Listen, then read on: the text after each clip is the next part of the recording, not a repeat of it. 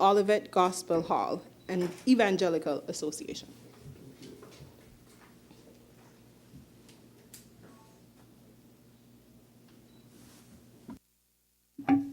Praise the Lord. All hail the power of Jesus' name. Let angels prostrate fall, bring forth the royal diadem, and crown him Lord of all. O give thanks unto the Lord, for he is good, for his mercy endureth forever. Heavenly Father and our God, I come to thee at this time in the Holy Spirit through the Lord Jesus Christ, the Savior of mankind, thy only beloved Son, in whom thou art well pleased, and at this time sitting at the right hand and making intercession for all of the household of God.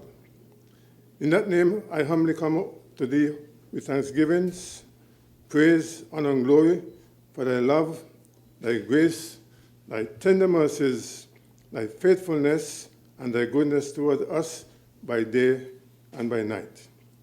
Lord, I thank you for awakening us this morning in the newness of life, in our right minds, conscious of our being, with all the members of our body intact, being able to hear, to see, to move, to talk, and to walk within our surroundings.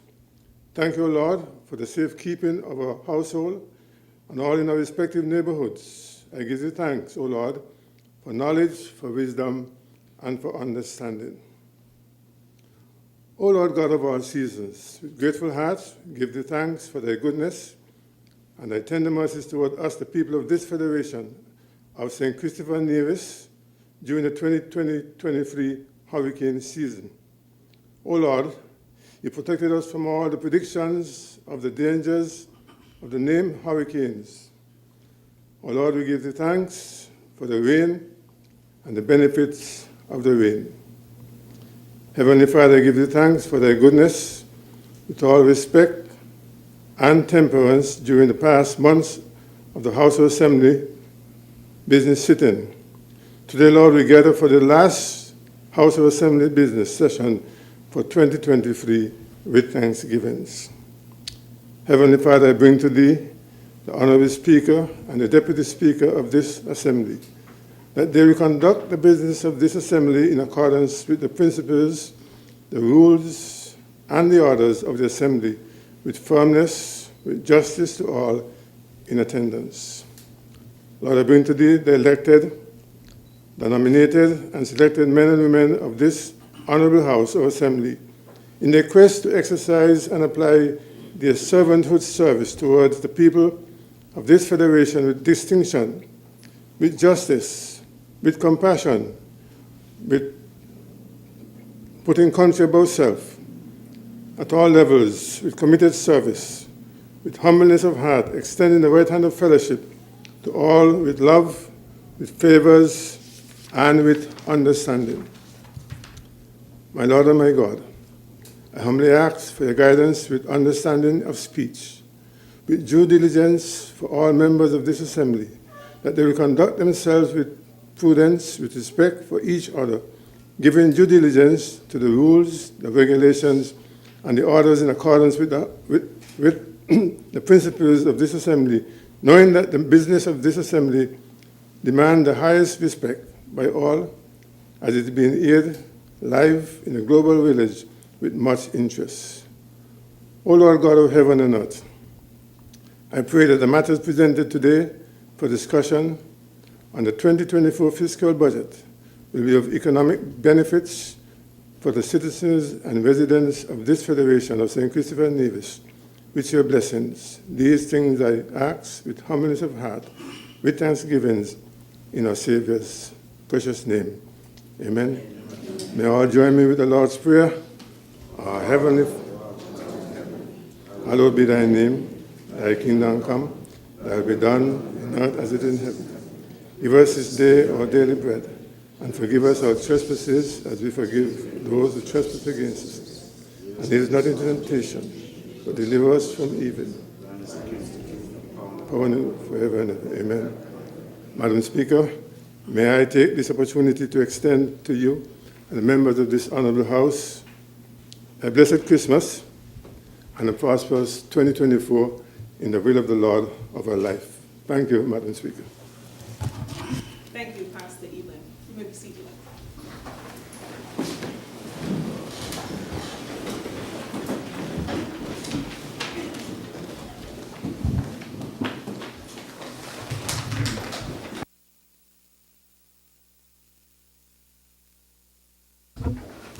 If you haven't done so as yet, kindly place all devices on silent or vibrate for the duration of the proceedings. Thank you.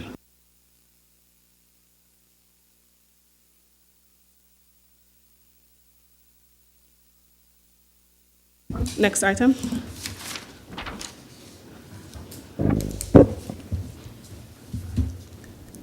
Confirmation of minutes. Minutes are deferred. Messages from the Governor General. There's one message. I am pleased to advise that the fiat from the Governor General has been received.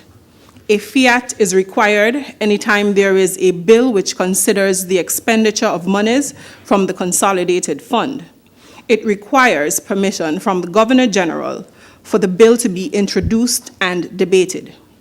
For the record, the fiat was first written to the Honorable Minister of Finance, and it says, in pursuance of Section 43 of St. Christopher and Nevis Constitution Order 1983, SI 1983, and acting in accordance with the advice of the Cabinet, I recommend for the introduction into the National Assembly the following.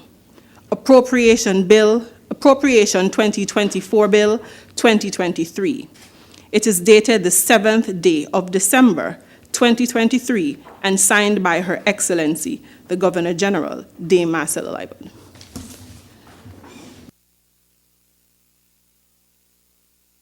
Announcements by the Speaker. One announcement. Honorable members, specially invited guests, listening and viewing audience, good morning. I wish to officially welcome you to the budget address and debates.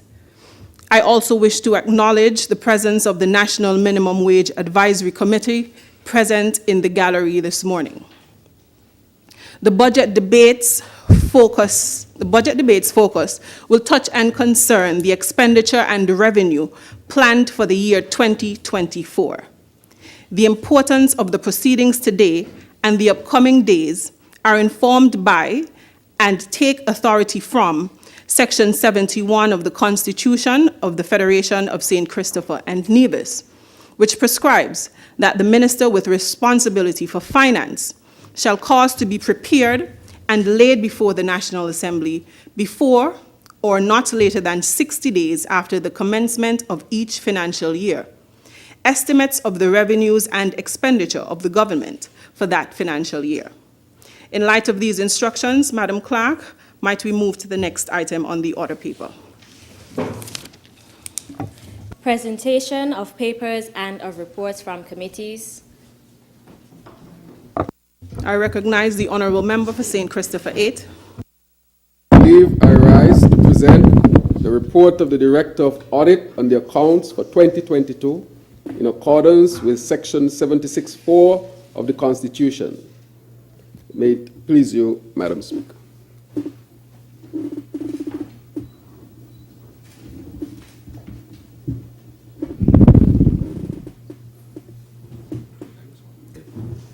Madam Speaker, with your, the Honourable Member St. Christopher 8. Yeah, with your leave once again, Madam Speaker, I rise to present the draft estimates 2024.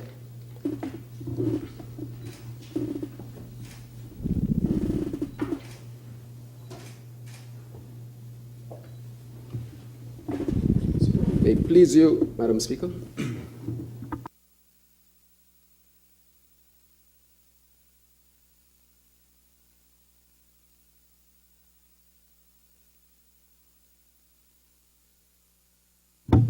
Madam Speaker, with your leave once again, I rise to move the motion for the approval of the estimates of expenditure. Is there a seconder? I rise to second the motion, Madam Speaker. The question is that the estimates of expenditure be approved. Those in favor? Aye. Those against? The ayes have it.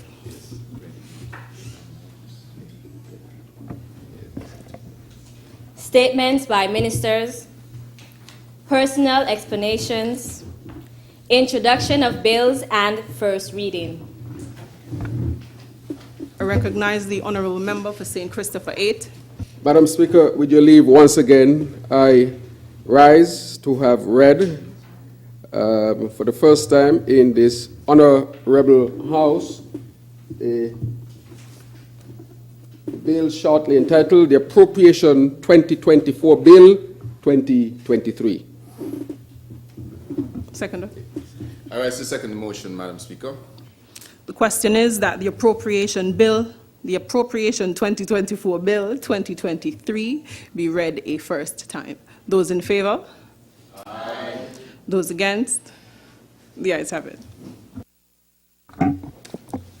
A bill to provide for the services of St. Christopher and Nevis for the financial year commencing 1st January 2024 and ending on 31st December 2024, otherwise known as the Appropriation 2024 Bill 2023. The Appropriation 2024 Bill 2023 has been read a first time.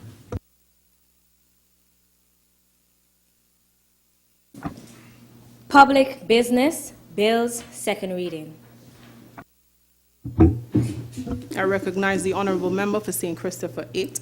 Madam Speaker, with your leave, once again, I rise to have read for the second time before this honourable House a bill shortly entitled the Appropriation 2024 Bill 2023.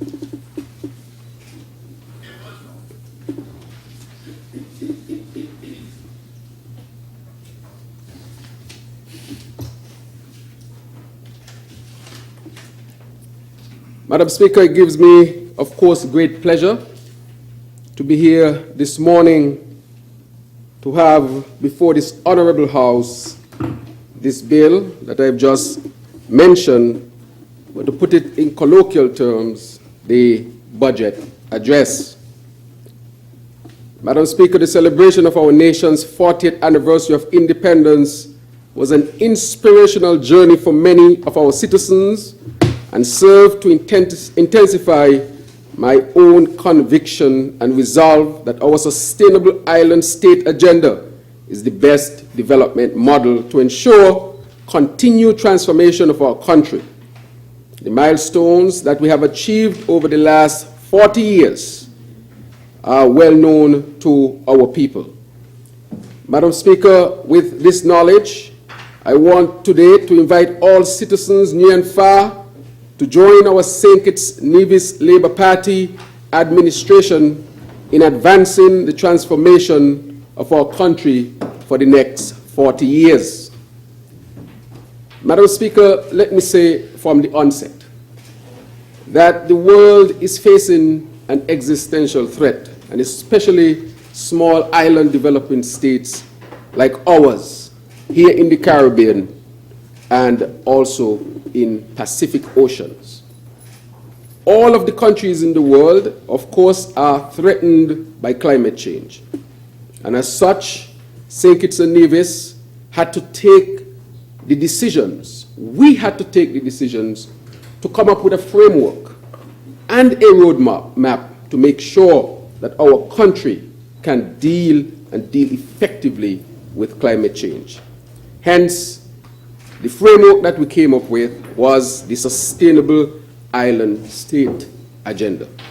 I want to say from the onset, Madam Speaker, that this required significant work which was done here in St. Kitts and Nevis, of course, with our experts. And of course, I want to thank the team, this A-team on this side, that put a lot of work into this. And to really thank the Minister of Sustainable Development who helped to lead all the technicians for us to arrive at this. I know that our people were anxious as to what we were developing and what this was. But, Madam Speaker, I can say for the first time in our history, we presented at the United Nations the voluntary national report that had never ever been done before, and we presented our sustainable island state agenda, which was well received by the nations of the world. But it didn't just stop there, Madam Speaker. We also presented this at multiple fora around the world, to the point where it is now being recognized. And to that extent, I want to also thank SECRE, 5Cs, the University of the West Indies, and all those who were involved in making sure that this sustainable island state agenda and roadmap was well put together and would deal with the scourge of climate change, ensuring that our people will continue on the pathway of good development, Madam Speaker. So in short terms, what does this really mean? It really means the opportunity to continue to live, thrive, and progress even under the scourge of climate change, Madam Speaker.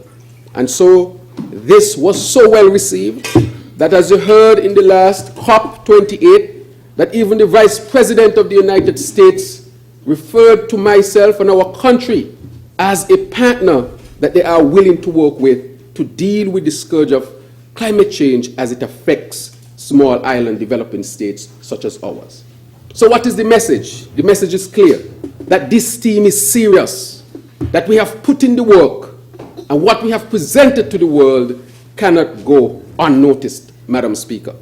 I also want to say that because of this, I was called to represent or to be a voice on multiple panels which involve world leaders, Madam Speaker. For example, when we dealt with climate change and health, I was the representative who spoke on behalf of SIDS and the Caribbean, and that forum included people like Bill Gates and John Kerry and Michael Bloomberg and so forth, Madam Speaker, where I was putting forward the case for small island developing states.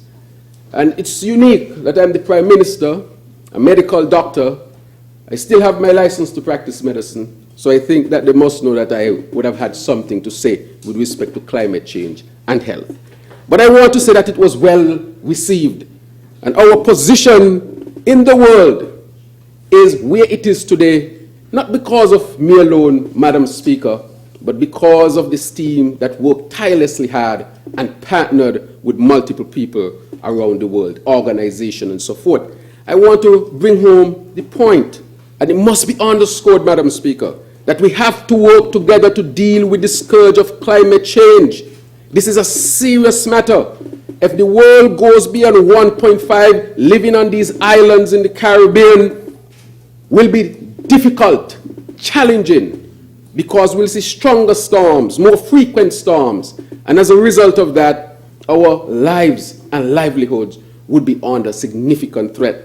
And if there's ever a time outside of when we fought for emancipation and to end colonization, that we have to band together to make sure that we can continue to survive on these islands, is now. And so I call on the opposition to also look at the aspect of survivability, climate change, and how we can partner together on common things so that we can continue to survive. I'm sure that those on the opposition benches want to continue to survive as well. All of us do, Madam Speaker, but I want to say to our people here that it is critically important that we do work together as a country and as a people. Equally important, Madam Speaker, we initiated that all-important dialogue to help our people conceptualize the development pillars and translate the ideas into action in their lives and communities. All three sessions when we were developing the debate on the budget process, Madam Speaker, I want to say that all three sessions provided an effective avenue for the government to listen to the voices of our people.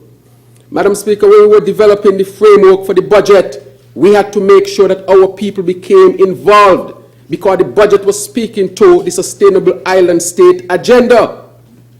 We went to Lodge, we went to Old Road, we went to Marriott.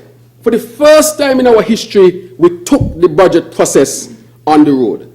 And with respect to that, Madam Speaker, on behalf of the Ministry of Finance, we extend thanks to those persons who took the time to participate in these important engagements. I want to assure those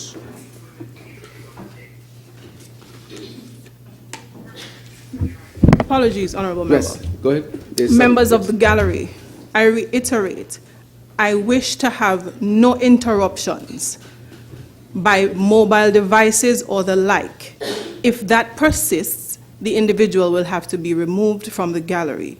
Please allow the honorable members the respect that they deserve and allow them to present without interruption. Thank you. With that, Madam Speaker, I want to, on behalf of the Ministry of Finance, we extend thanks to those persons who took the time to participate in these important engagements. I want to assure those who shared concerns from their communities or made recommendations that we hear you and we will work to find solutions to the issues raised and to incorporate the suggestions in the implementation of the government's programs and projects over the coming months. Madam Speaker, we intend to make this consultative approach a standard feature of the budget, a standard feature of preparation of our budget. We trust that more of our people will be encouraged to participate in all efforts of the government to increase partnership in developing important policies for the betterment of our country.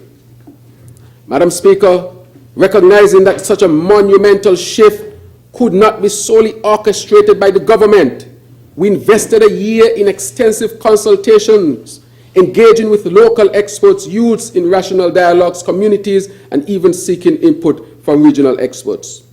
Madam Speaker, today I have benefited from the wisdom gleaned during the collaborative process.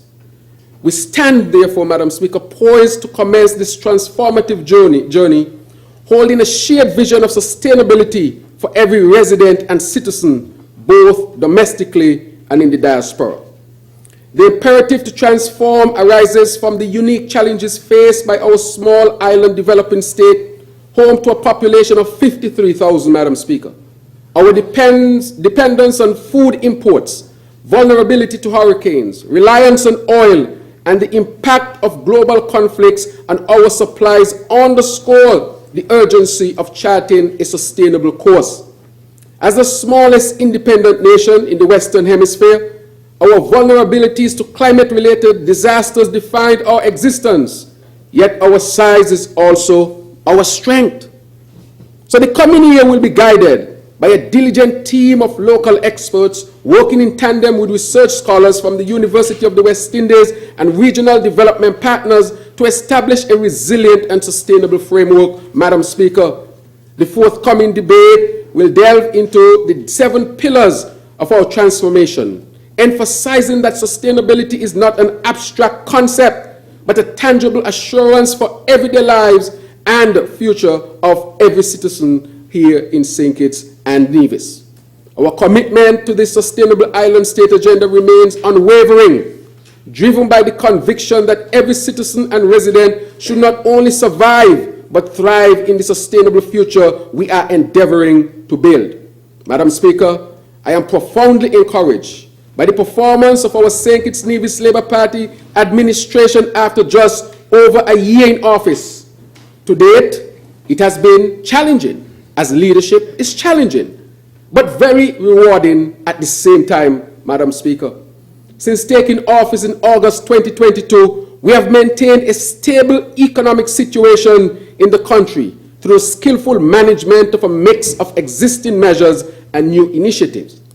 Our actions to date have helped the economy to maintain positive growth in 2023, Madam Speaker.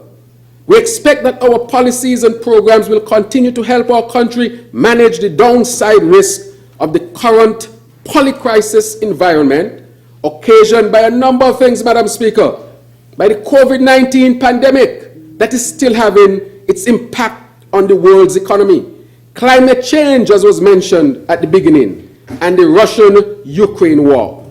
So taken as a whole, the efforts of our government to support the strengthening of the social and economic fabric of our country is commendable. We have done significant work, Madam Speaker. Madam Speaker, for the record, permit me to highlight some of the major initiatives sponsored by this administration over the last 15 months. Madam Speaker, we can clearly remember that on the 7th of August 2022, we immediately opened the country for business with the world without restrictions based on scientific data. That measure alone helped to save our economy. Madam Speaker, we understood that people were having difficulties, and therefore we paid the first CBI dividend for the first time in the history of St. Kitts and Nevis, which covered our citizens here on St. Kitts and our citizens there on Nevis, as there should be no differentiation. Madam Speaker, we are one people, one federation. We introduced free tuition for students at the Clarence Fitzroy Bryant College for all students, Madam Speaker, those from Nevis and those from St. Kitts. We introduced a dedicated program for medical assistance for children in need of specialized life-saving medical care. And I say that slowly, Madam Speaker, because before we used to see mothers up and down the road, as we say here, looking a sponsor while their child is dying. We have taken the decision that that must not happen. We are not saying that you can't raise funds, but whether your child lives or dies will not depend on how much you collect on a sponsor sheet. Madam Speaker, to date, a lot of children have been saved as a result of that. And even though it started here, we have helped children from Nevis as well to go abroad and receive very expensive medical care to save their lives. Madam Speaker, I wish we can put this into law so that in the future nobody can change this. Every child deserves a chance to live. This is what this government is about. Madam Speaker, we did not stop there with respect to looking after our young people.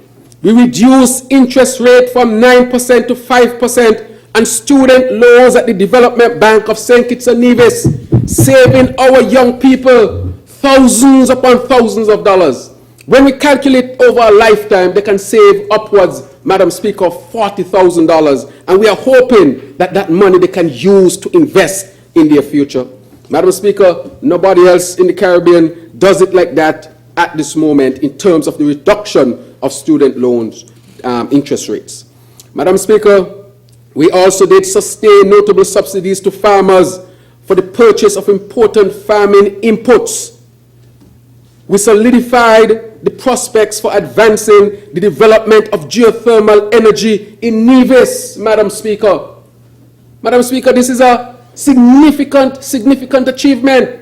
For years, we here in the federal government and the Nevis administration could not have found a framework to develop geothermal. I heard the Premier of Nevis said that in the last 7 years when they were there, it was difficult to reach that agreement. But in short order, without even thinking twice, I signed so that the CDB could make available $17 million for the development of geothermal in Nevis. What nonsense argument people come in with? So if Nevis get geothermal, St. Kitts going to benefit too. And so what if Nevis benefits? Nevis deserves to benefit. And the federal government should not have been an impediment to development of geothermal. And so I asked, what kind of unity was that, Madam Speaker? And I'm passionate about this because when I present this to the world, people are telling me, are you serious, Prime Minister? We were there before. And we know what happened because of politics. And I said, that will not happen under this leadership. And I want to thank the Premier of Nevis. We sat together and we discussed it. And we're going to develop this. And we brought a resolution to Parliament unanimously passed, which means all of us participated. And as a result of passing that resolution, that has engendered significant confidence in the world. And as a result of that, we are moving to get geothermal going. I want to see Nevis got cheap energy. When Nevis develop, we develop too. How can we have that kind of grudgery? Come on. I say it passionately because when I sat with people and they tell me how foolish it look, two small islands have a resource that can liberate us financially. And we are arguing about who should get this and who should get that. Madam Speaker, needless to say, we have passed that, and I want to thank those from the other side. Madam Speaker, we went on, we paid a workers' bonus to all working citizens and residents who are registered with Social Security Board. Madam Speaker, we did that, and the reason why we did that is that we knew that people needed assistance because the economy is still recovering. We also knew that it was Independence 40, and for the 40 years that our people would have worked to build this country, I think that a grateful nation should in tangible way express thanks. And that is what we did here when we made sure that our workers got a bonus.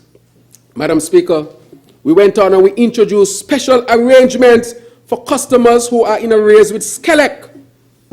We knew that people had lost their electricity connection, some of them, Madam Speaker, a lot of them, not all of them, because they had challenges with work. Imagine a taxi driver, for example, did not have work for maybe a year and a half to 2 years, had difficulties paying his bill or her bill. And so we took the decision, how can we help our people to have a reset and start as the economy recovers and we are moving past the COVID years.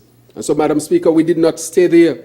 Introduce special arrangements for customers who are in arrears with the Water Services Department, Madam Speaker. The Water Services Arrears Reset Program also help people to get reconnected. We introduced special arrangement for customers who are in arrears with National Housing Corporation, the Housing Arrears Reset Program, Madam Speaker. Introduced special arrangements for customers with outstanding payment for land purchased from the Ministry of Sustainable Development, Madam Speaker, the Land Reset Program, which is critically important. Madam Speaker, houses and land we consider to be fundamental for people to live well here in St. Kitts and Nevis. We expanded the first-time home owners program to include home renovations up to value of $500,000 or $500,000 and reduce the VAT rate to 13% on building materials until December 2024. The Building Materials Reset Program, Madam Speaker. And therefore, we are saying that this government has responded well. Madam Speaker, I also want to say that the truth is that our government successfully carried heavy load to protect our people from the full brunt of the harsh realities of the external shocks which are unrelenting. In other words, all this is being done to offset the impact of challenges that continue to be stacked against us and give our economy a fighting chance to fully recover and advance beyond the achievements realized in 2019, the pre-COVID years, of course, Madam Speaker. The actions of our government over the past year was sensible, especially when viewed in the context of a small island developing state existing in a turbulent and uncertain global economic environment. Over the coming months, the reset programs will play an important role in assisting our people to meet their varied needs, while at the same time contributing to the sustainability of critical institutions and, of course, of our economy. Madam Speaker, I now turn to consider some important aspects of the domestic economy. And therefore, we are now marching forward.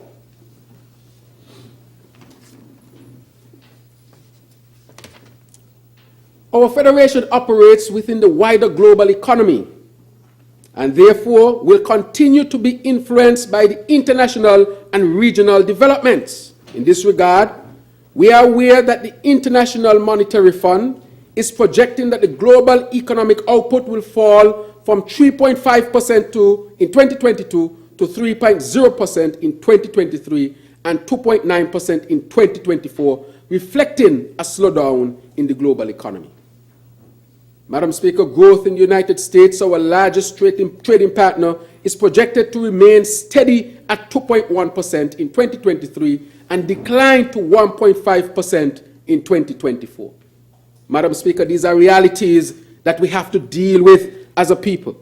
But closer home, economic activity in the Eastern Caribbean Currency Union, ECCU, was estimated at 8.9% in 2022, while growth of approximately 6.4% is projected for 2023 and 5.1% in 2024. So it shows, Madam Speaker, that within the Union, that we are projected to do slightly better than the world's average. But the main driver of growth in the ECCU is the tourism sector, and this trend is expected to continue in 2024. However, Madam Speaker, we must be mindful that there can be a decrease across the world, and this can impact us as well. And as such, we have to be prudent as a government leading this country. Madam Speaker, our government spent the last year addressing a myriad of challenges which have and will likely continue to impact the small, open economy of our federation. Remarkably, the St. Kitts Nevis Labour Party administration has worked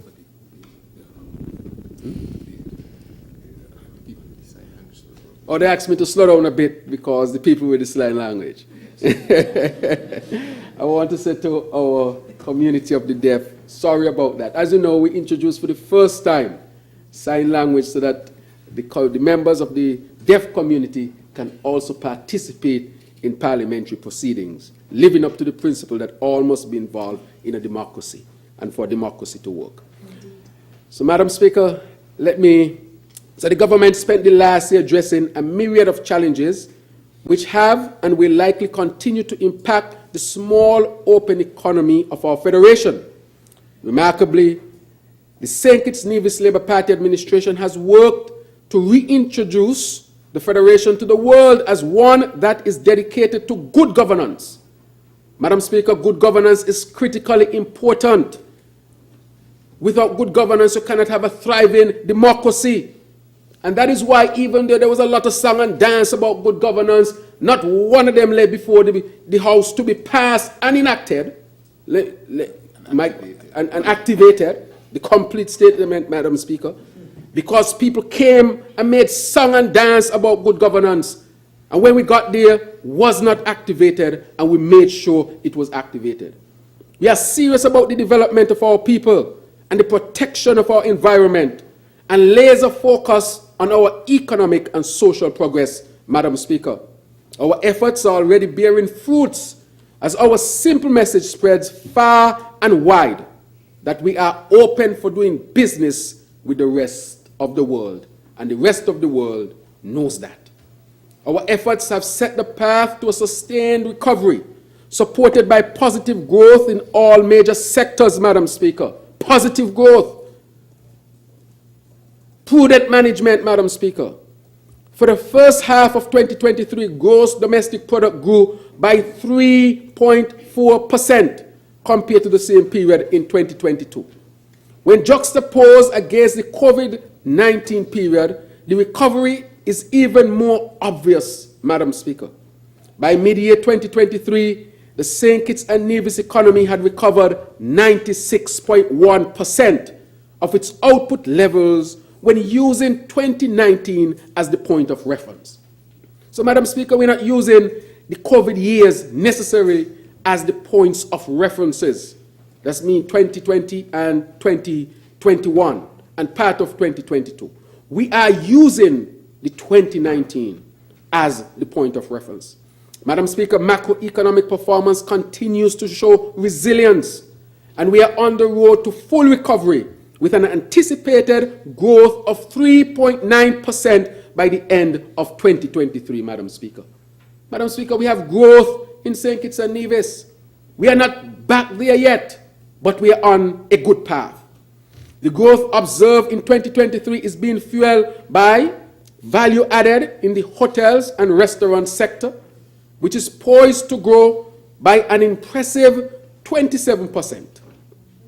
Also, Madam Speaker, the wholesale and retail sector by 4%. The transport, storage, and communications sector by 1.5%.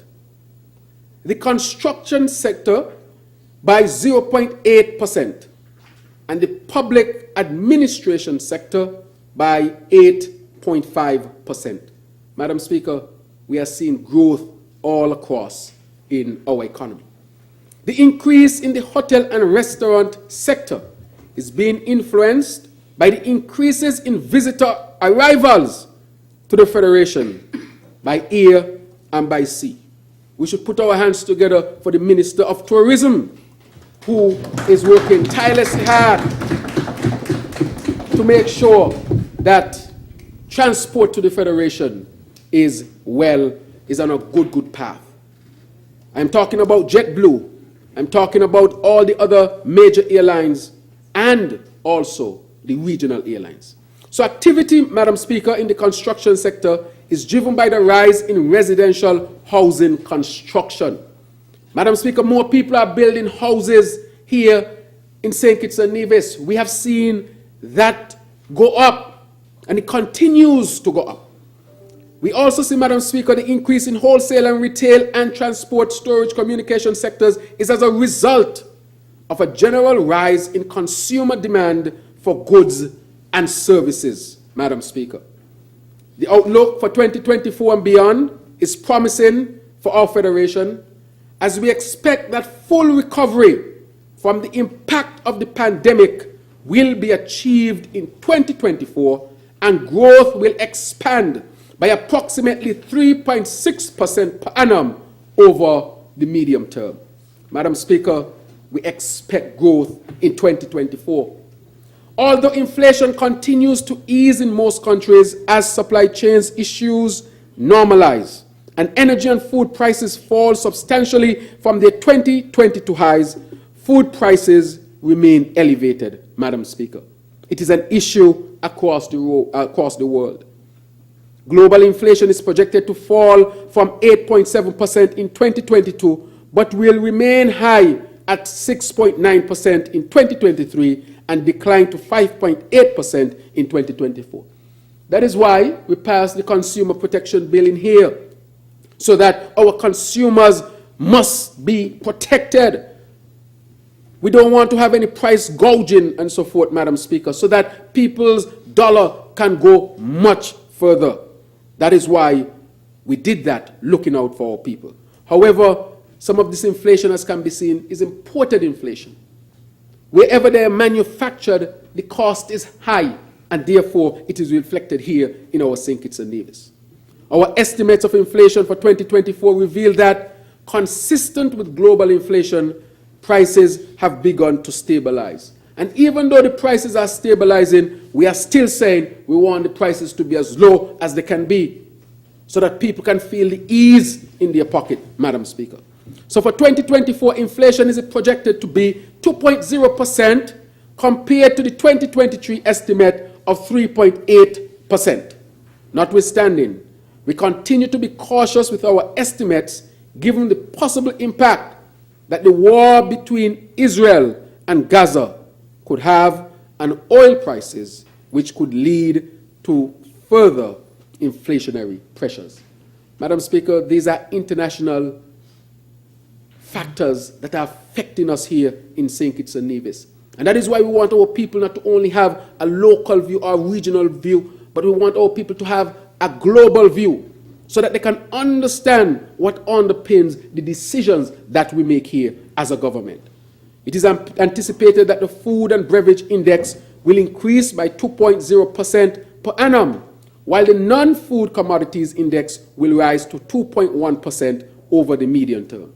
Therefore, Madam Speaker, it is important for us to understand that the increase in prices experienced by our people here in the Federation is not localized to St. Kitts and Nevis, but is primarily a reflection of the elevated prices of goods and services in the global economy.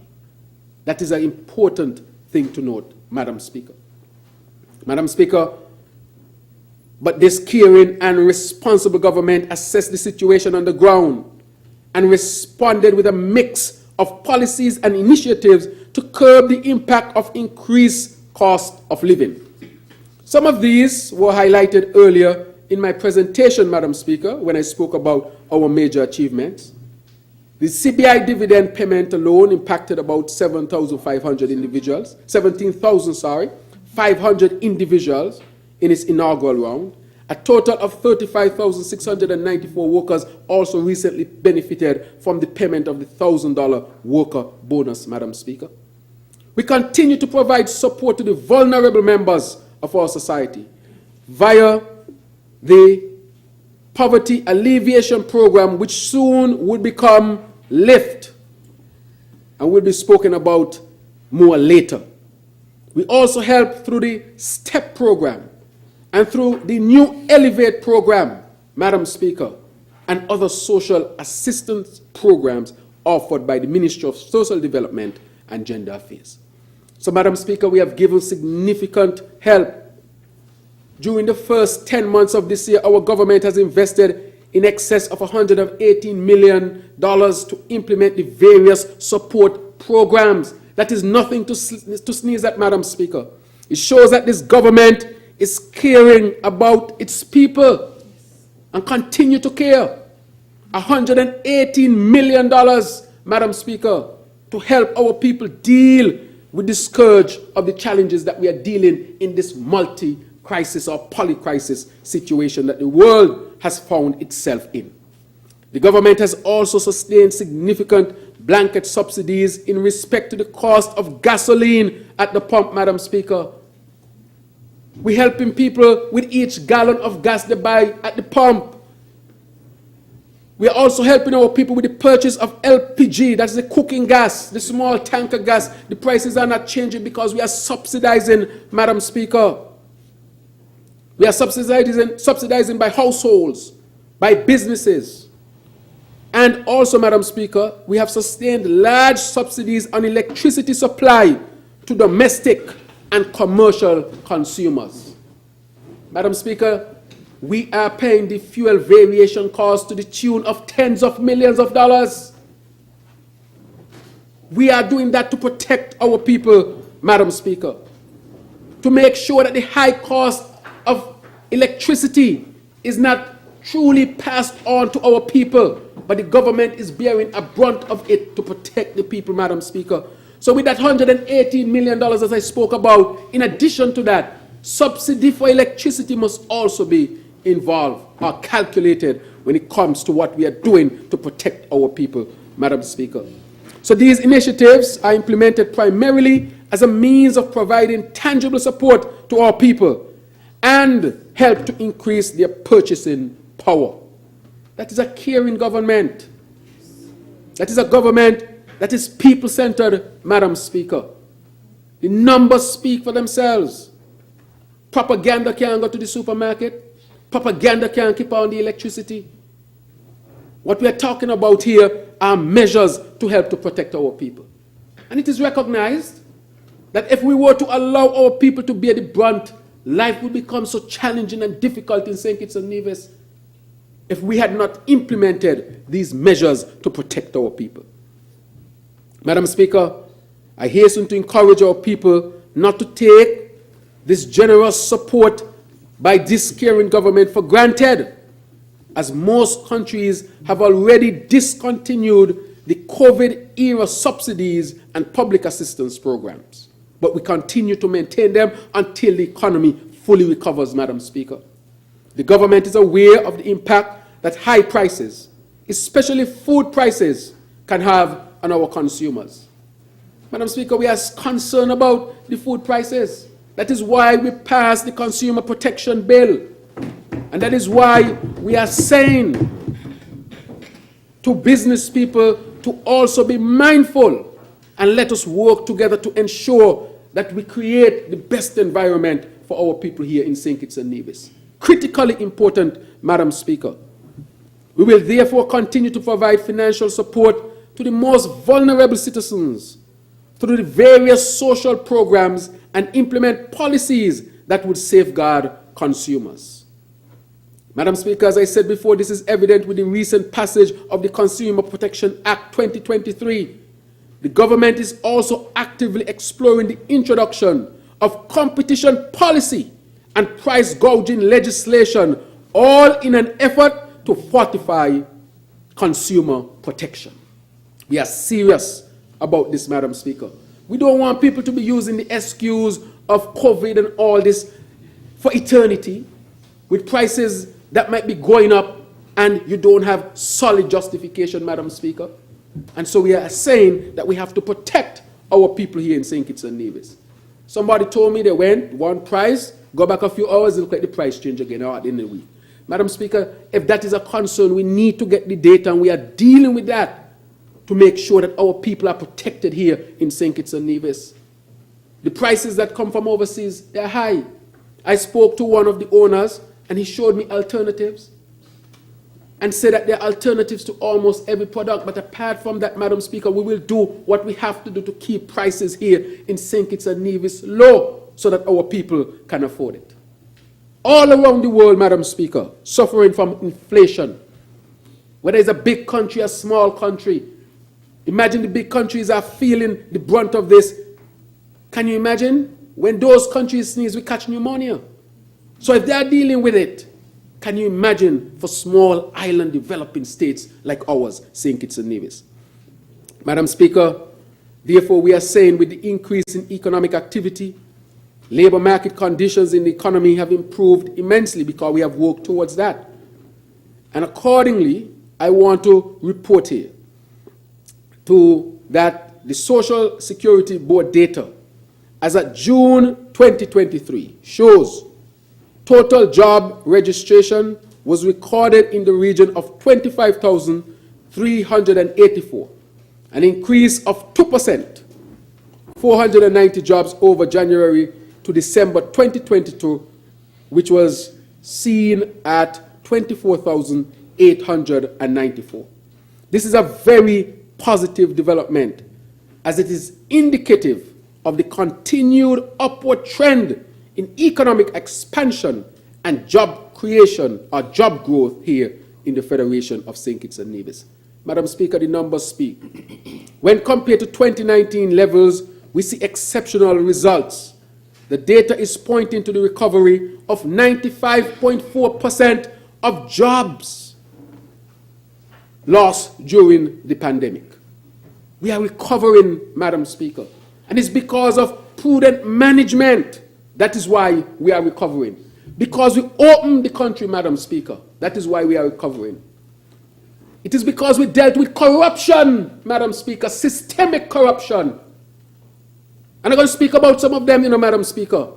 Systemic corruption, deep. The more you dig is the more you uncover. You can't believe an administration could have been so corrupt, Madam Speaker. Every institution under threat.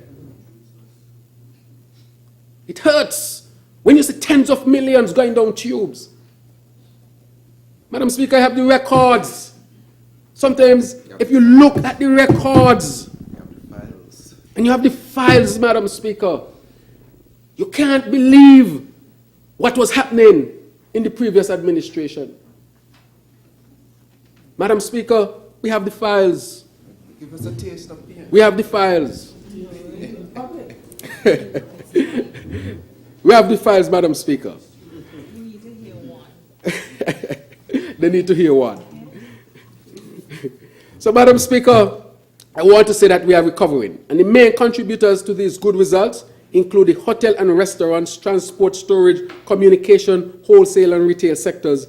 And even with these results, we will continue to push hard to ensure that in 2024 we exceed the 2019 job levels in all major sectors of the economy. Madam Speaker, I mentioned these, but I don't want our people to take it lightly that when you make efforts to get rid of corruption, that in itself adds to economic growth. The studies have shown that if you do nothing else in a country except cut out as much corruption as possible, you will see economic growth. That is why the economy will grow, if for nothing else, for seeking to deal with corruption, Madam Speaker. Can you imagine you have a whole school, $21 million, and not a block laid? Those things are painful, Madam Speaker.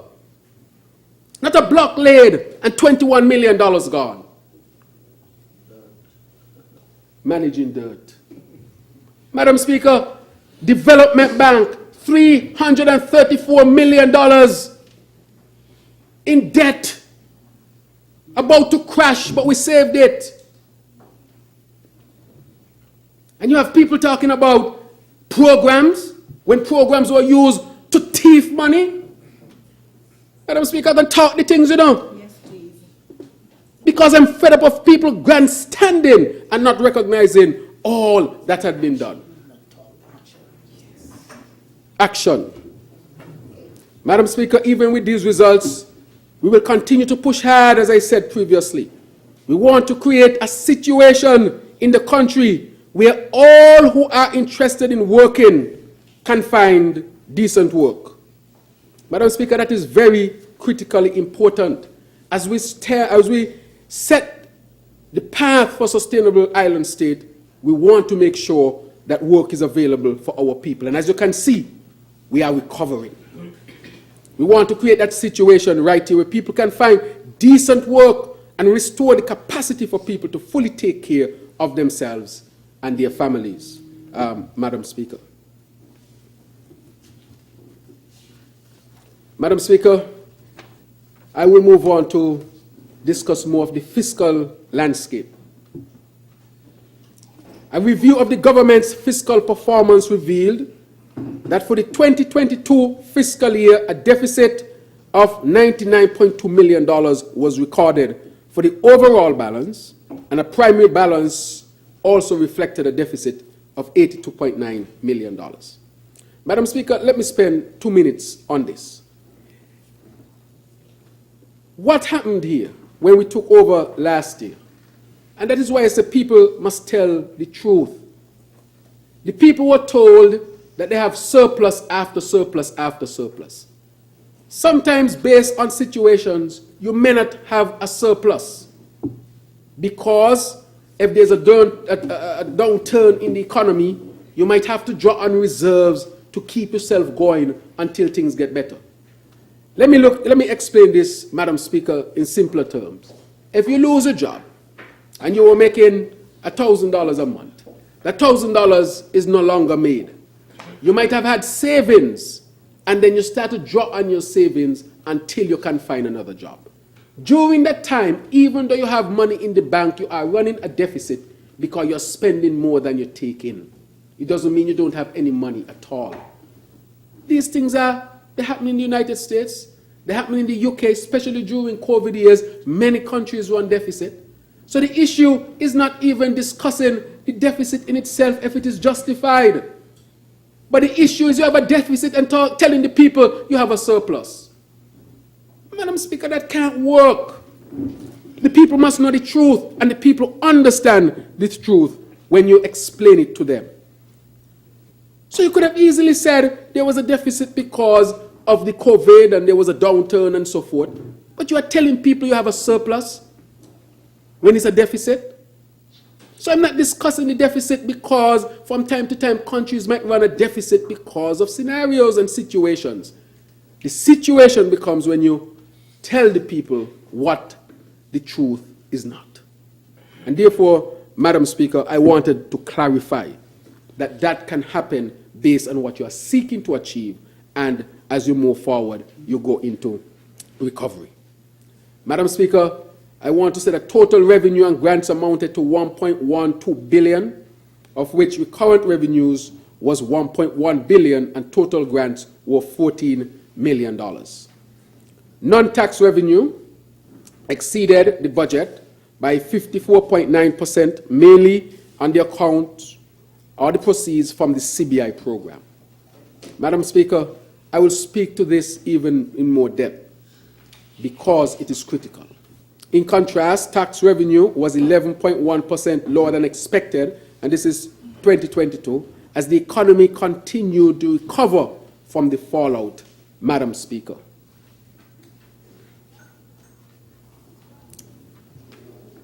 Madam Speaker,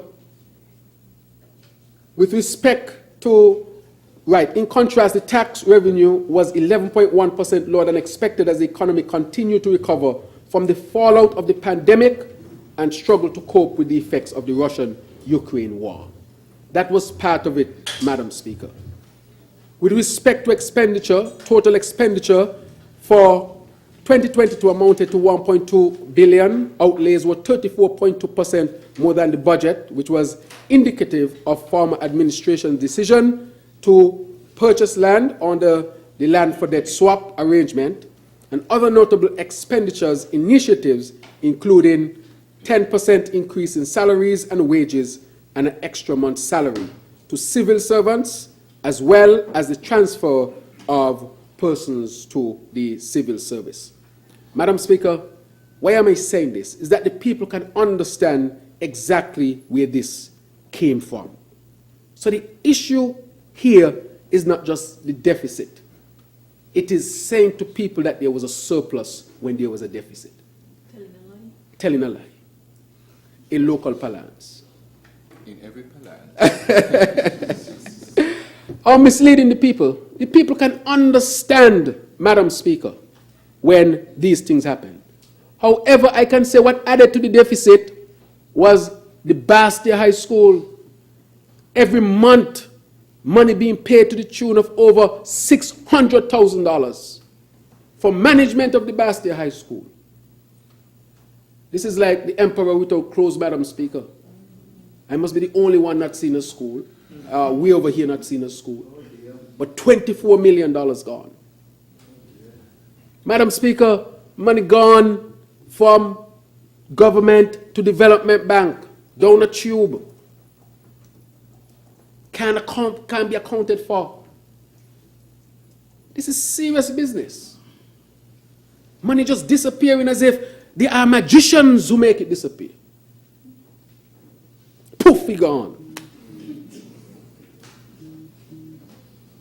Just like that, Madam Speaker, poof, he gone. And I can go through almost every ministry and every sector. But our first order of business was to make sure we stabilize the situation here in St. Kitts and Nevis. Madam Speaker, I spoke about all the issues that affected the deficit position.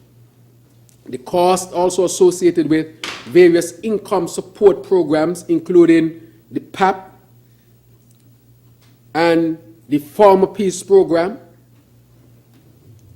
These also contributed to the expenditure overages that were realized. Madam Speaker, additionally, a CBI dividend was also paid to citizens and residents. Of course, based on the principle that you contribute to social security.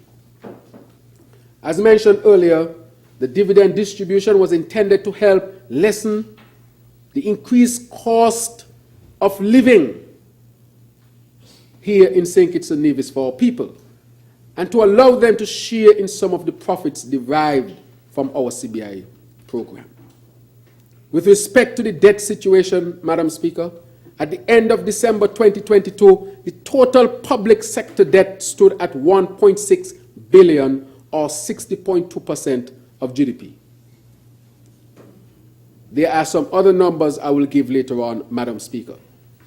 This represented a decline of 6.5 million in the debt stock and a decrease of 8.9 percentage points in the debt to GDP ratio.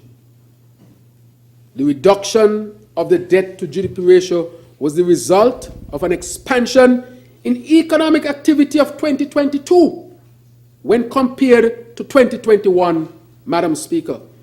And it is because we opened the economy in August. Had that economy not been opened, we would not have realized the drop in the debt, Madam Speaker. How can you keep a country locked down? Debt going up. People can't eat. Man and man can't work effectively. On the altar of politics, Madam Speaker. That is the sad thing about it. On the order of politics, the country was kept locked down. The country should have been opened up since in May 2022, according to the scientific data.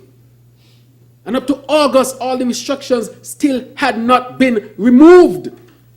I had the data, and that is why I said I will open up the country when we take office, because when I sat with the team on the 7th of August, at Marriott. I said, show me the scientific data.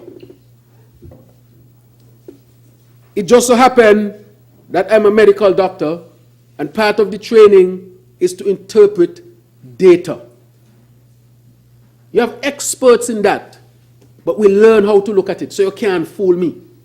Show me the data. There's a lot of talk, just show me the data. So I asked to be shown the data. And the data suggested that the country, the restrictions could have been lifted long ago. When the restrictions were lifted, they were predicting an outbreak in December of 2022. And I was just laughing at them. Lifting restrictions.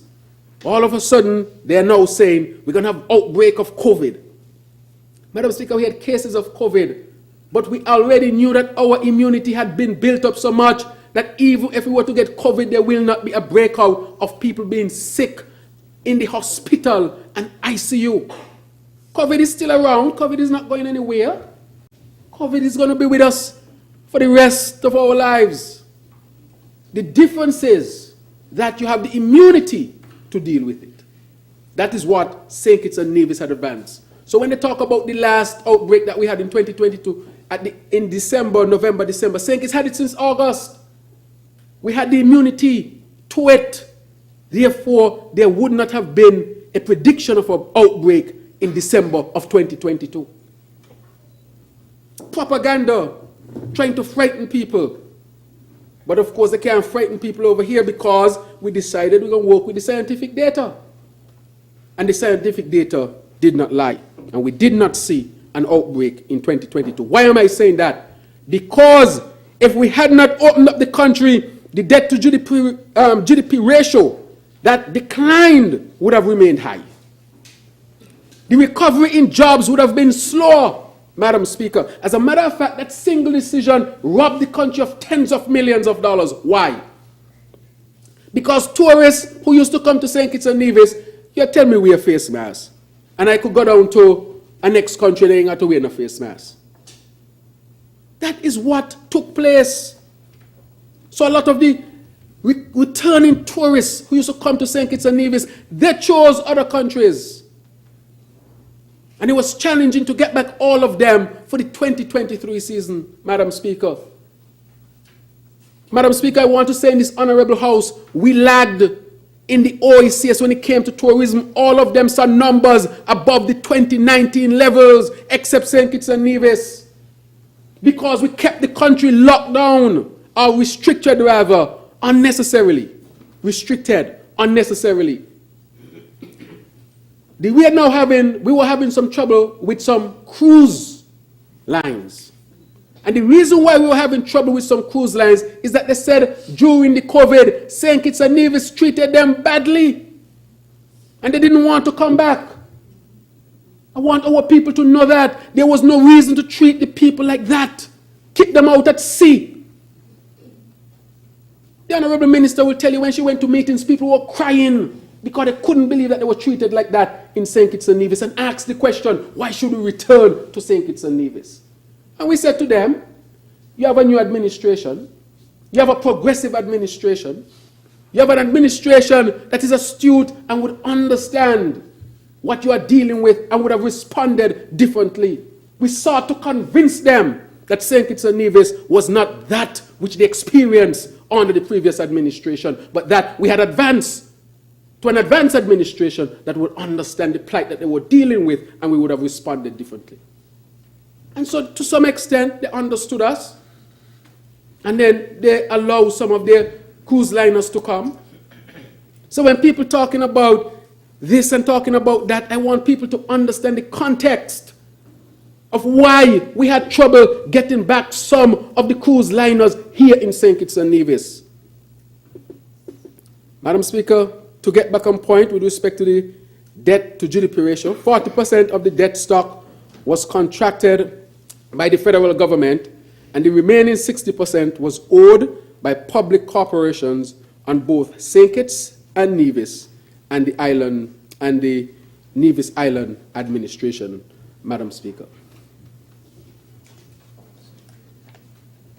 Madam Speaker, the central government's debt and public corporations on St. Kitts and Nevis debt fell by 9.6 million and 11.9 million respectively, Madam Speaker. So even with the difficulties in the economies in the world, including St. Kitts and Nevis, we were still able to carry down our debt. I mean, that is significant. Today, I think that St. Kitts and Nevis has the lowest debt to GDP ratio in the OECS.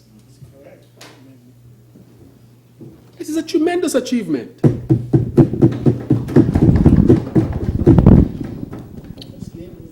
Labor. Thank you. That long time.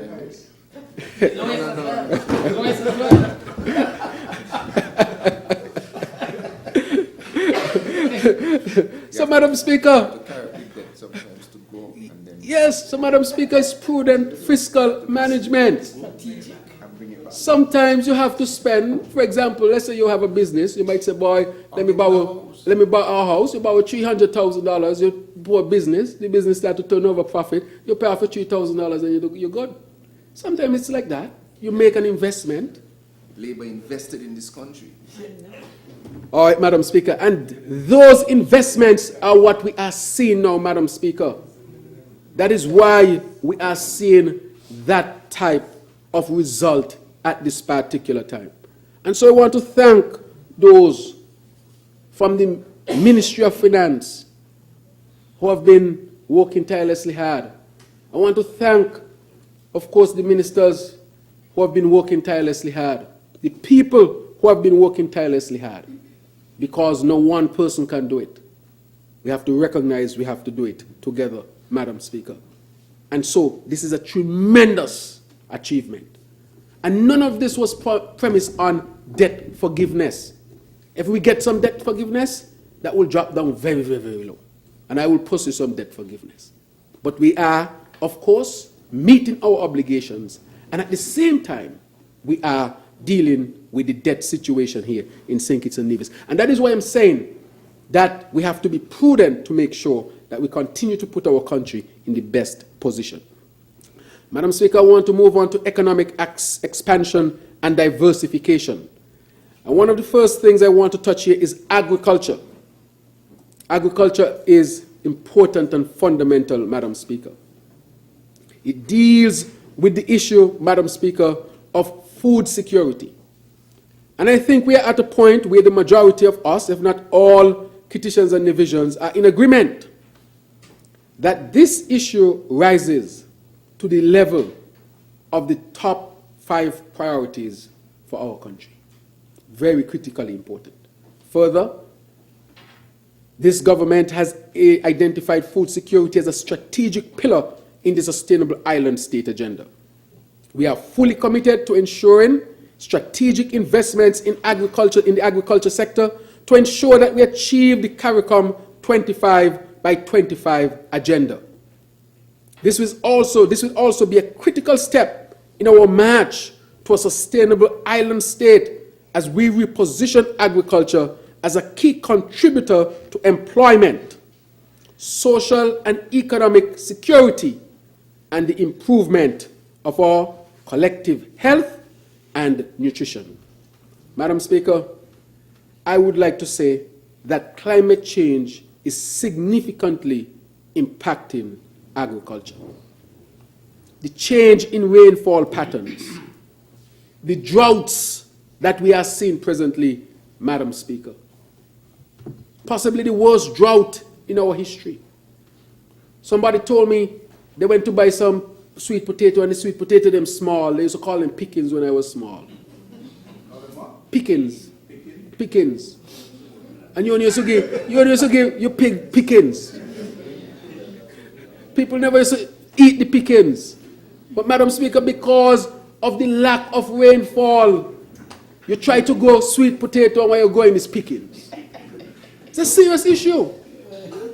A serious issue, Madam Speaker. Climate change impacting us, Madam Speaker. The aging mother is from St. Paul's, you know.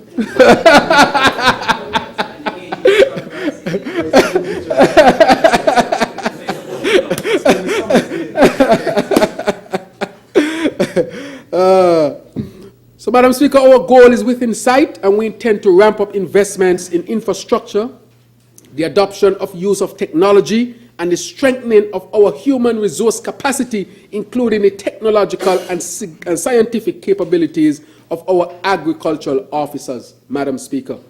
Madam Speaker, at this point, I want to also point out that as we chart the way forward for implementation, I have to remember, of course, our dear citizens from the deaf community. As we chart the way forward for implementation of our planned strategic interventions, Madam Speaker, we are conscious of the need to hear from stakeholders operating in the sector. And to this end, the Ministry of Agriculture, Fisheries and Marine Resources initiated a number of stakeholder meetings in 2023 to discuss pertinent issues such as the impact of drought, land distribution and preparation, access to water, duty-free concessions, the availability of agricultural inputs, and the Cannabis Act, Madam Speaker. The message of the importance of agriculture was also taken to our youths, as engagement were held with students of 2 schools. Similar forums, Madam Speaker, with stakeholders and students will be convened in 2024. And therefore, I use this opportunity to invite the public to listen out for the announcements of these events and to participate when possible, Madam Speaker. Madam Speaker, I am particularly encouraged by the fact that once again, we can point to the meaningful partnership forged with the Republic of China, Taiwan. And I want to thank the government and people of the Republic of China, Taiwan, who for over 40 years now has been a development partner. When I was at COP in Dubai, I said in the forum that St. Kitts and Nevis is not looking sympathy. We are looking for development partners, because that is the best way of making sure that all involved derive benefits. And so we want to thank the Republic of China, Taiwan, in promoting the sustainable development of our country and our agricultural sector. In June 2023, we witnessed the signing of an agreement for the St. Kitts and Nevis layer chicken industry sustainable development project between the Ministry of Agriculture and the Republic of China, Taiwan. I think Nevis is a little further ahead than us at this particular time. Madam Speaker, this is a partnership that is resulting in tangible benefits for our people. The implementation of this project will result in the establishment of a hatchery on St. Kitts, and I'm sure Nevis has one already. This facility will deliver a production capacity of over 20,000 day-old chickens per year for both meat and egg production, Madam Speaker. The key objectives of this project include the introduction of modern breeding technology, as well as egg production technology, ensuring the Federation's ability to sustainably produce poultry products and substantially reduce the level of imports. Madam Speaker, I don't eat chicken, but I have to respect the fact that our people here in St. Kitts and Nevis consume chicken. No, we need to stop. The estimates that are being presented for the 2024 seeks to add support for the build-out of this aspect of our agriculture expansion strategy, Madam Speaker. This is the type of partnerships, these are the types of partnerships that we are looking for with other countries, our dear partner in development, the Republic of China, Taiwan. Madam Speaker, and I think they are represented here. Welcome. Madam Speaker, water has been identified as a critical area for support to our farming community. To this end, a water security project has been devised for implementation over the medium term to aid farmers in gaining access to an adequate water supply for food production. Already this year, we invited tenders from the private sector for the supply of water tanks, irrigation pipes, and associated materials. A multi-task holder approach has been taken to holistically look at the water needs on the island of St. Kitts, inclusive of the agriculture sector. Reformation of land policies is a major area for attention in the year 2024. Our government would have documented issues related to agricultural land policies, and so the need for reviewing and updating the legislative framework in this regard and establish clear guidelines for the use of land for agricultural purposes. Madam Speaker, as I said, climate change again. I'm going to mention that maybe 100 times today because it is critically important.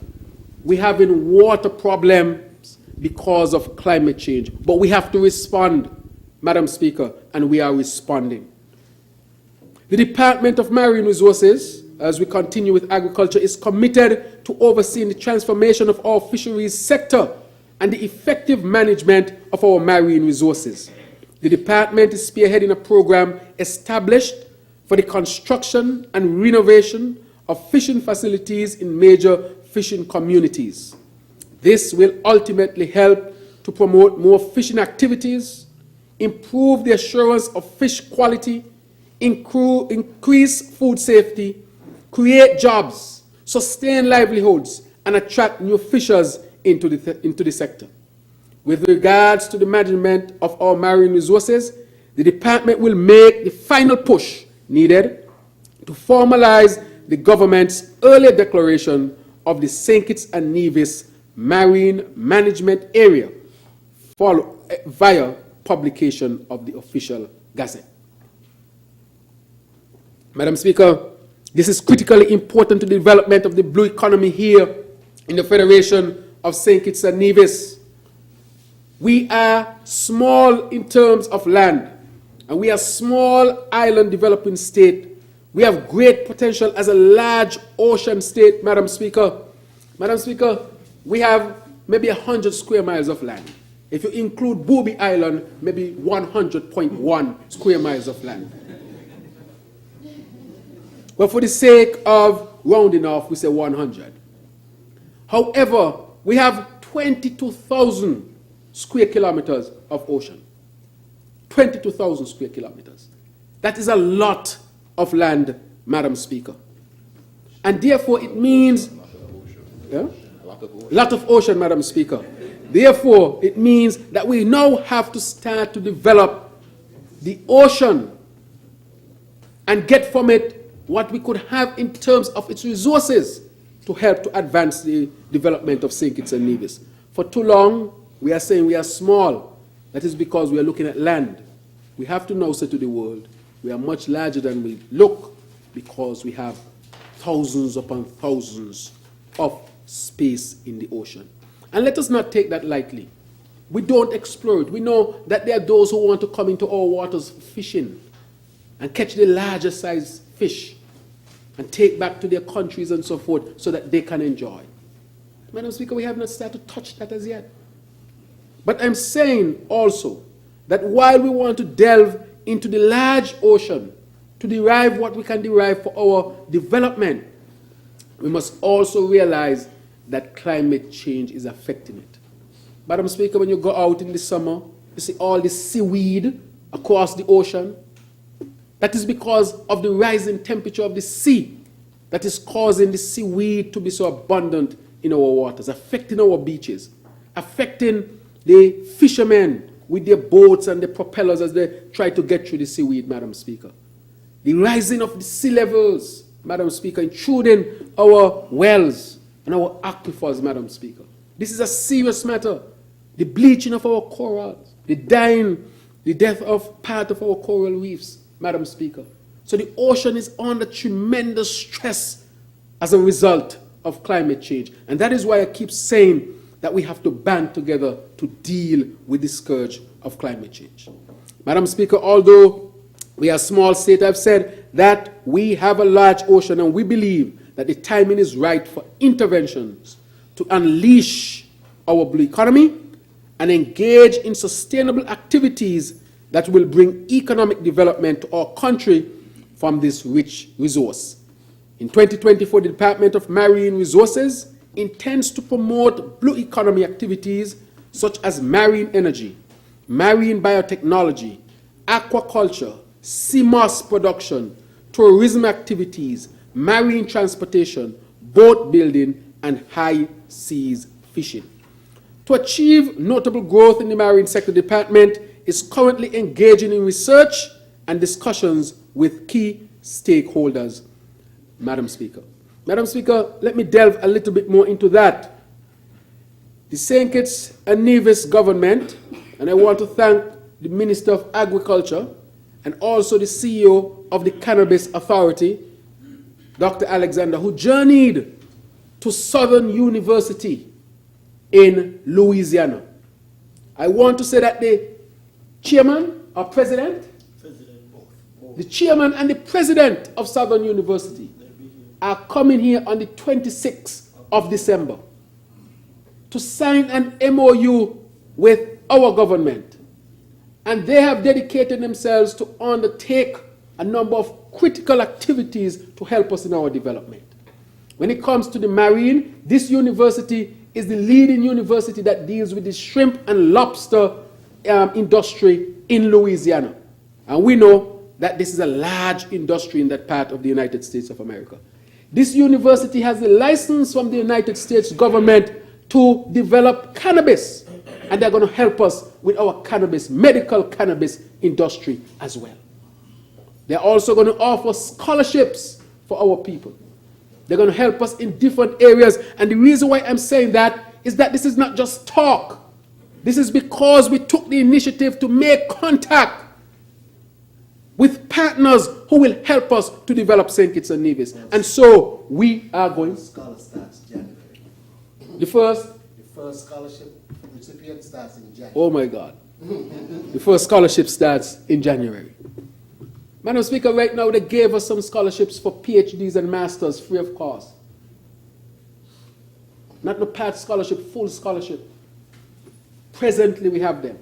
So we can advance our people, Madam Speaker. These are the type of partnerships we are looking for. We are not looking for sympathy, Madam Speaker. We are looking for partnerships. Because we're small, but with Talawa, we can have solutions for the world as well. Who's saying that? I'm telling you. So to achieve the objectives set for the agricultural sector in 2024, a total of $18.5 million is being proposed to facilitate recurrent expenditure, a 6.4% increase when compared to 2023. These resources will be used to strengthen the human resource capacity through the recruitment of trained personnel to enhance the technical support provided to our farming community. Capital expenditure totaling $9.4 million is being proposed in 2024. This investment will help to advance the transformation process as we aim to make strides in achieving the sustainable development goals, particularly as it pertains to zero hunger, decent work and economic growth, life below water, and responsible consumption and production. Madam Speaker, in 2024, work will continue to facilitate the implementation of a number of programs and projects identified as critical to the continued development of the sector. So, Madam Speaker, I want to bring the point that it is beyond this that I just mentioned, that we will have more investments and technical support. Madam Speaker, with respect to the medicinal cannabis industry, as you know, we have already passed the legislation, and we have passed that industry from the Prime Minister's office to its rightful place in the Ministry of Agriculture and under the leadership of the Honorable Samuel Duggins. Madam Speaker, the emerging global market for medicinal cannabis and artisan hemp products holds promising economic opportunities for St. Kitts and Nevis and the wider Caribbean as a common market. I had the opportunity to visit St. Vincent and visit their cannabis farm. Impressive, Madam Speaker. And we intend to do it here and to expand it here as well. As St. Kitts and Nevis explores and unlocks new economic opportunities, participation in the global medicinal cannabis value chain could prove a promising way forward, Madam Speaker. The market for high-quality medicinal cannabis products is rapidly growing on a global scale. According to experts, it was US 9 billion in 2020 and could reach US 49 billion by 2028. Our Medicinal Cannabis Authority, under the guiding principles of empathy, efficiency, and equity, aims to develop a medicinal cannabis industry that is truly medicinal and does not focus solely on profitability, but also on the holistic improvement of human health and environment. Madam Speaker, there's tremendous opportunities. And as I just mentioned, in St. Kitts and Nevis, we have some master growers, Madam Speaker. We have to just deal with the reality. We have some master growers. We need to bring the master growers from out of the shadows and bring them into the light. I heard about them. And so, Madam Speaker, we need to bring the master growers so that they can start growing a product that St. Kitts and Nevis can market for the improvement of health of people across the world, Madam Speaker. How is it the Caribbean, which had been known for cannabis? Of course, it was scheduled at one point to be illegal, even for medicinal purposes. And you are saying to me that instead of becoming exporters and producers, we can become consumers only? That is unacceptable. We made the mistake with moonshine, Hammond, what do they call it in Nevis? Hammond. Berries. Berries in St. Paul's. Madam Speaker, the reason why I say that in the 60s, 70s, and even 80s, you know that the law enforcement officers used to run down the brewers or the distillers.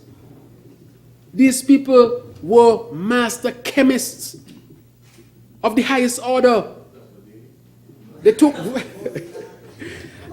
very, I would call, rudimentary materials and equipment and made a good product, Madam Speaker. When you look at the fancy champagne that comes from Champagne, France, it's sparkling white wine. But it's called champagne because of where it comes from. You think those people who developed that always had big fancy factories and so forth? I can tell you had to be a man or a woman in a little thing, say, boy, let's do a little thing here and see if we could sell something to make $1 over the centuries. And then it comes to the point where now they can export that. We had master distillers here who could have developed their own brand and market that to the world. So we made the mistake here. We can't make the mistake with the cannabis industry. We have to give the master growers an opportunity to develop their product, their brand, and offer it to the world as a product to help humankind healthcare. And so this is, Madam Speaker, a high-profile delegation from St. Kitts and Nevis, and I'm speaking with respect to Southern University. That was comprised, as mentioned, Dr. Garfield Alexander, Chief Executive Officer of the Cannabis Commission in the Ministry of Agriculture, Dr. Michael Emmanuel, Professor at the University of the West Indies, Mona Campus, Jamaica, Dr. Hadia Claxton, Special Envoy for Investment, Development, and International Business Relations, engaged in fruitful discussions on a visit to the Southern Institute of Medicinal Plants, a division of Southern University and A&M College in Baton Rouge, Louisiana. We are serious about this, Madam Speaker. Building on that momentum generated by a previous delegation led by the Minister of Agriculture, Honorable Samuel Duggins, in September 2023, the visit aimed to foster collaboration and exchange knowledge on the research and benefits of medicinal plants, with a particular focus on cannabis, Madam Speaker. Therefore, Madam Speaker, this collaboration and exchange of knowledge on research and benefits of the medicinal plants, with a particular focus on cannabis, as mentioned before, the discussion delved into innovative techniques for wildlife management to safeguard crops, Madam Speaker, addressing challenges faced by the industry. Madam Speaker, St. Kitts and Nevis looks forward to leveraging the expertise of Southern University, a trailblazer in the field to advance research, innovation, and the application of medicinal cannabis for the benefit of both nations. Madam Speaker, we were serious when we say we're going to develop this industry. And we have gone to a reputable university to help us to do it, because this industry can truly help us. Madam Speaker, I'll now move on to construction. As you know, construction is a big part, and we say the construction sector remains a strong pillar of St. Kitts and Nevis economy. The sector is demonstrating a credible rebound. However, we recognize that there is still some work to be done to exploit the underlying potential that could accelerate the recovery in this important sector, Madam Speaker. Very important. So unlike the other sectors mentioned earlier, job gains in the construction sector as at June 2023 was lagging by 9% when compared to the 2019 levels. We're not even comparing to 20 and 21. But the good news is that based on the value of the pipeline of private sector projects, the St. Kitts Investment Promotion Agency is forecasting that inflows of foreign direct investment is expected to be very strong in 2024 and beyond.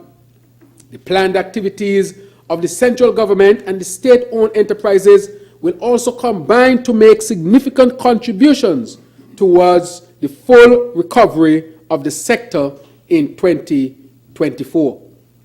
Madam Speaker, it is universally recognized that high-quality basic infrastructure is essential for countries to achieve superior levels of development and for building a competitive economy. Madam Speaker, without good infrastructure, you're not even at the start line.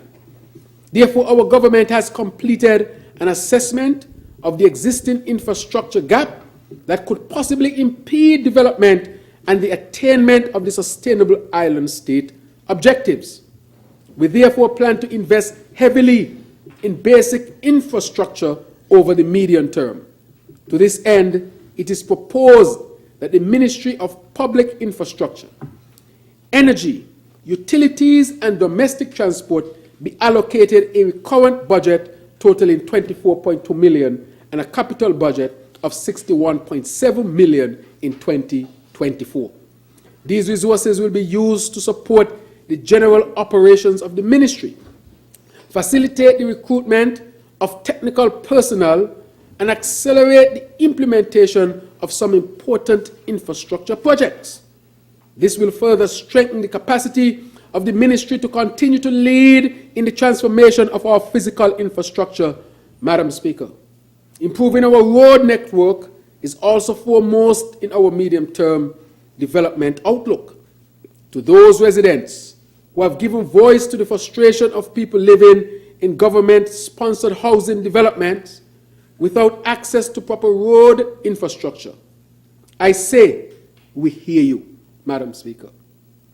And I want to say to our people, help is on the way, and our roads will, of course, start in earnest to be constructed.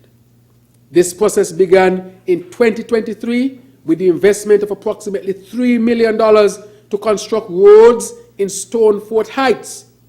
Over the next 2 years, we will expand the road works to residential developments at Shadwell West, Shadwell South, Boys View Extension, Palmetto Point, Farms Meadows, Willets Extension, Rollins Extension, Lodge Project, West Coast, Stapleton Extension, and other underserved areas. I want to add also, thanks to the Minister of Infrastructure, in addition to this, we will in the new year push hard to bring on stream several other major capital projects, such as the Bastia High School, Madam Speaker. Madam Speaker, can you imagine if we had the $24 million? 21 million dollars, Madam Speaker. It's 24 now interest. Yeah, that's right. Madam Speaker, could you imagine if we had that $21 million, what we could have done or what we could do with it? It is sad that $21 million gone down the tube. However, this government has taken the effective step of demolishing the Bastia High School, and we want to thank the Minister of Education for his leadership on this one, making sure that the Bastia High School gets something. Madam Speaker, I also want to say that the Joshua Obadiah Williams Primary School, the new smart hospital, these are infrastructural development, construction of coastal area revetment, and the rehabilitation of St. Peter's Main Road and F.T. Williams Highway. Madam Speaker, I want to say to the people of St. Peter's that the tendering for the road is done. The road is going to start in short order. I know the people of St. Peter's have waited, and I've said to them it will come, but I want to say to them that you have to go through the engineering process, you have to go through the procurement process, and many things because it is a major project to take place. The people of St. Peter's deserve a good road. How can, in this house, you had a representative for constituency number 8 who became the Deputy Prime Minister, and they built, they resurfaced or rehabilitated the Island Main Road and leave St. Peter's out? That's how they do it 1994. To St. Paul's. Yeah. You just leave out St. Peter's. St. Peter's is the largest growing area outside of Bastia and St. Kitts. Look at the census. Outside of Bastia, St. Peter's is the largest area. The census showed over 5,000 plus people easily. And the main road to St. Peter's was totally neglected. A lot of Labour people live up there. It got to be. Yeah. And Madam Speaker, what made it bad, is that you had people saying St. Peter's Road will be done. When we got there, no plans, Madam Speaker. No plans. How are you going to build something without a plan? You had no real drive to do the St. Peter's Road. And that is why we are somewhat delayed, because we had to get all of the work done, preparatory work, to make sure we can deliver the road for the people in St. Peter's. Neglected St. Peter's? And you could just neglect the largest area outside of Bastia in St. Kitts by not giving them a road. Madam Speaker, maybe somebody else understands this. I don't understand it. Neglected the people of St. Peter's. Madam Speaker, you go up to St. Peter's, the health center that was there. They started the health center and stopped the health center. Again, when we went to look at it, that was entangled in so much things.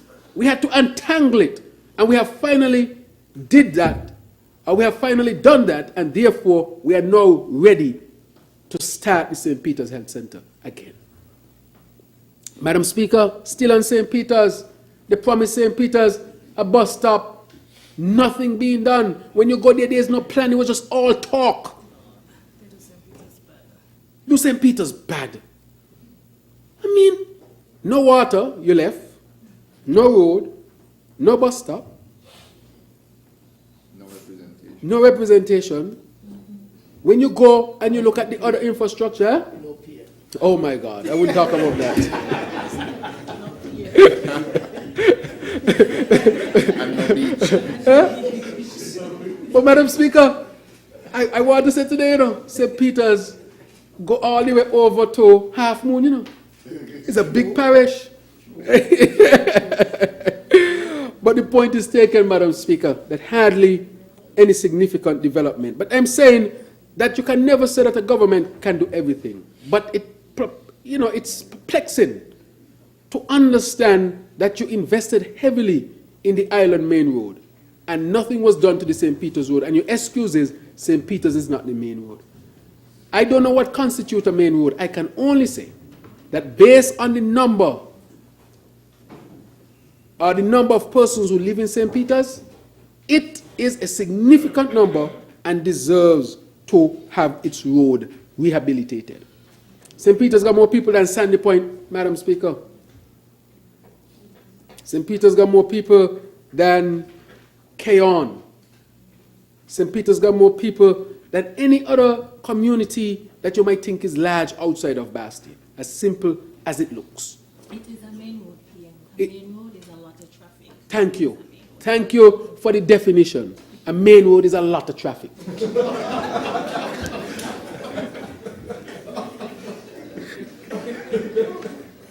And so I want to say to the people of St. Peter's, your clinic gonna get done, your road gonna get done, your bus stop gonna get done. And water.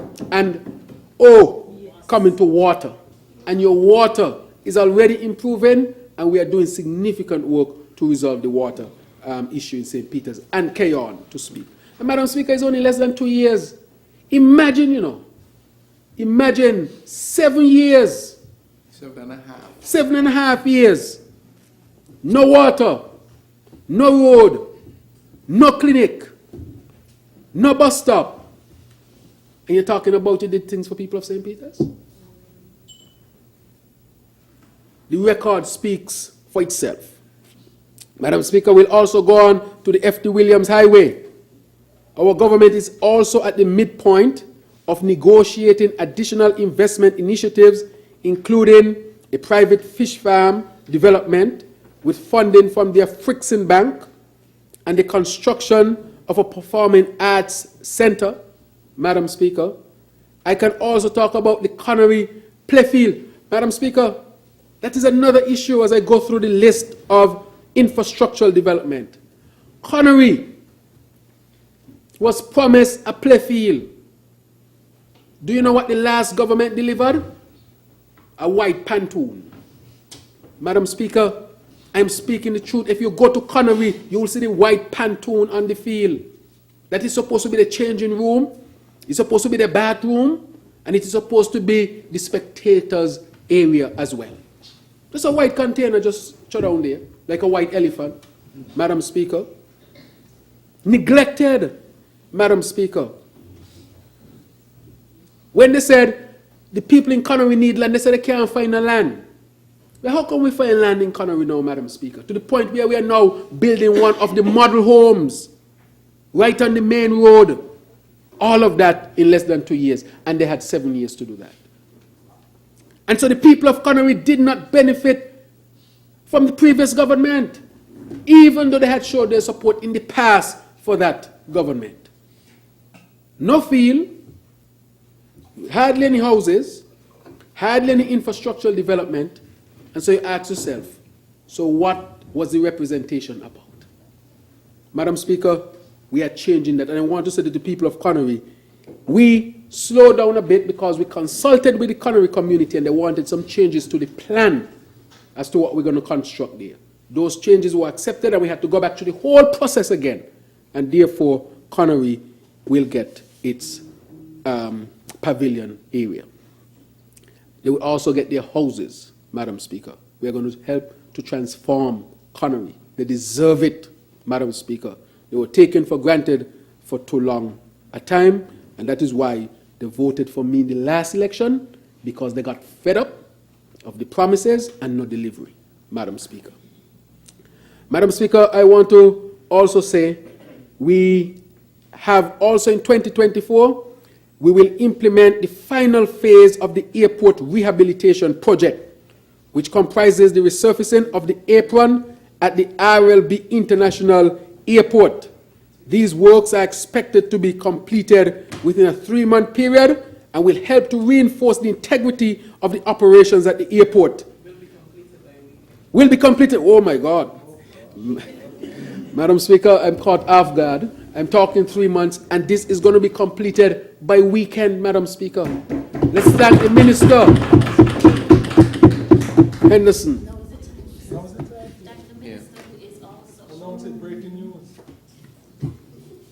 Oh my God, yes. So I have them right here, but I'll go to them. Some big news here, and we will announce them. Thank you. I have it right here. Because this is a government that is working. Our sustainable island state agenda accepted on the international stage, recognized by serious countries. And we have more announcements of what we have achieved as a country in such a short time. Just by having that accepted is a great achievement already, Madam Speaker. Madam Speaker, and so we spoke about the airport, and that resurfacing and rehabilitation will help the operations at the airport. As we move to position the Federation as a premier tourism destination, approval has been granted for Inter-Caribbean Airways to build a hangar at RLB International Airport. The hangar will provide office space for the airline's team as well as mobile mechanical services for the aircrafts. Construction of a hangar at the RLB International Airport is an important step in positioning St. Kitts and Nevis as a base for airline operations. Madam Speaker, we are advancing. It's time we have a hangar at RLB. This is how we are going to create a sustainable island state and advance tourism. Madam Speaker, based on our proposal for the 2024 capital estimates, we are recommending that the Honorable House grants approval for capital investment in the region of $205 million, of which approximately $130 million will contribute directly to the construction sector. Madam Speaker, this is action behind the words. We want our construction people back to work. When our construction people are working, the whole country is working. Because the lady who sells she marby and she half with cheese, she can go to a construction site and make her money as well. The construction worker need to buy school uniform as well. And so when we see that development is taking place, we clearly understand that the country is moving forward. We expect that these investments will not only spur growth in the economy and create jobs, but bring the added benefits of significantly enhancing the competitiveness and the resilience of our country. Madam Speaker, I can say there are other infrastructural developments to take place, and the ministers, as they speak, will speak about them as well. Madam Speaker, housing and human settlement. I would want to say, Madam Speaker, I would like to say, Madam Speaker, that they're telling me I need to speed up. I'll speed up. So housing and human settlements. Madam Speaker, we are marching forward with our plans for the sustainable development of housing and human settlements in our federation. Our policies are sound and substantially connected to the goals we want to achieve. When we took the decision to offer a reduced value-added tax rate of 13% to first-time homeowners or existing homeowners who are seeking to renovate their homes, we were deliberately targeting our mandate to make home ownership more accessible and equitable to a broader range of individuals and families, Madam Speaker. We also made a link with the need to stimulate the construction sector. The St. Kitts Nevis Labour Party administration announced its intention to build 2,400 smart homes over the next 4 years. Today, we are well on the way to fulfill our promise to the people. As we are aware, the government and the National Housing Corporation entered a partnership earlier this year with East Coast Housing Development Limited, a regional company based in Trinidad, to construct a number of homes. Several local contractors have already benefited from training in the new construction techniques employed by this developer. An additional training will be offered to enable more local contractors to participate during construction phase of the project. We already seen that, Madam Speaker. In 2024, residents can expect to see the ramping up of housing construction activities across the island of St. Kitts and Nevis.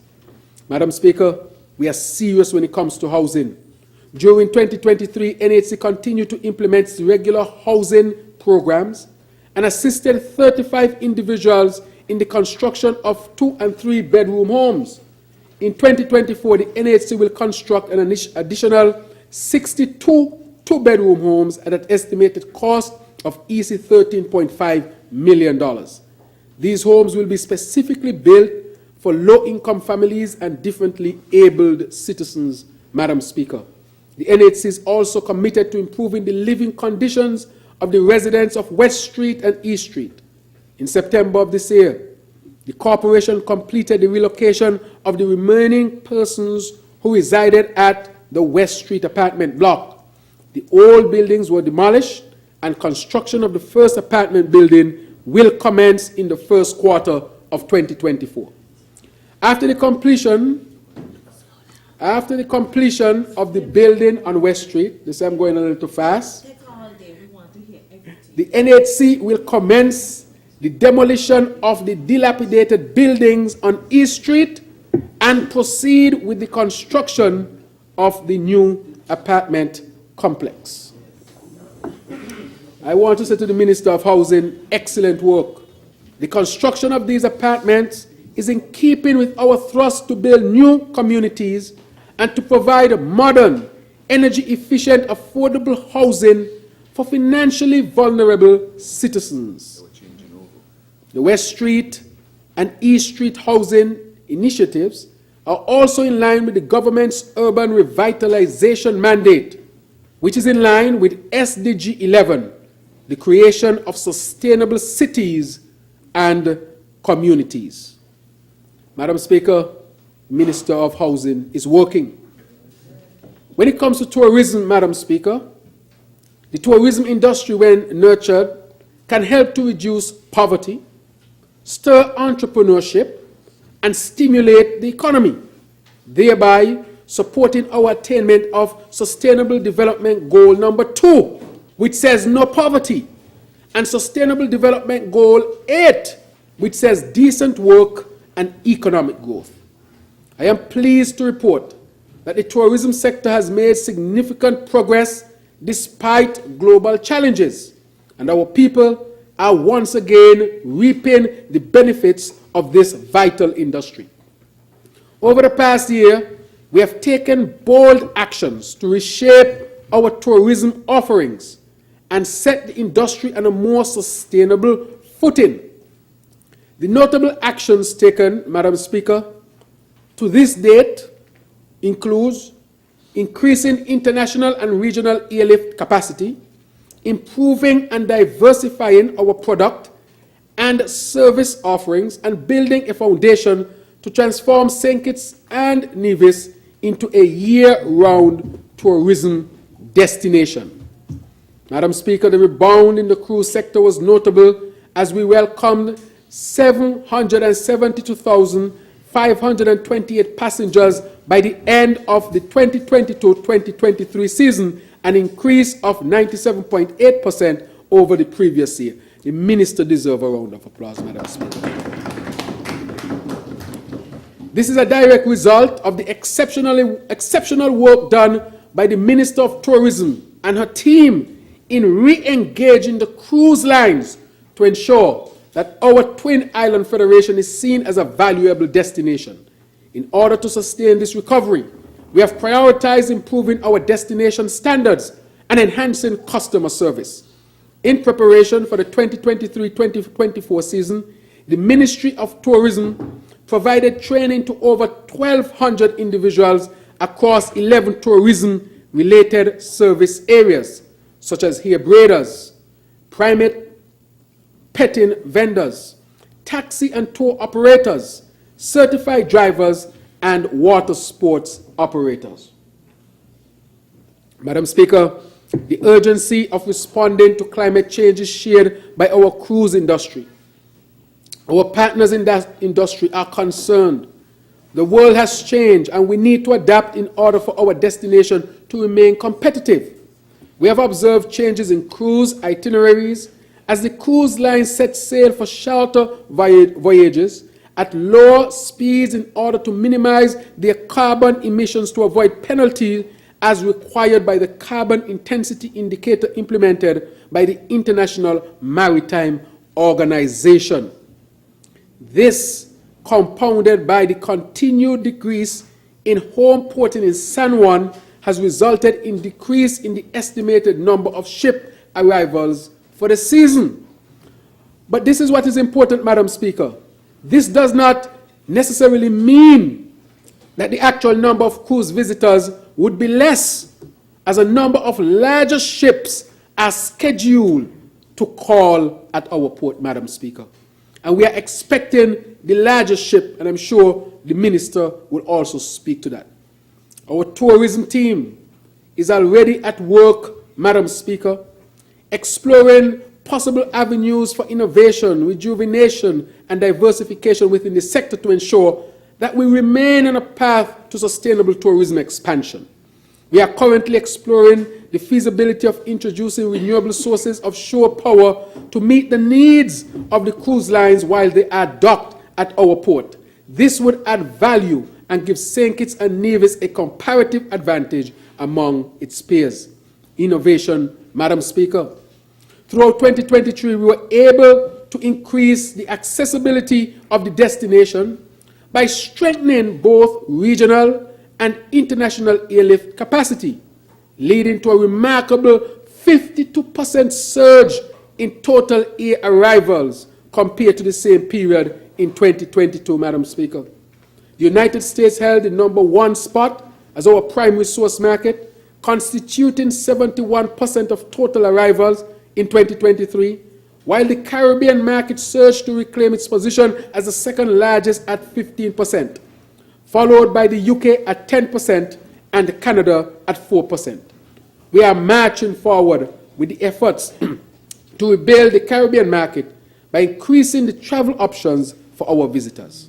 Madam Speaker, our accomplishments were reinforced by a series of strategic initiatives, including the introduction of Inter-Caribbean Airways, with thrice weekly direct flights from Barbados in March, and the initiation of Caribbean Airlines services from Port of Spain and Barbados via Antigua in July.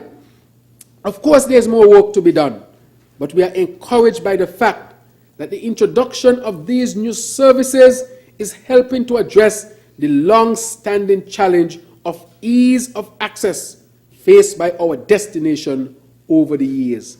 All of this done in less than a year and a half, Madam Speaker. In addition, the commencement of the highly anticipated year-round JetBlue service 3 times per week from JFK was a huge accomplishment for us. Further, American Airlines added flights for the 25th edition of the St. Kitts Music Festival and added double daily flights for the peak travel in August and September of this year. The United Airlines service was extended from December to April to November to August. Additionally, airlift capacity from Canada initially expanded by an impressive 66%, Madam Speaker, along with adding additional Friday flights. We should also note that in addition to the above expansions, Air Canada also added a second Friday flight to the destination for the holiday season. Madam Speaker, I want to emphasize the fact that this second flight was based on demand for our destination, Madam Speaker. We are buzzy, not busy, buzzy, buzziest, and I'm sure the minister would agree with me. We are building up the tourism profile of our country, Madam Speaker. Just in Nevis, they said they had some boats over there, nearly 5 of them, from the cottage, the boutique side of things. Madam Speaker, I want to extend congratulations to the team at the St. Kitts Tourism Authority as they celebrate their 20th anniversary this year. I want to place on record our government's appreciation to all those who contributed to the development of the authority and the tourism industry over the years. Madam Speaker, the Tourism Authority was created with a mandate to develop and market the tourism product of St. Kitts. Over the past year, we have refined our marketing strategy with more emphasis placed on public relations and further building brand awareness. And there's a past Minister of Tourism in our audience here with us, Dwyer Astafan. I must also state in this Honorable House that due to our robust marketing plan, the destination has once again garnered the attention of the international tourism community. Madam Speaker, I want to say notably in 2023, and I want to take this opportunity to highlight the Minister of Tourism and her team, the Honorable Marsha Henderson. We should put our hands together for her. Madam Speaker, this year she suffered an illness She has recovered. As you know, I went to the hospital and would not move until she was okay. I took off the Prime Minister hat and put on the doctor hat at that time, as we say in local parlance. But I would like to say that she and her team, they have worked tremendously hard. And to have achieved all of this in that short time, of course, speaks to that reality. And I want to announce the Caribbean Journal has announced the Caribbean Travel Awards for 2024. Minister, did we receive the award? Okay, good. So the minister will speak to that, but at least I can say we are in the ranking. The Honorable Marsha Henderson. Minister, I see another one here. Is this correct? The Honorable Marsha Henderson has been named Caribbean Tourism Minister of the Year.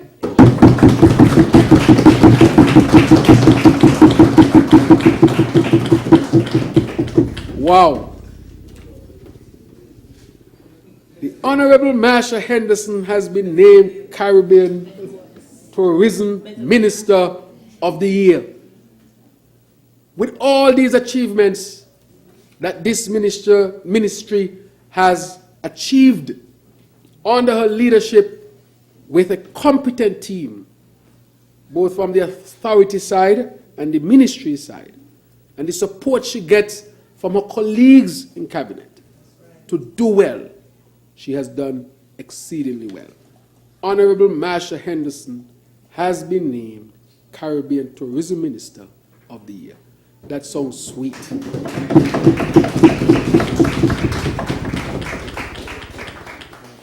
I want to also announce here, Madam Speaker, and so that Sunset Reef has been named, it has been completed, has been named Sustainable Hotel of the Year, Madam Speaker. Wow. I will tell you a little bit, and I'm pressed for time, but Sunset Reef, when I met the owner and I saw his vision, I told him we want to make Sunset Reef a model. A model. I would say today that Sunset Reef is negative carbon print. They use geothermal, meaning the heat from the rooms turn it into electricity to power the ACs to cool the rooms. Nothing down there comes from the grid. Most of it, if not all of it, come from just having sustainable energy. We partnered on another pilot. We brought in to St. Kitts and we gave him all the concessions. A new type of high-performing capacitor. Instead of using heavy metal for a storage for renewable energy, the technology has advanced to these type of capacitors. And so St. Kitts and Nevis has one of them. And so it's going to come online. And if that is proven to work, I can say in the Caribbean, St. Kitts and Nevis is the first place to have that type of technology. But it will not stop there, Madam Speaker. That technology will be extended to the people of St. Kitts and Nevis. When we say we are going to develop the model of a sustainable island state, we are serious people. Sustainable tourism, sustainable agriculture, sustainable whatever. We are going to create the model here in St. Kitts and Nevis. And this is demonstrative of this. So even in the renewable area, we are making strides, and I will speak a little bit more. But I'll continue, Madam Speaker. And so this recognition that the recognition that I've spoken about serves as a substantial affirmation of the quality of our destination's offerings and experiences, and positions us at the forefront among other Caribbean destinations. In addition, for the second year in a row, as I've said, the destination was bestowed, and I will clear this with the Minister of Tourism, as one of the Caribbean's leading dive destination. Has that been awarded? Mm-hmm. So I want to say, it's now confirmed, the destination has been bestowed the honor of the Caribbean's leading dive destination by the World Travel Awards.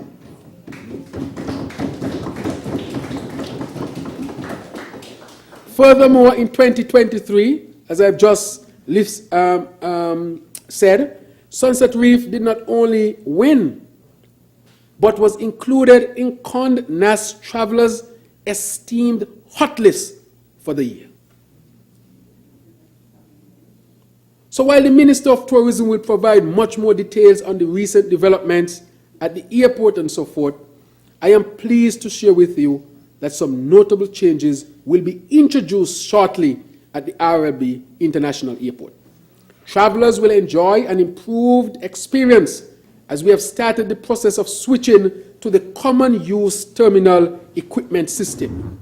Our current system locks airline into using a particular counter, and this no longer meets the requirements of our expanded airlift situations.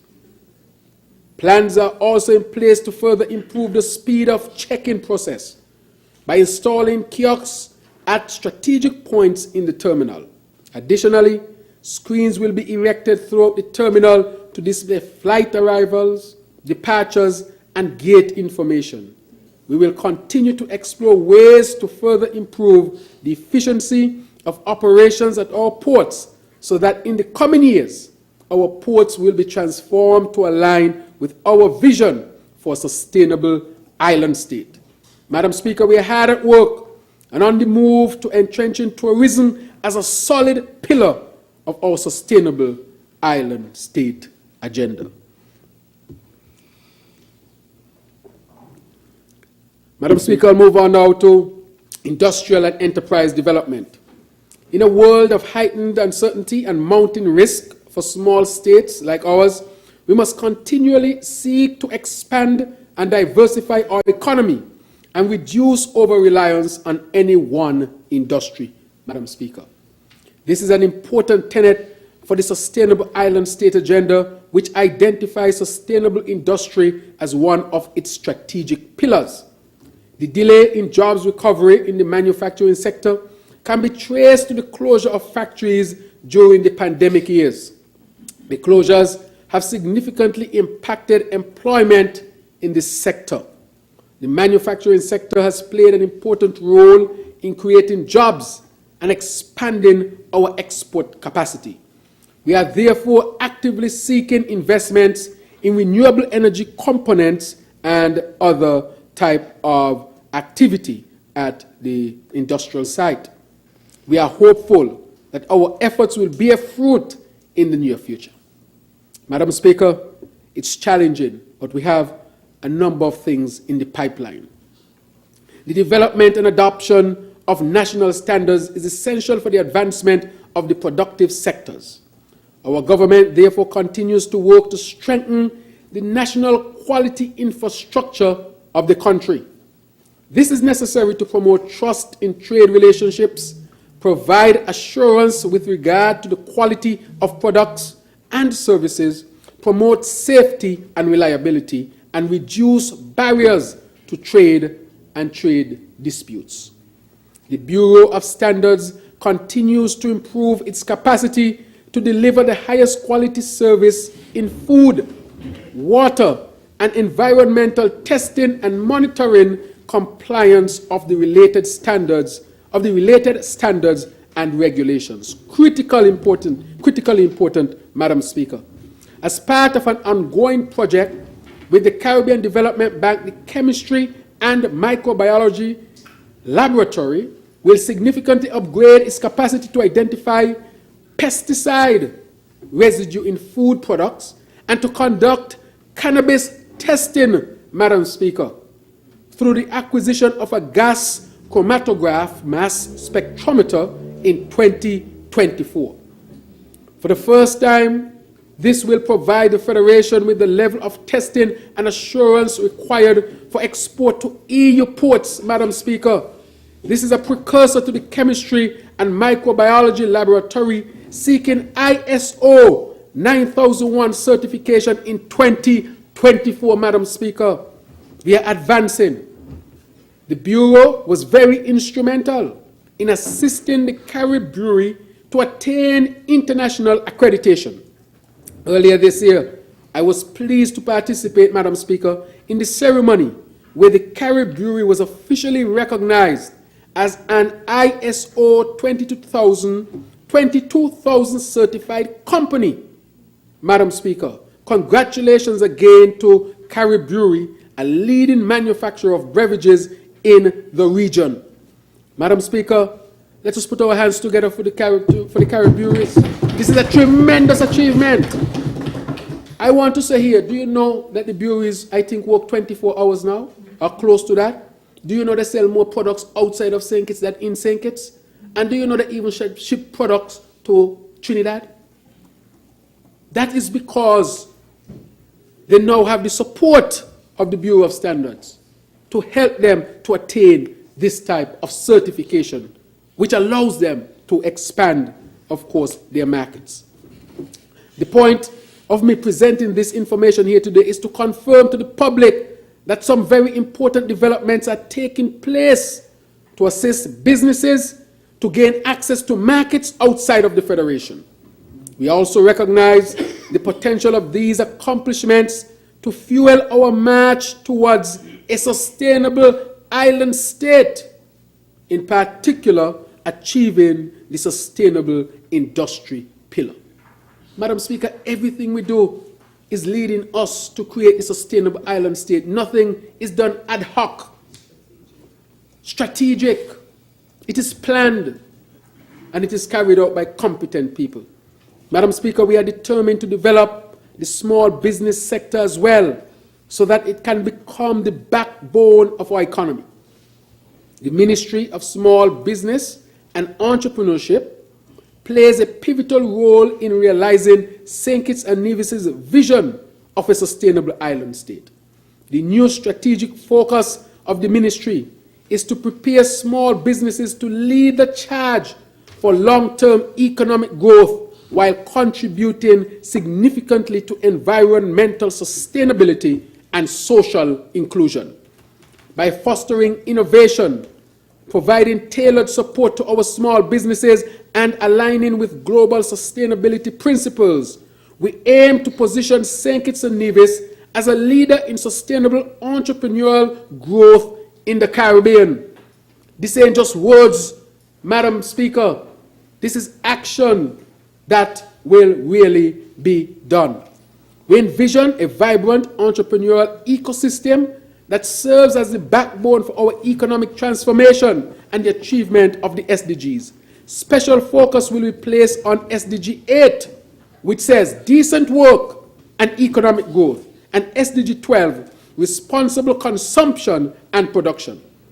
Madam Speaker, by integrating these goals into the ministry's strategic plan, we aim to build an economy that thrives on innovation and sustainable business practices. Madam Speaker, the creative economy. The creative economy has been identified domestically and regionally as a growth area with enormous potential to contribute to economic growth and diversification and sustaining livelihoods, particularly for our youth. To this end, the Department of Creative Economy was successfully launched in July 2023 with its campaign dubbed Project Transform. The minister is here, hard-working minister developing the creative economy. One of the central objectives of the department is to raise the standard of skills of the creatives through a range of training and career advancement programs, mentorship initiatives, and collaboration with industry leaders. Madam Speaker, we can see how the creative economy is galloping and developing very fast. And therefore, this is really achieving what we intend for it to achieve. So our government views the creative industry as an important driver of economic growth, job creation, and innovation. We are therefore proposing that the Ministry of Sports and the Creative Economy be allocated a total of $23.1 million to support the work of various arms of the ministry. In pursuing the development of the creative economy space, some attention would also be focused on our intangible culture. More specifically, for the support of the creatives, the 2024 estimate proposes the establishment of a national creative arts fund that will offer between 2,000 and 1,500 grant assistance to qualifying applicants. The fund is designed to stimulate growth in the creative economy through three distinct offerings. One, the technical aid grant. Two, the product development grant. And three, the product advancement grant. Madam Speaker, this is the first time this is happening in St. Kitts and Nevis, and we are taking the creative economy very seriously, as it can be a part of our economic advancement and help us to establish the sustainable island state. Madam Speaker, you know a lot of people sing around here, a lot of people dance around here. They should be given the opportunity to explore the talents and develop themselves. Not everybody wants to sit down behind a desk. Not everybody wants to probably work in construction. People want to sing, people want to dance, people want to do different things, and therefore we must help our people to do this, because the orange economy or the creative economy is going to become the pillar of advancement. 1 minute to say something here. The scientist, a great scientist, was asked. He is at the university, I think it's the State University of New York. What will be the most important commodity in the future from his prediction?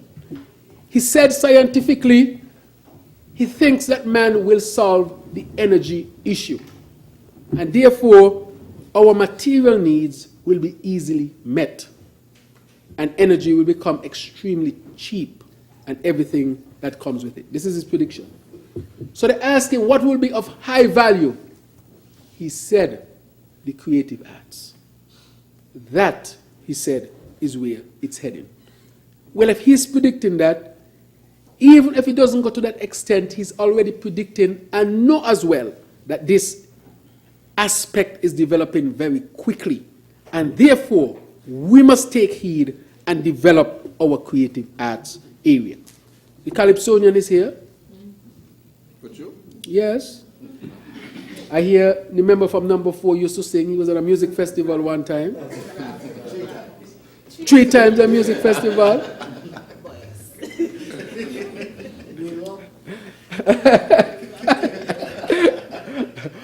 I don't know if anybody on the other side used to sing or dance.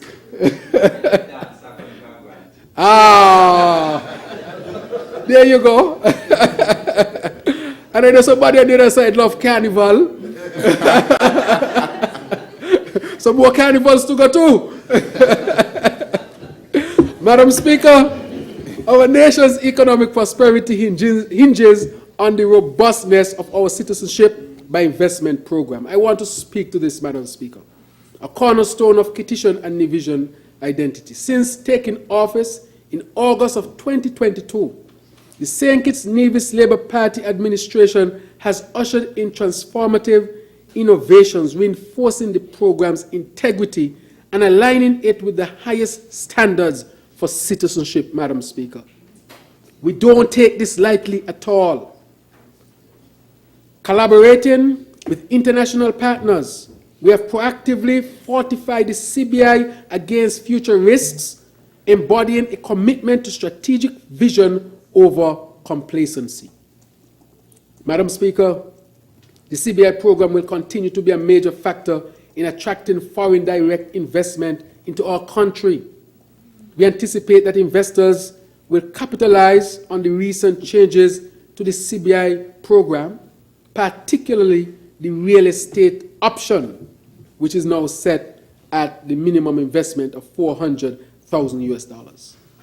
Since the changes to the real estate option, the St. Kitts Investment Promotion Agency has witnessed renewed interest from developers involved in the construction of hotels, condominiums, and villas, including those with stalled or incomplete projects. To this end, Skipper is collaborating with some of our existing developers through its Discover the Opportunities campaign, which is a marketing initiative that is designed to attract investment funds to complete these projects. Madam Speaker, as stewards of this vital program, Madam Speaker, we have introduced stringent regulations, including mandatory application interviews and the Sustainable Island State contribution, enhancing due diligence and directing CBI funds towards our agenda of renewal. This holistic approach, coupled with the Sustainable Island State agenda, is not merely economic, Madam Speaker. It is a commitment to improving citizens' lives, from investments in education and resilient infrastructure to driving the green energy transition. Our CBI program is a catalyst for tangible, positive change.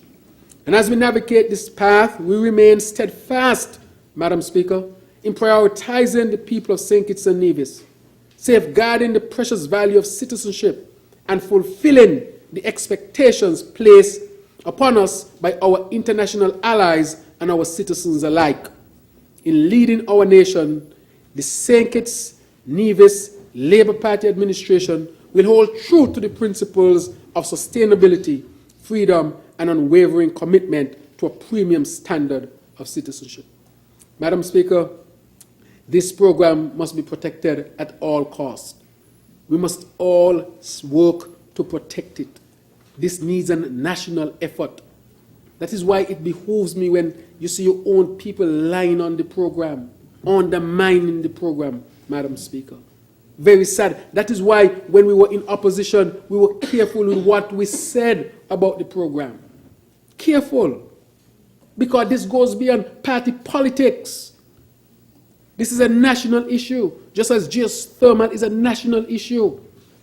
There are things we can play politics with, but there are others that we should protect as nationals of St. Kitts and Nevis. This is one of them, Madam Speaker. And I'm appealing to those who know better to do better and stop for petty politics, seek to undermine such an important industry. Madam Speaker, marching forward to a sustainable human development and social protection, I will speak to social development. It is our firm belief, my firm belief, that attaining our goal of a sustainable island state goes hand in hand with building an inclusive and equitable society where every citizen participates and benefits from the development process and no one is left behind.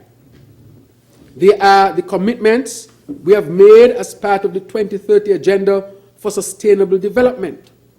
Our St. Kitts Nevis Labour Party administration will not rest until every citizen is empowered with the means and tools to climb the socio-economic ladder of our society and enjoy an acceptable standard of living.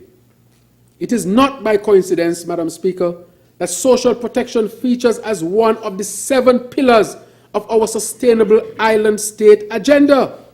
We intend to ensure that the social dimension is kept at the fore in all our development activities. Our citizens come first, Madam Speaker.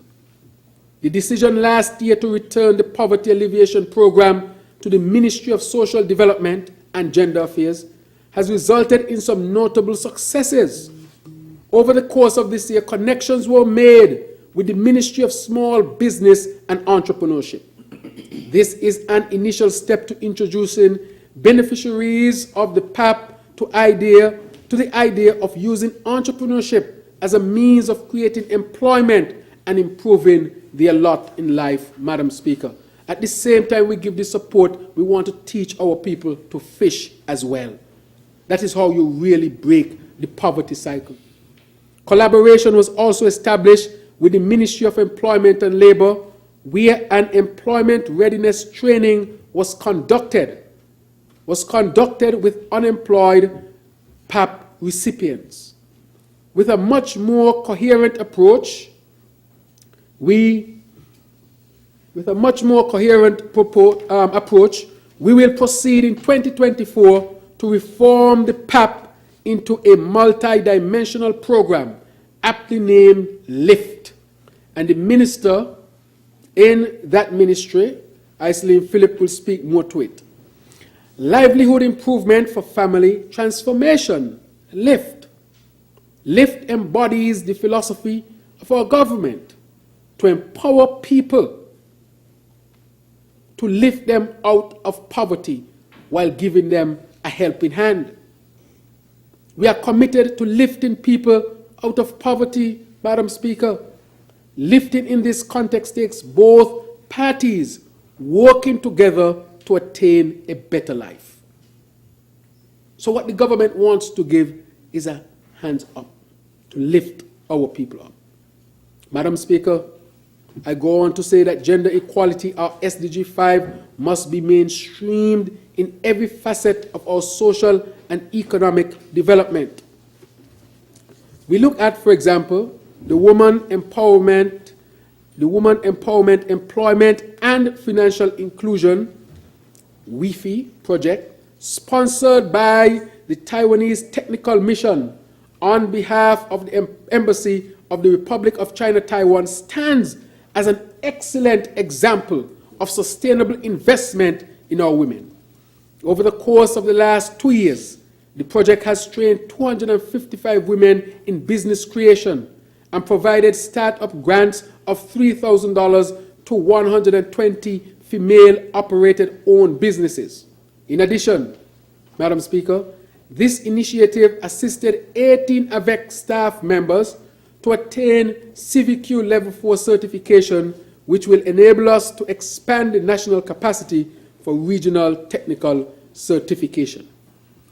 Madam Speaker, as we march towards achieving our Sustainable Island State agenda, we acknowledge that our human resource is our greatest asset. We also recognize the importance of embracing our youth and seeking out opportunities to ensure that they are given a seat at the policy-making table.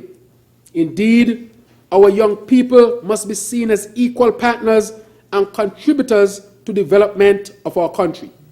Youth voices are important to bring a fresh perspective to the national dialogue and how to transform our country into a more inclusive, environmentally friendly, and a safe place to live, work, and raise a family. This year has been an exciting year for our senior citizens as I continue to speak about our social development, Madam Speaker. With the launch of 3 Seniors Day programs in the communities of St. Peter's, St. Paul's, and Newtown. Seniors from these communities were offered the opportunity to learn new skills and to have new experiences. Madam Speaker, we just can't let people who are retired just sit at home with nothing to do.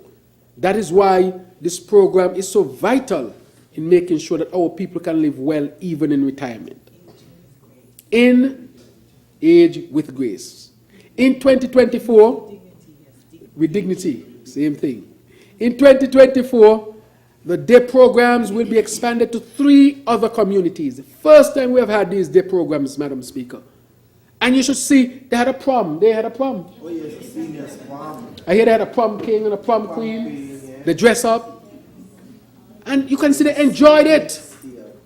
Madam Speaker, I see some of them went to the Dolphin Park. They had something at the Heroes Park. They made kite for Good Friday this year.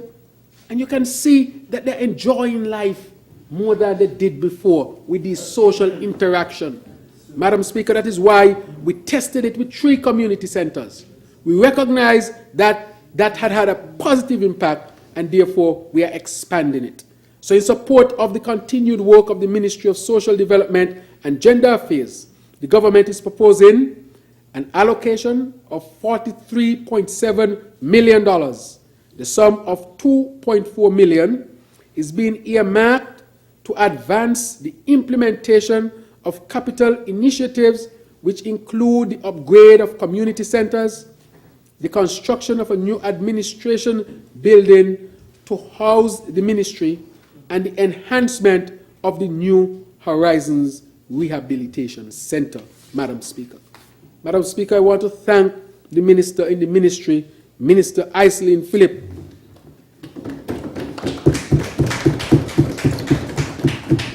when she is with our senior citizens, you can see that she's so comfortable around them, and they are so comfortable around her. Madam Speaker, they are filled with life. She's fighting for them. Life will be much better for our senior citizens. No longer we want our senior citizens locked in a room. You know, sometimes people used to lock the senior citizens in a room in the back. Yes. You carry the breakfast, lunch, dinner, and they're just waiting almost to die. What kind of existence is that? We can't afford that in St. Kitts and Nevis, and that is why we brought this innovative program, so that our senior citizens can come out again and enjoy life. Right here we have the ambassador for the Republic of Cuba. Ambassador David in English, David in Spanish. And in Cuba, when I was there studying, I remember there used to be centers where the senior citizens used to go. And sometime in my off days, I used to go to some of these centers. I learned from the senior citizens how to play chess and how to dance a little bit of salsa. I think the chess work out better. Right in Villa Clara, Cuba, they taught me that. And that is why, since on the campaign trail in 2013, I say we need these centers. They used to look forward to it. They had live music, dancing, making this, making that, playing chess, playing all sorts of different things. And they had life. And then you come home and you say, where is Miss John? Miss John is home. Miss John only coming out when she go in church on a Sunday. Come there for her to do. I think the senior citizens went to the movies. Yes. Yeah. And to Nevis. And to Nevis. First time some of them went to movies. Had popcorn, I hope you cut down on the salt in there. But they went movies. Don't know, many of them didn't know how movies look. Had a trip to Nevis. And therefore we are saying that our senior citizens need to be given the opportunity to continue to participate in the social life of St. Kitts and Nevis. Madam Speaker, I want to move on to education and skills development. Our agenda for Sustainable Island State emphasizes supporting human development through education. As we learn during COVID-19, digital transformation within the education sector must continue to be a top priority. This is an important part of building resilience within our country, and for our students and teachers to be equipped to compete in the modern 21st century global society, Madam Speaker. We are pleased to have received the support of the Caribbean Development Bank and the Inter-American Development Bank in the rollout of the US $4 million Enhancing Learning Continuity and Resilience project. This project enabled the Ministry of Education to purchase 3,700 laptops for distribution to teachers and students, and 4,125 tablets for student use. Plus an additional 3,000. But an additional 3,000 that we got from the Republic of China, Taiwan. That's correct. And I want to express our gratitude. Madam Speaker, this program was introduced under the former Labour administration, and the former Prime Minister, the Honorable Dr. Denzel Douglas, is right here. That program charted a new course in the Caribbean. And then the program was stopped for whatever reason. Because they don't care about students. And we were told that it was a waste of money. I agree that the program was not perfect, as anything you start for the first time is never perfect. But to deprive students of devices in a 21st century when we are talking about AI, and then COVID hits, and see them start scrambling, as we say in local parlance, to find a device to get to students. Madam Speaker, I can tell you, during those 2 COVID years, we're going to see a drop-off of achievements of our students. Because I remember a mother calling me and saying, Dr. Drew, I was not the Prime Minister then, can you top up my phone? I said, well, you want me to give you a top-up? She said, well, my child has the lessons and I don't have any internet. So if I get a little bit of data, the child can do the lessons from the phone. I say, how a child can learn from a phone? So those students suffered. And that is why we took the decision that we will equip our students with devices, whether it be tablets or whether it be laptops. And I want to say that the Minister of Education, in his foresight, leadership, and innovation, said, let us give tablets to the younger ones and the computers to the older ones. And we did not stop there because we learned from the previous program that there were errors and things to be corrected, which is, of course, natural part of introducing anything new. And we went and put lessons. Books are on the tablets. $2 million. And the books are there and the lessons are there. So a child can be home with their laptop and be practicing maths. And they get the score right there. And their teacher can see, and parents can see if the child is really working and how the child is performing. And then the teacher can take that and personalize the help for the child. So we expect education to improve significantly during this time. Madam Speaker, that's innovation. A laptop, a device has become like a book. Remember the days when you had no book at all? Then you start with what I used to call them, a slate? That's what they were called, a slate. You write and rub out, you can't get home the notes. And then after that, you get a half a book. And then you get a whole book. And then you step it up to a lot of books. But Madam Speaker, we are at the point now where a device is necessary for any student in any institution. We are moving and advancing to AI, so if your students don't have access, they will be left behind. But our students here in St. Kitts and Nevis will not be left behind. How is it people are saying there was a waste of money in St. Kitts and Nevis, but it's not a waste of money in Canada? It's not a waste of money in the United States, not a waste of money in Germany, but it's a waste of money in St. Kitts and Nevis? What kind of thing is this? And therefore I want to say to our people, let us give our people the tools necessary for them to develop themselves. A child at 5 years old is supposed to already know how to operate an iPad, maybe a computer, some device at 5. Because if not, you are being left behind. This is a serious matter for our development, and therefore our students must be equipped to be able to participate in the emerging economy that is based on technology. And so the device distribution process has been completed. I participated in it in Keon and in St. Peter's, ensuring that both students and teachers are ready to deploy them in the education environment early in the new year.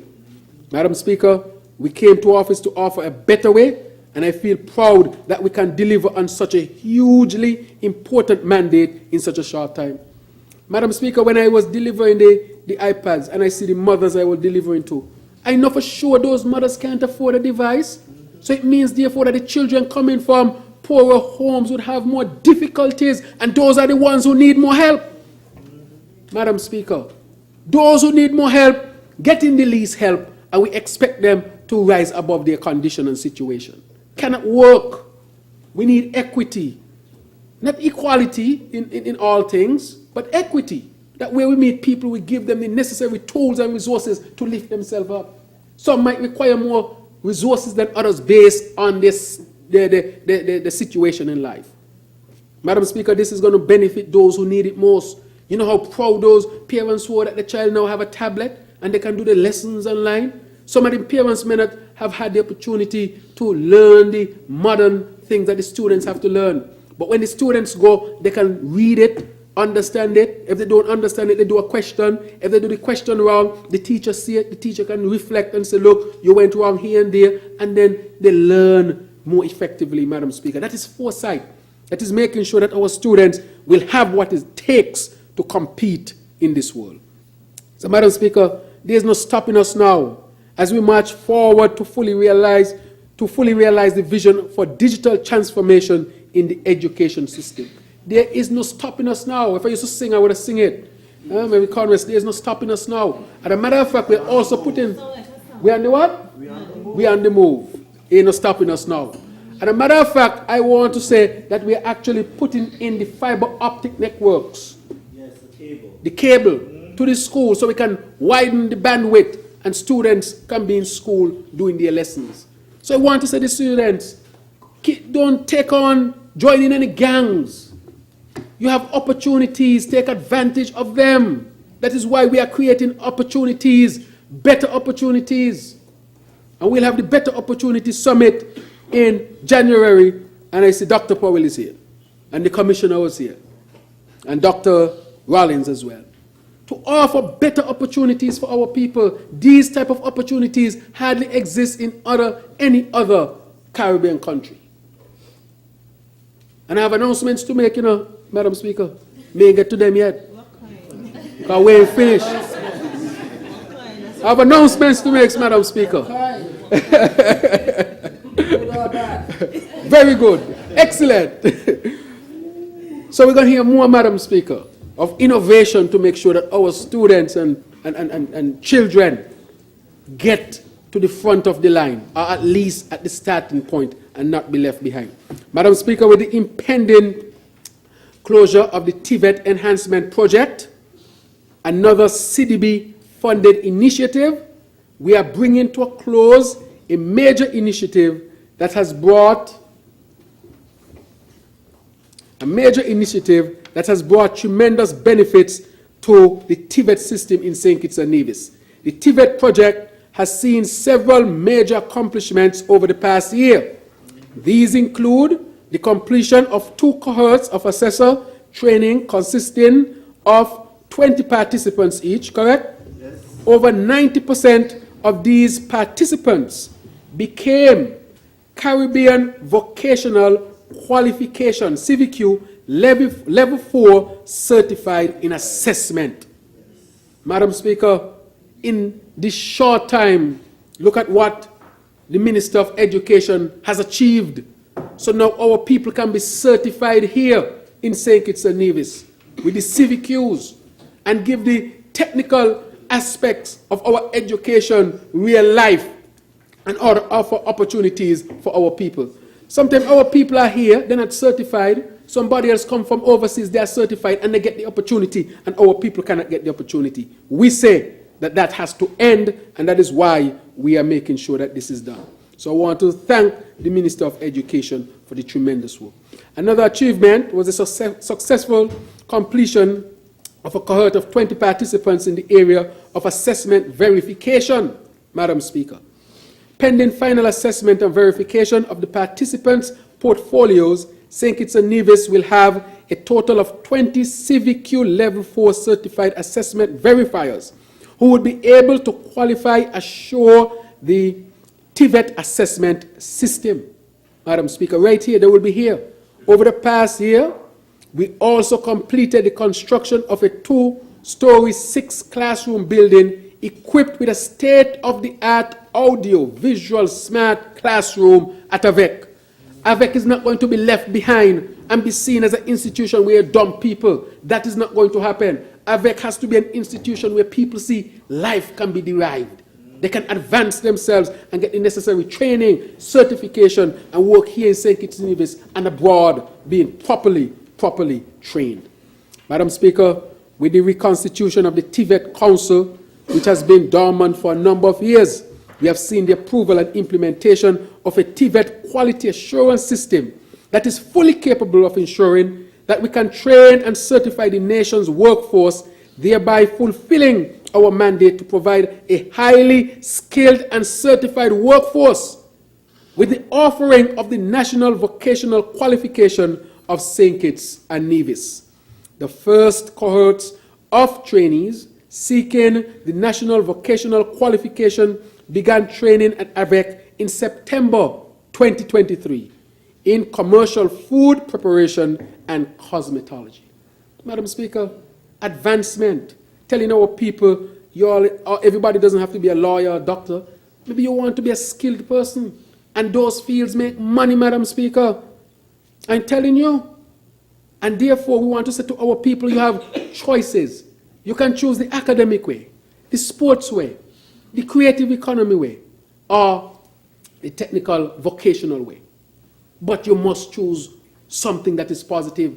Our people have opportunities, our young people have opportunities, and we want them to take advantage of these opportunities. We are going to invest in our young people so that it can never be said in St. Kitts and Nevis that those who don't take advantage of opportunities is because there are lack of opportunities. No. We have a lot of opportunities here for our people, and we'll keep expanding the opportunities because better opportunities is always what the Labour administration from its inception in 1932 want for our people. It is being proposed that in 2024 the Ministry of Education is allocated a budget totaling $179 million.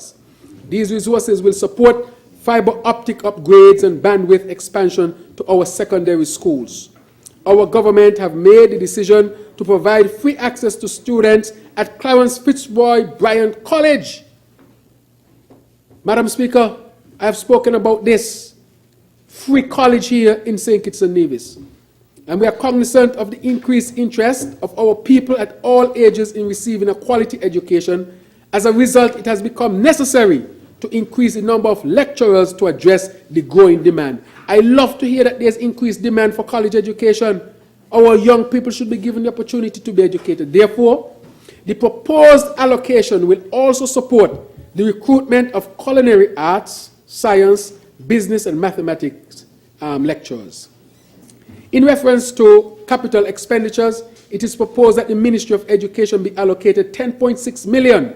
These resources will continue the critical work to upgrade or reconstruct educational infrastructure while supporting the continued development in curriculum and technological access. Major initiatives that will be pursued in 2024 include the supporting learning continuity in vulnerable population, the upgrade of school bathrooms, the reconstruction of the Joshua Obadiah Williams Primary School, the secondary school electrical upgrade, Phase 1, the Washington Archibald High School bathroom roof and window renovation, and the technical and vocational education and training enhancement projects. Priority will also be given to the purchase of furniture for our various schools and the Enhanced Education Network project. The Charles E. Mills Secondary School will be the first institution to benefit under the Secondary School Electrical Upgrade Project in 2024. Of course, Madam Speaker, in 2024, we will see the long-awaited reconstruction of the Bastia High School move apace. Already this year, we have started the demolition of the old structures and commenced the process for site mapping and the completion of draft conceptual design. Madam Speaker, 7 years, $21 million, and not one brick laid. I don't understand that. I am trying to fathom how that occurred. $21 million, and not one brick laid. Well, what you could do with $21 million? A lot.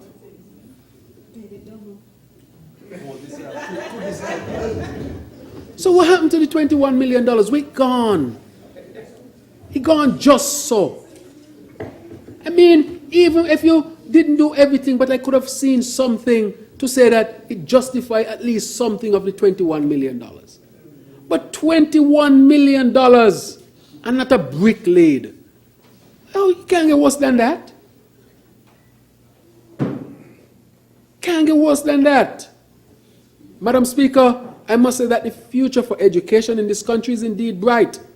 And it can only get brighter as we achieve success in rolling out the big investments being made by our St. Kitts Nevis Labour Party administration. Madam Speaker, I want to wrap up this by saying that from its inception, the St. Kitts Nevis Labour Party was determined that every person in St. Kitts and Nevis must have access to quality education. That is why the party introduced comprehensive secondary education in the 1960s. Some countries in the Caribbean don't have that yet. We are light years ahead, and that is why we have to take it further. Free college, devices in school, access to internet and so forth.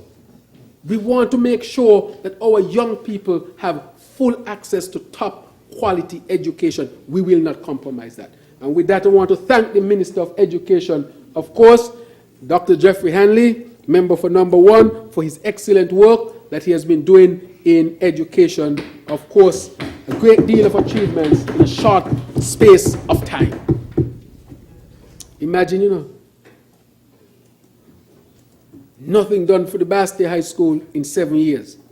And in less than a year and a half, we have demolished the old structure and getting ready now to put in a new structure. And a whole election was centered around illnesses at the Bastille High School. It leaves me very confused. If you thought that the Bastille High School, something was wrong there, you ask people to vote out a government based on that. $21 million and not a block laid.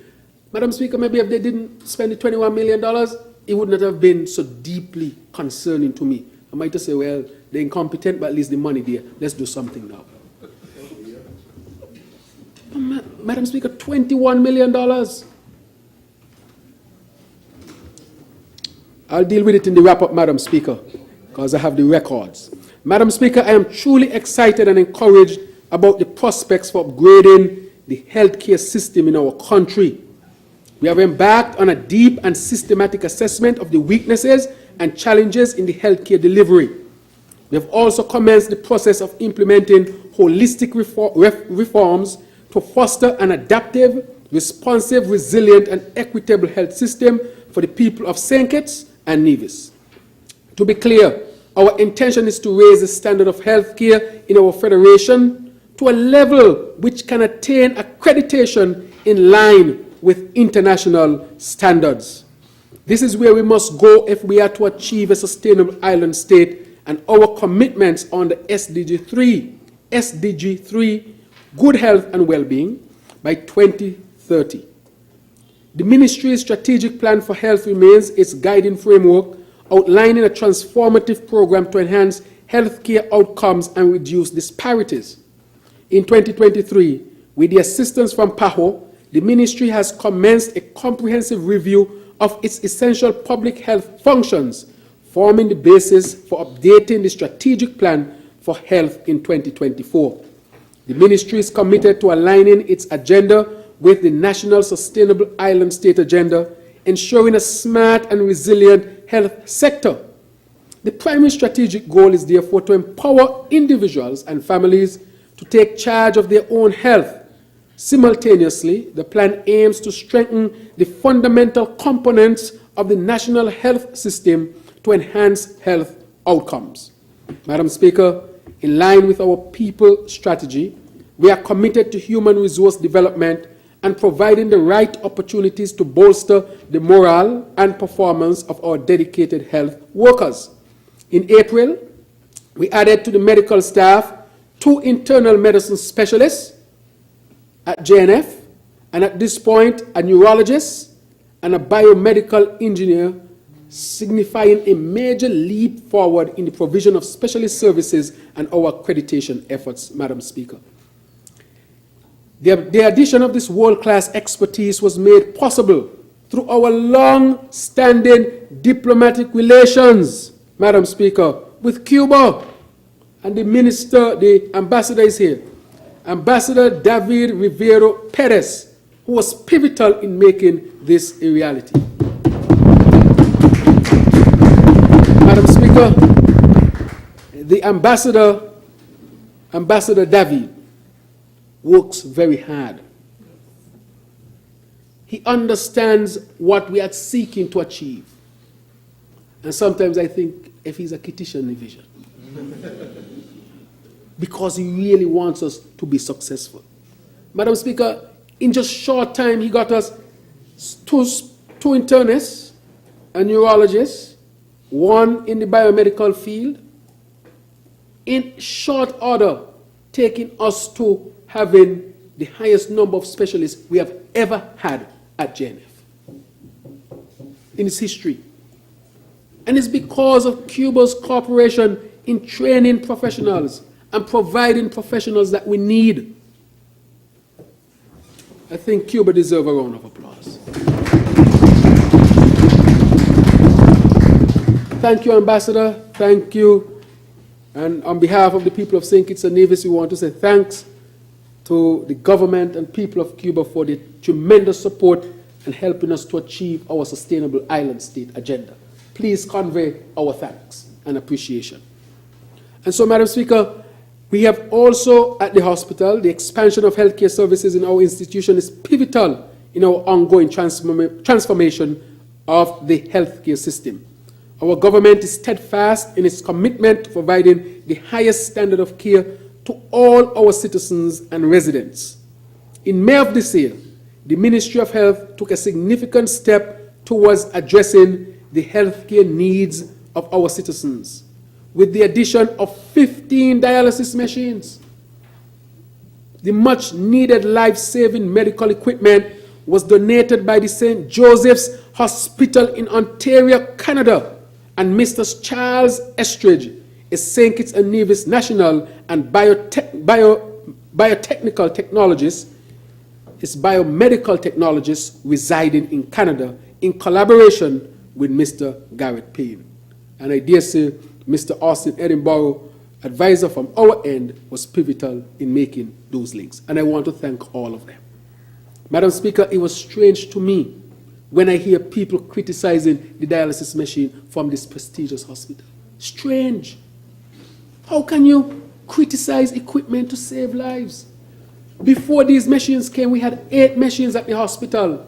The machines were under pressure. They had to cut people's dialysis treatment from 3 times a week to twice per week, which means your chances of death increases and it shortens your lifespan because you're getting 1/3 of the treatment that you really require, Madam Speaker.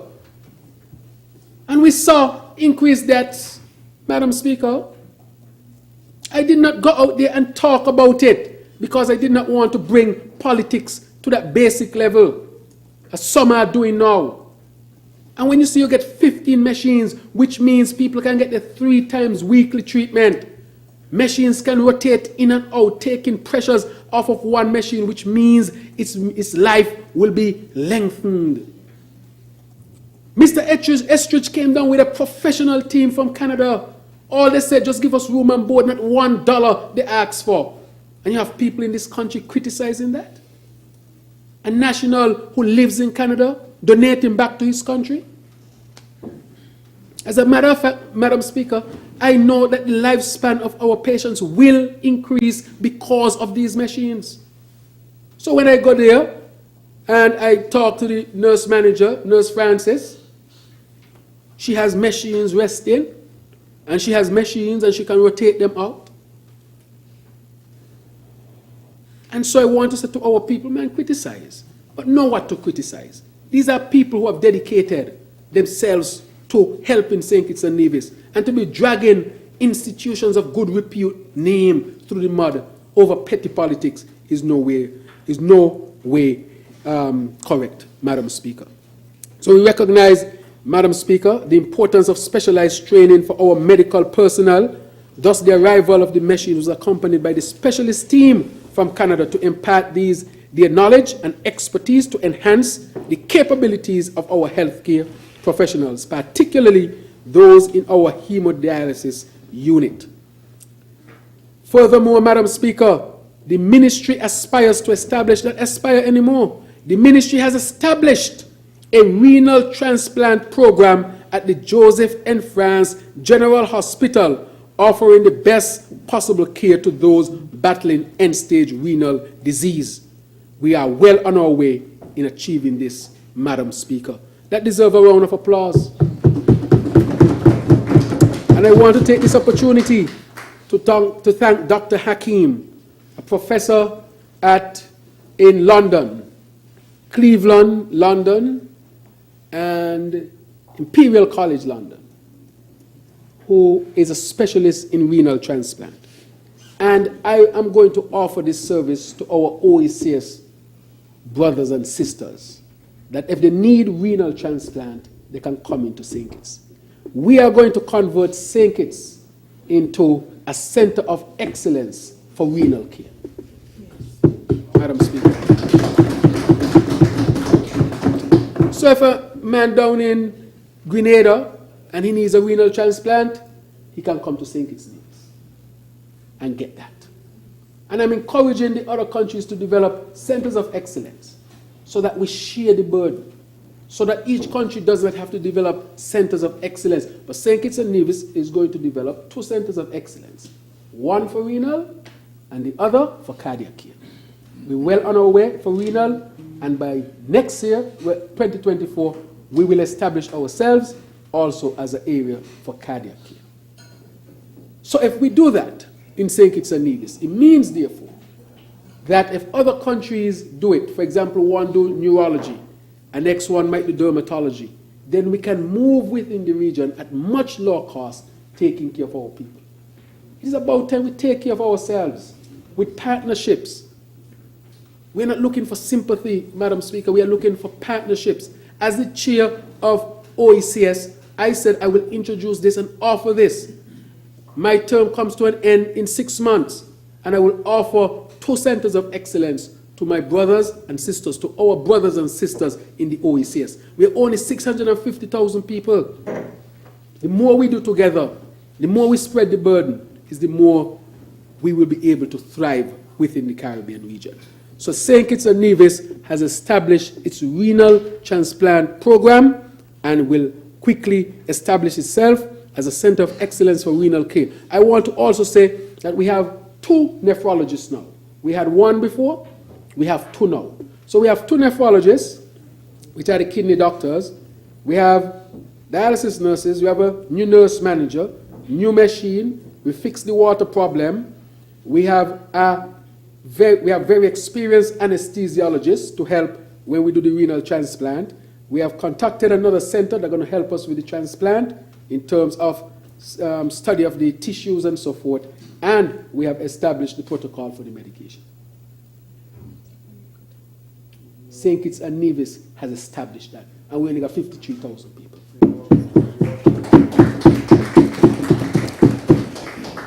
Madam Speaker, one of the significant accomplishments by the Ministry of Health is the resumption of eye surgeries, Madam Speaker, which include cataract surgeries and procedures for diabetic retinopathy and the Joseph N. France at the Joseph N. France Hospital.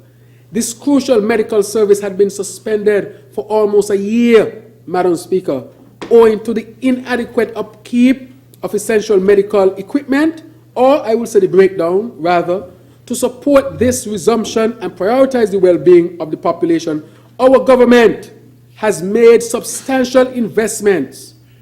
Your government has made substantial investments in brand new medical equipment to the tune of hundreds of thousands of dollars. Imagine Nevis gets medical care or eye care because they have visiting doctors. What if somebody from Nevis gets an eye emergency and the visiting doctor is not there? St. Kitts is available. What if you have the visiting doctor there who can do a procedure that we may not be able to do here? They can go over to Nevis. And so we have to share the resources. But to have a federation without localized eye care, you know how much blind people were out there, Madam Speaker? We had a lot of blind people. My phone was ringing off the hook. I can't see the cataract, the diabetes in the eye, and so forth, Madam Speaker. And that is why we immediately invested in this equipment, or these equipment, so that eye surgery could have resumed. So I want to thank the staff and the doctors there at the eye clinic who have done upwards of, I think they released their numbers, and I think I got some new numbers, of 70 cataract surgery alone. And they have done much more type of surgery. And we didn't just go and try to buy the cheapest machine. I said, let us buy good machines that could last long and give the doctors a good chance to have a successful procedure, which will redound in the improvement of health for the patients. Madam Speaker, we have to know where the investments are. I'm not pretending that everything at the hospital is perfect, but I'm saying that there are significant improvements. And the complaints have cut down, but there are still some which we are working on, because we are going to get an accredited hospital even before we get the new hospital, which will start construction in 2024, Madam Speaker. And so we have invested in ophthalmic microscope, ultrasounds, cautery, which are essential for performing delicate eye surgeries. I am pleased to report that the wait time to access these essential healthcare services has been reduced from several months to just a few weeks, and the eye clinic has performed scores of surgeries since May 2023. The JDF hospital is now equipped with and I will point out some of these machines that I have here. Right, so we have bought new anesthesiology machine. Madam Speaker, that machine is the machine that when you go for surgery, they put the tube down your throat and they put you to sleep, and so it breathes for you sometimes. We needed that, and we bought 3 brand new ones, Madam Speaker. They're crucial for administering general anesthesia during medical procedures. Madam Speaker, in 2023, our government granted approval for the continuation of the construction of the MRI facility. We had to really look at that, Madam Speaker. How are we going to get the MRI facility here in St. Kitts and Nevis? I looked at it and said, this has to be a priority. We had to make changes and so forth. And then I said, we want the most up-to-date MRI machine to come into St. Kitts. And so next, in 2024, the procurement is completed, we will have our MRI machine. But I just don't want to talk about the MRI because that is what I promised for a long time. And 7 years I couldn't deliver MRI, which was, I would say, deliberate to some extent, and I know why I say that.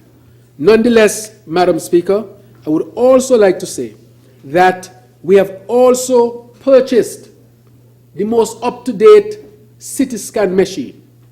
A CT scan machine, 128 slice CT scan machine. And I want to say that Nevis has one. Nevis has a 128 slice CT scan machine, which is the most advanced type of CT scan machine right now.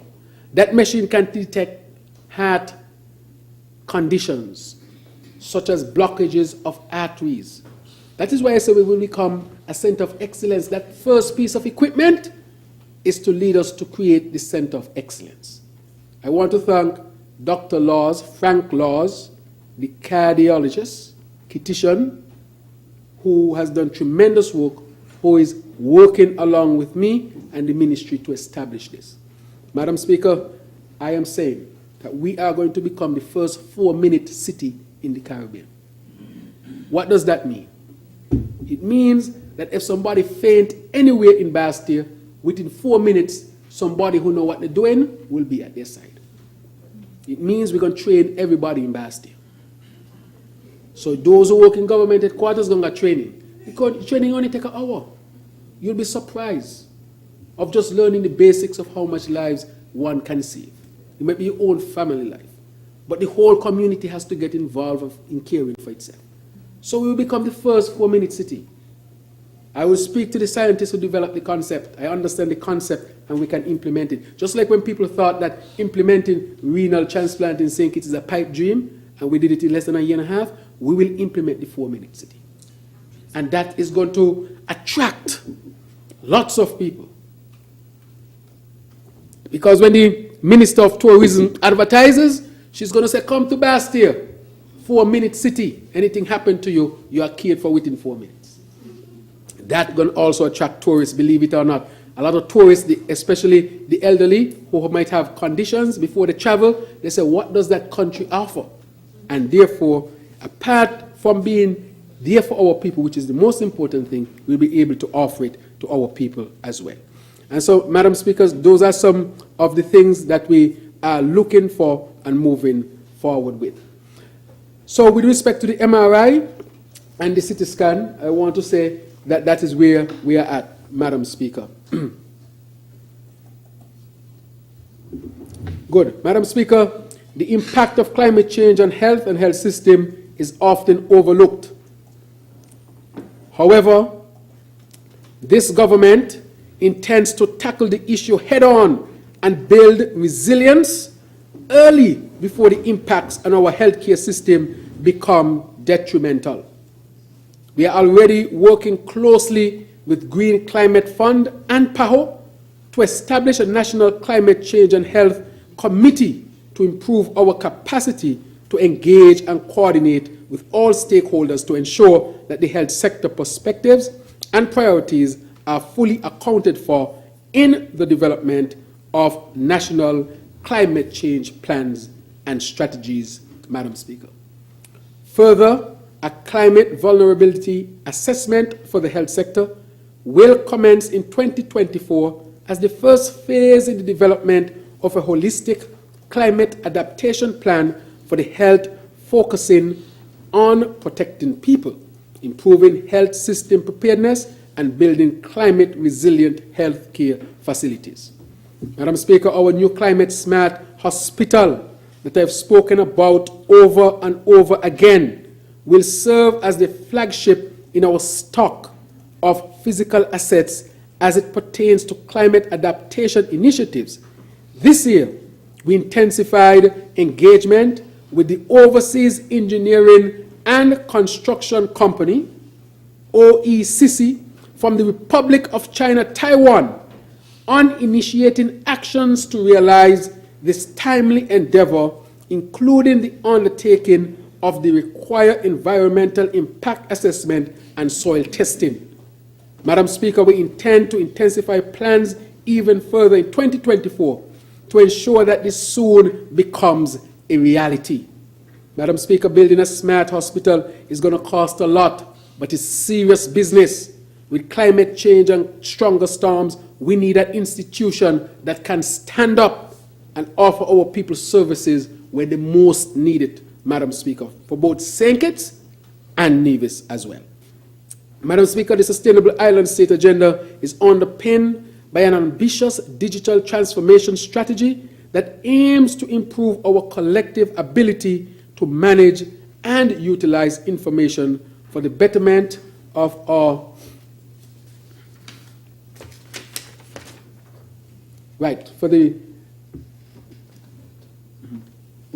for the betterment of our daily lives.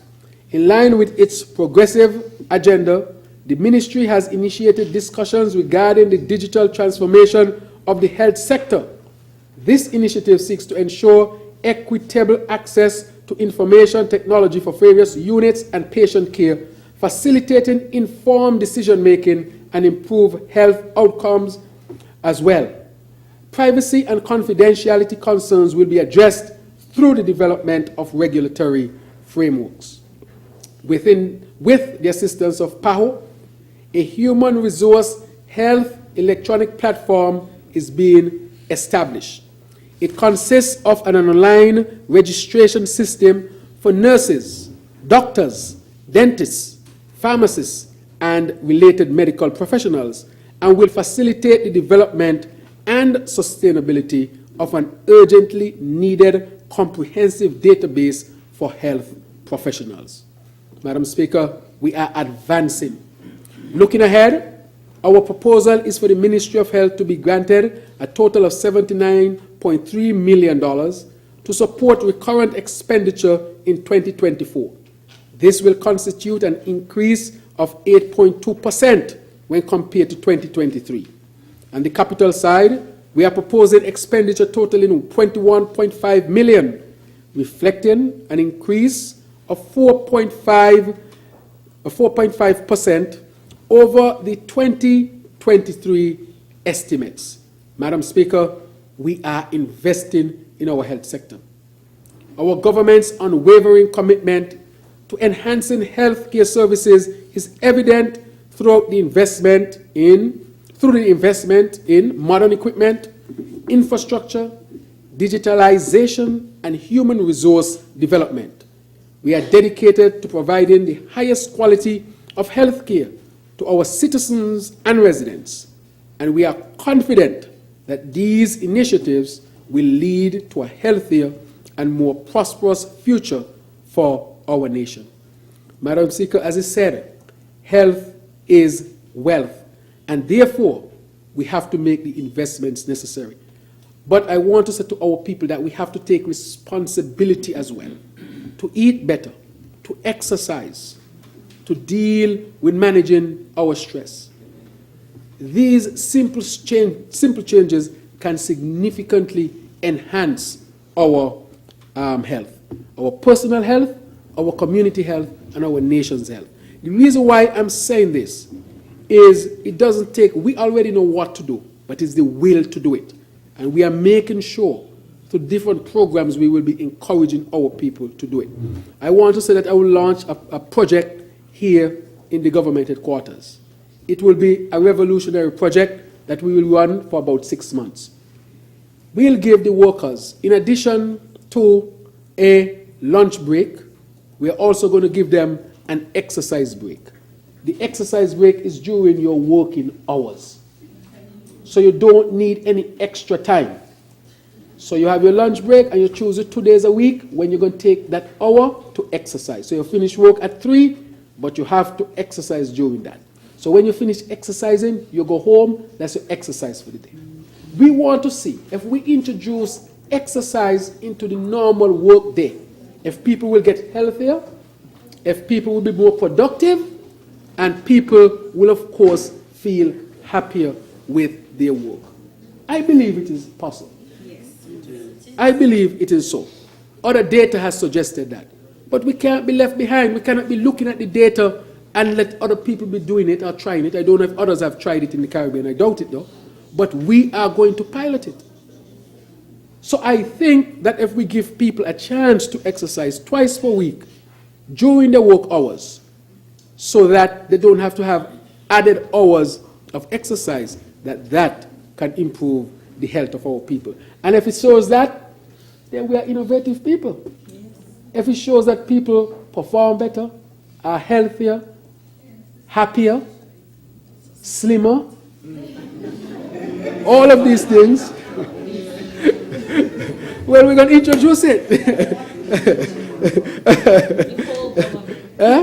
We will introduce it. We are not afraid to try new things. We have to try new things. Let's say it's be the first place where you get 2 hours per week, call your exercise hours. That is embedded in your 40 hours of work, where we can do that. So that is what we want to do. Madam Speaker, I move on to the other issue of law and order and citizen security. Madam Speaker, this is, of course, a critical area and a critical topic. I want to say that our government remains committed to the maintenance of law and order and safety and security of our citizens, residents, and our visitors.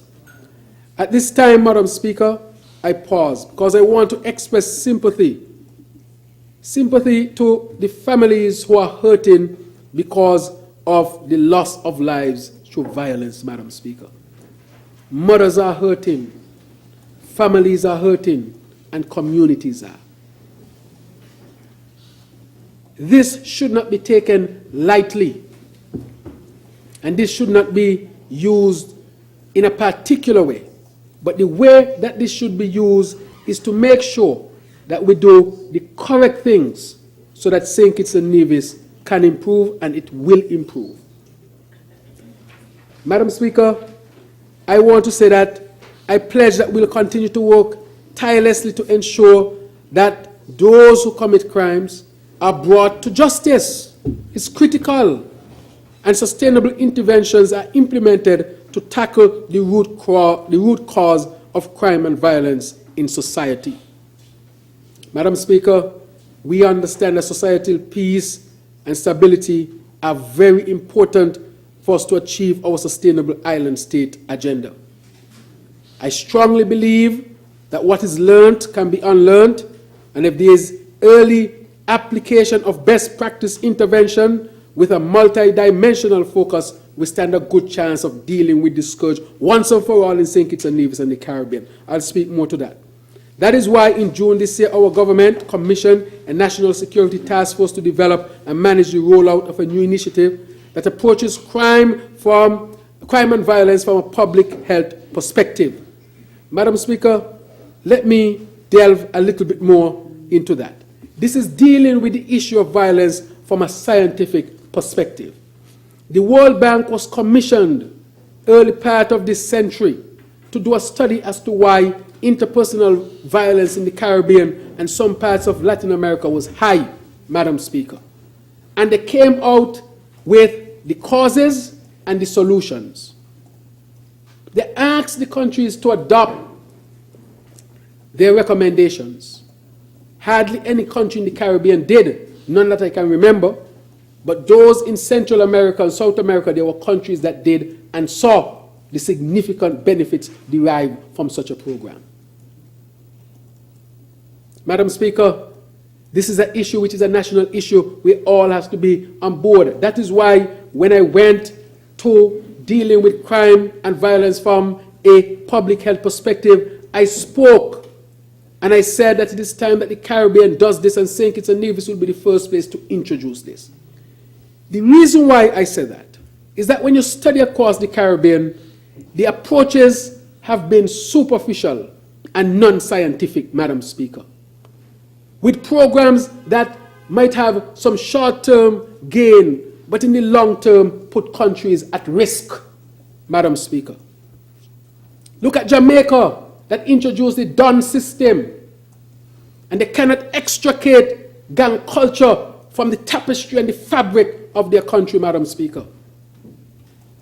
Look at Trinidad.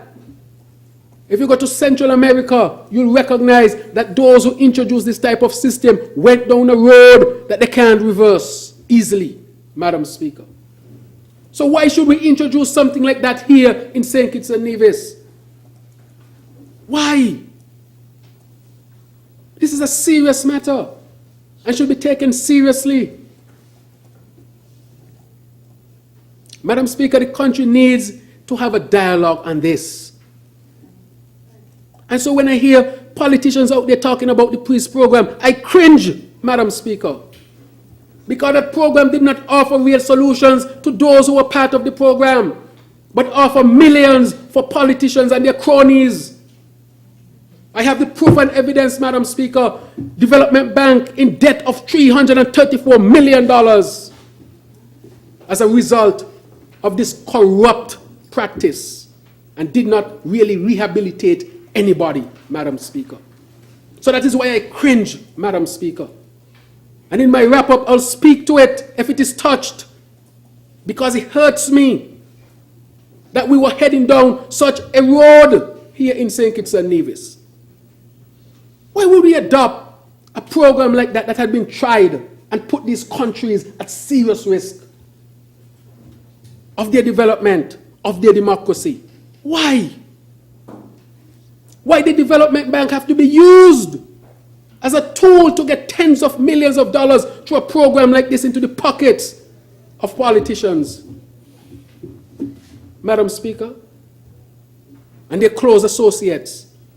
When you see it, Madam Speaker, from what the audit has shown, you cringe, you can't believe this is a country where this has happened. Money leaving the bank in plastic bags. I mean, when you read it, you thought, what is I'm really reading here? This sounds like cartoon. This can't be real. What happened right here in St. Kitts and Nevis?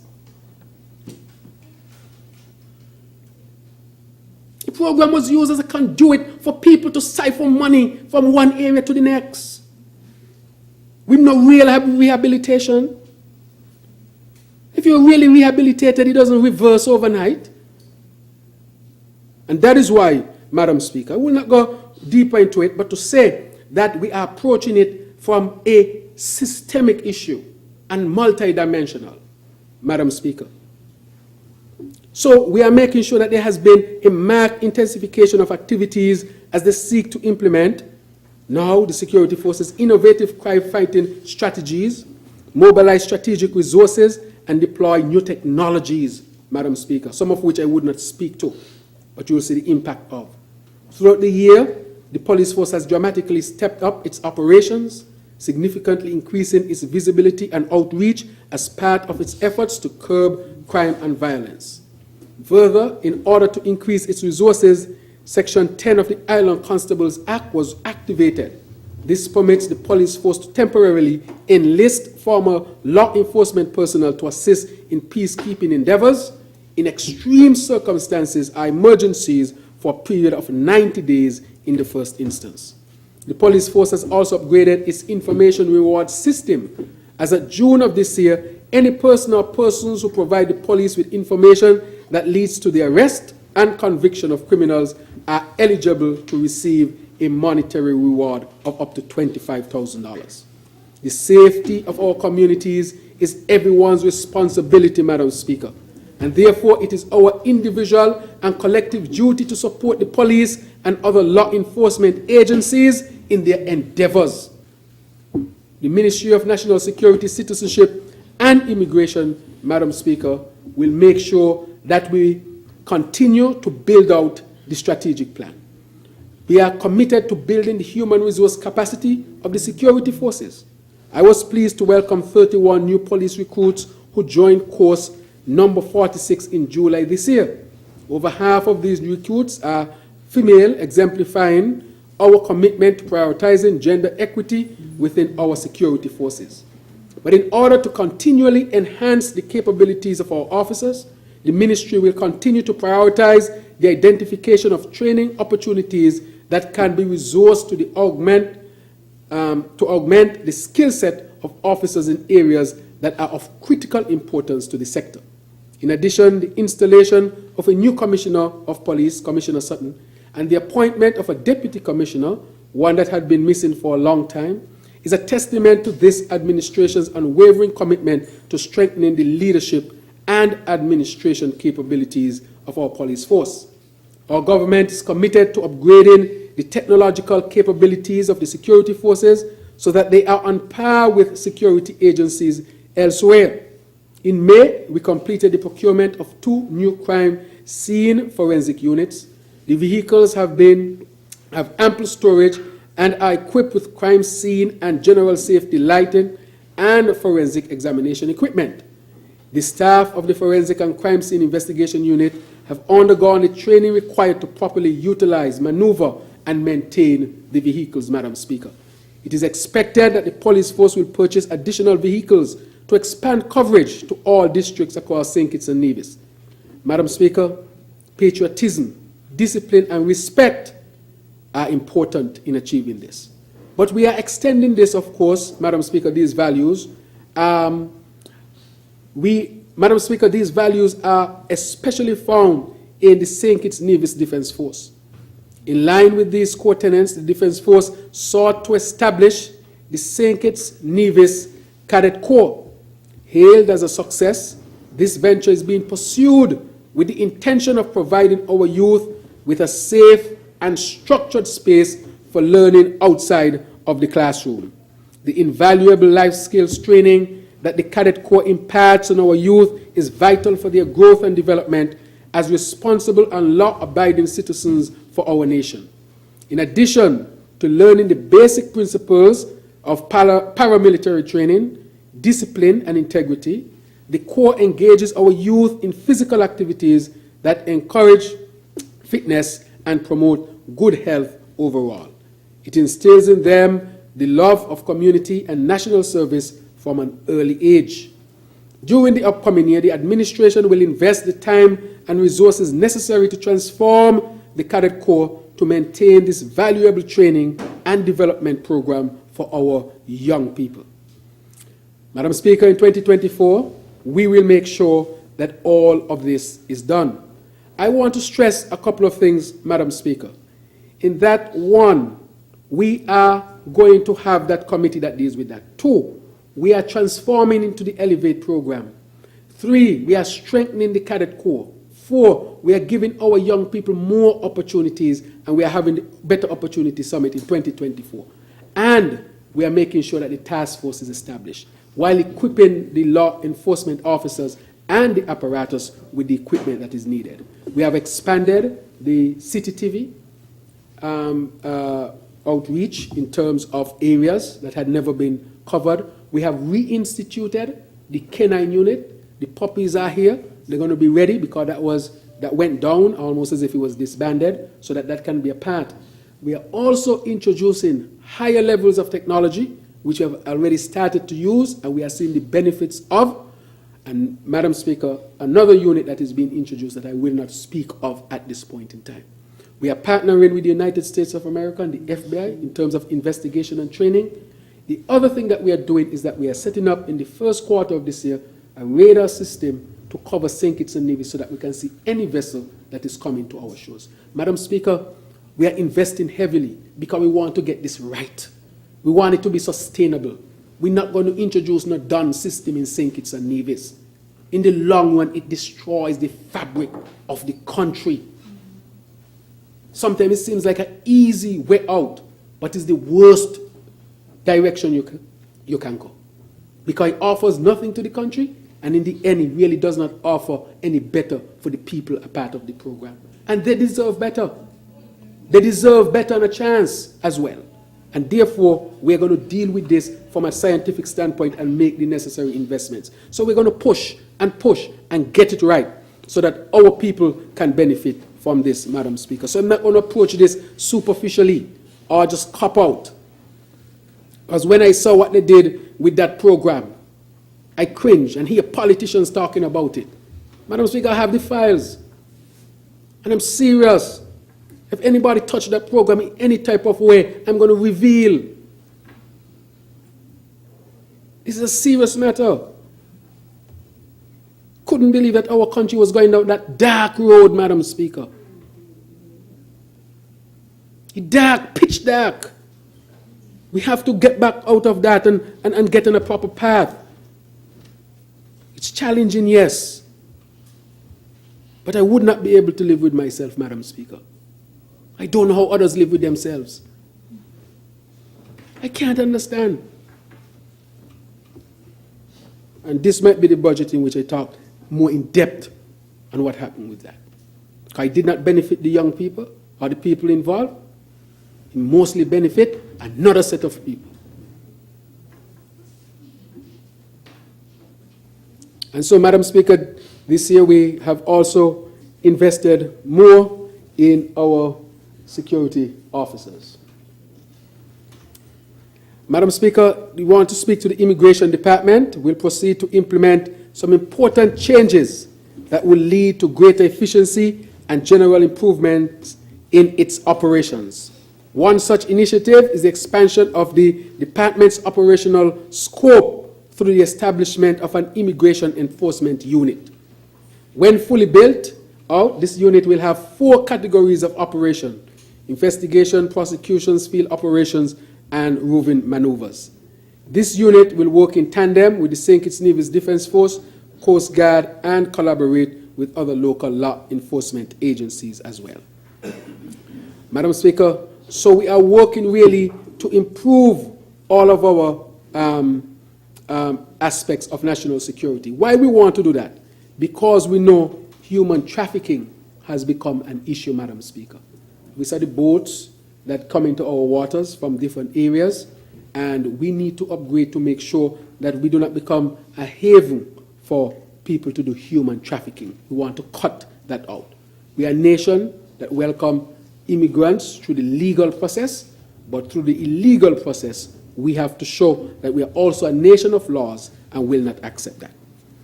Madam Speaker, digital upgrades are also scheduled for the Immigration Department, specifically to the border management system, which will be upgraded from 3rd to 4th generation software, Madam Speaker. Innovation. The system includes a built-in reporting module that highlights cases of persons who might have violated our immigration laws. Madam Speaker, the upgrades also entail the commissioning of immigration kiosks at the arrival lounge of RLB International Airport. This will expedite and further decrease congestion, all while maintaining a high level of security. By the end of the first quarter in 2024, there will be 5 fully functional immigration kiosks in place at our airport. Services at the departure lounge will also benefit from the upgraded services. And we had a delay because of the company, but they have committed to deliver now. It is anticipated that the Immigration Department will benefit from improved operational efficiency due to the establishment of a passenger information database. This new arrangement will significantly reduce the need for immigration officers to be stationed in the department lounge. Departure lounge, sorry. Instead, the department will rely on the advanced passenger information supplied by each airline or cruise vessel destined for St. Kitts and Nevis.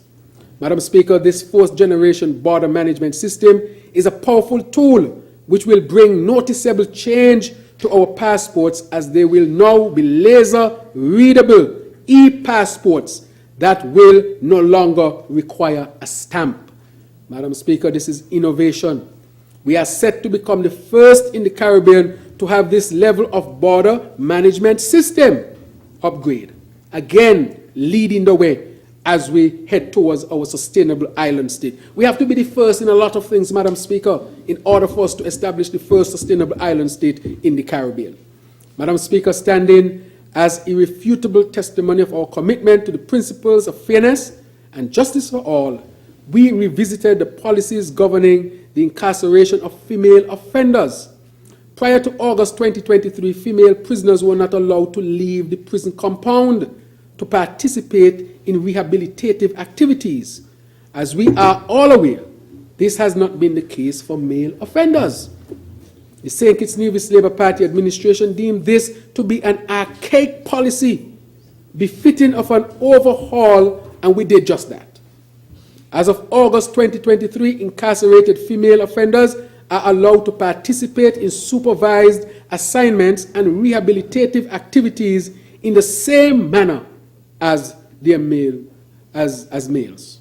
This decision has the potential to yield great benefit not only for female offenders upon release, but also for their families and communities through the opportunities to learn new skills, Madam Speaker. This is also consistent with our overall effort to reduce recidivism and promote acquisition of decent work. Madam Speaker, as I go on, technology has transformed the legal landscape in various ways, making the administration of justice more efficient, accessible, and transparent. The Eastern Caribbean Supreme Court, recognizing the power of technology, launched the electronic litigation portal in the Magistracy Department. The portal was launched in March 2023 and enables litigants to file documents from anywhere in the world. Madam Speaker, 2024 is expected to be a year of further improvements in the administration of justice, and the Minister of Justice is here.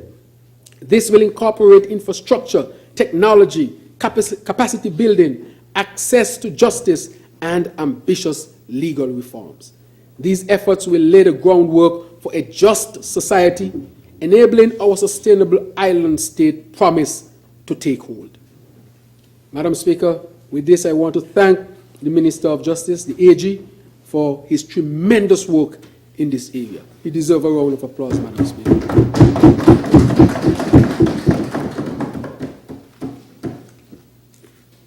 Madam Speaker, to engage and coordinate the relevant stakeholders. Madam Speaker, we now move on to our energy. And the Minister of Energy just highlighted that to me. I think we are coming to the end soon. Yes, we are coming to the end soon. Madam Speaker, investments in energy security of our country are ongoing. The recent prolonged period of heat waves, which is on record to have exceeded the 90th percentile of the region's historical temperature range, has increased the pressure on the electricity grid to meet the energy demands of consumers. As a result, the central government assisted the St. Kitts electricity company, Skelec, to acquire two 2-megawatt Caterpillar gensets to strengthen the generating capacity. In addition to the infrastructure activities, Skelec will invest in a new state-of-the-art smart metering system. The shift to the new system will begin with a nationwide installation of smart meters in 2024, which will change the way electricity is supplied to consumers. With this new system, customers will be required to pay in advance through a top-up system. That's an option, similar to the mobile telephone service. On the Skelec end, the new system will assist in the management of power distribution as well as improve collections. It would also help to safeguard the financial viability of the company, Madam Speaker. Madam Speaker, for some time now, we have been hearing about establishing a solar energy plant in the Bastia Valley. Well, I can confirm, and the Minister of Energy will also confirm when he speaks, that this administration has successfully renegotiated the agreement to bring it in line with our ambitions of becoming a sustainable island state, and we are on the cusp of signing off. We have signed off, Madam Speaker, just confirmed from the Minister of Energy. We therefore expect groundbreaking on the Bastia Valley solar PV farm to take place early in the new year. The solar plant is designed to provide 35.7 megawatts of power to the grid and should be completed within 18 months.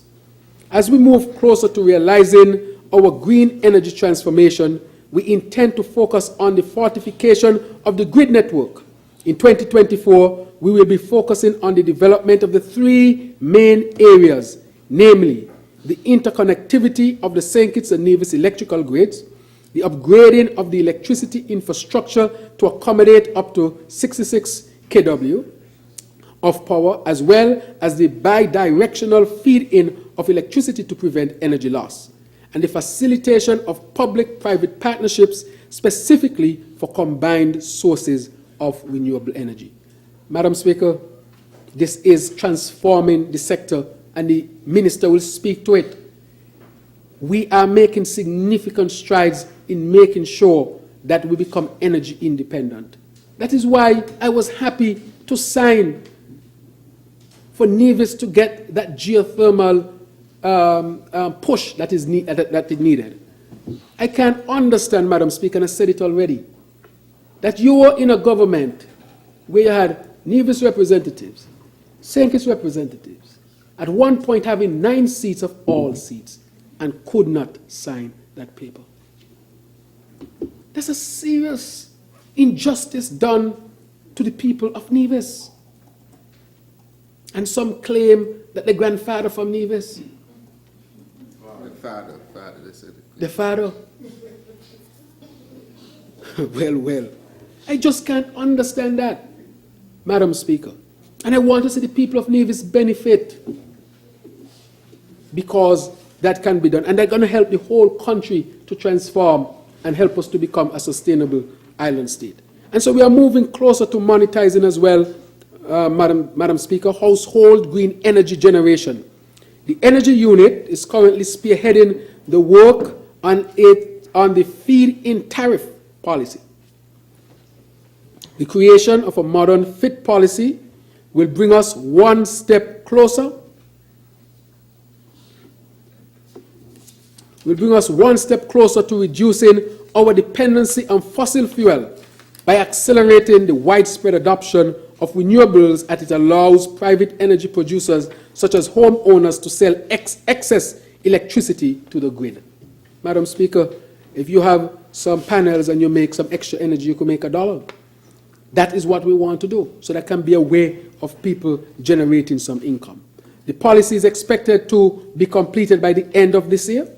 Additionally, SCASPA has committed to recommissioning the existing 1 megawatt solar farm at RLB International Airport and expanding it to a 2 megawatt solar farm with the accompanying battery storage facility. Madam Speaker, this is tremendous development. The recommissioning of the solar farm will not only reduce our carbon footprint in the public sector, but also lessen the financial obligation of SCASPA. Procurement of the panels is currently underway, and we expect full installation by the first quarter of 2024. Madam Speaker, water.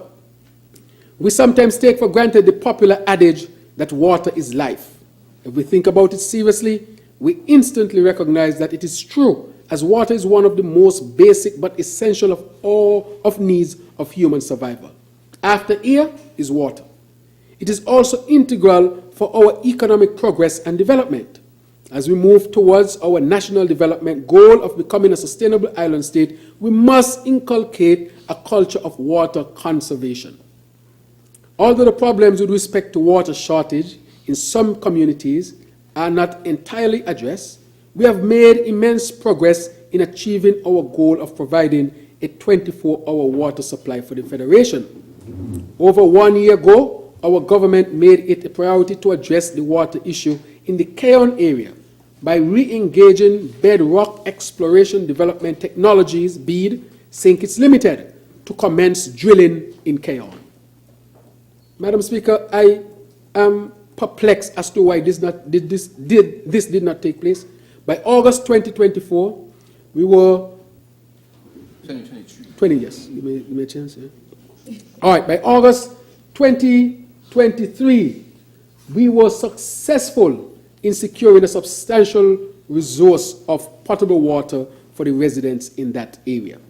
The well has the capacity to provide 700,000 to 1 million gallons of water per day.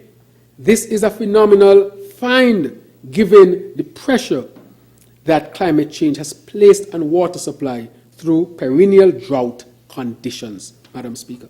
Work is now underway to ensure that the water can safely and efficiently harvested from the well. The order for the pump has been placed, and it is expected that the full commissioning of the well would be realized in 2024.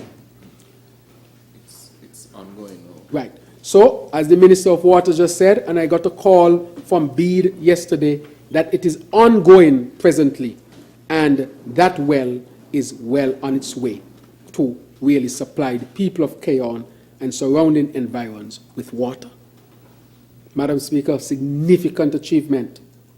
Upon completion of the Keon well, it is our intention to begin drilling in the St. Peter's area to bring a more long-term solution to the water shortage issue there. As an interim measure, the government introduced a new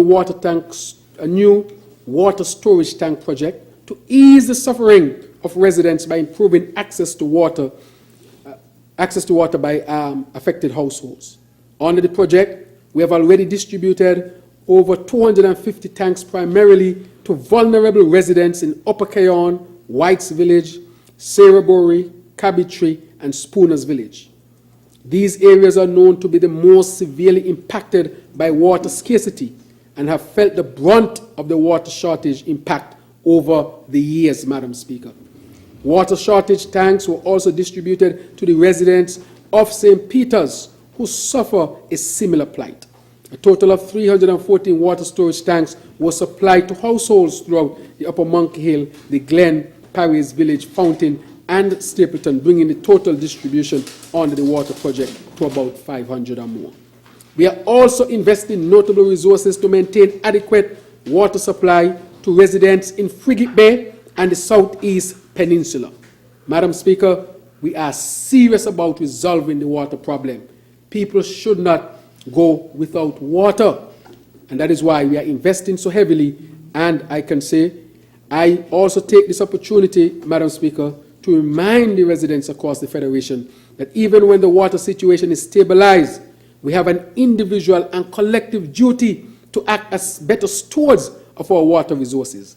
This would mean paying more attention to water leaks and, where appropriate, installing water conservation fixtures to lessen the amount of water used at the household level.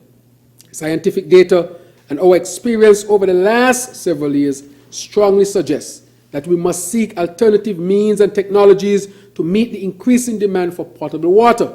Our government has already accepted this reality and has set the plans in motion to realize the construction of 2 solar-powered desalination plants with the assistance of the United Arab Emirates, one in St. Kitts and one in Nevis.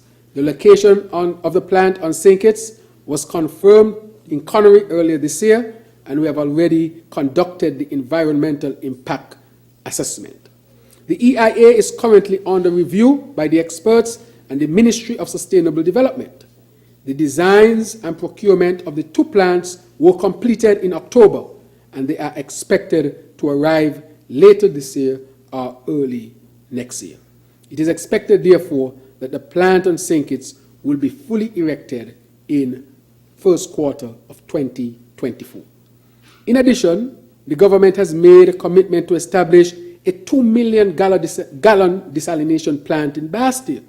This plant will help to address water issues in Bastia, Frigate Bay, and Southeast Peninsula for both residential and commercial users. The construction of the plant is set to be completed also before the end of 2024.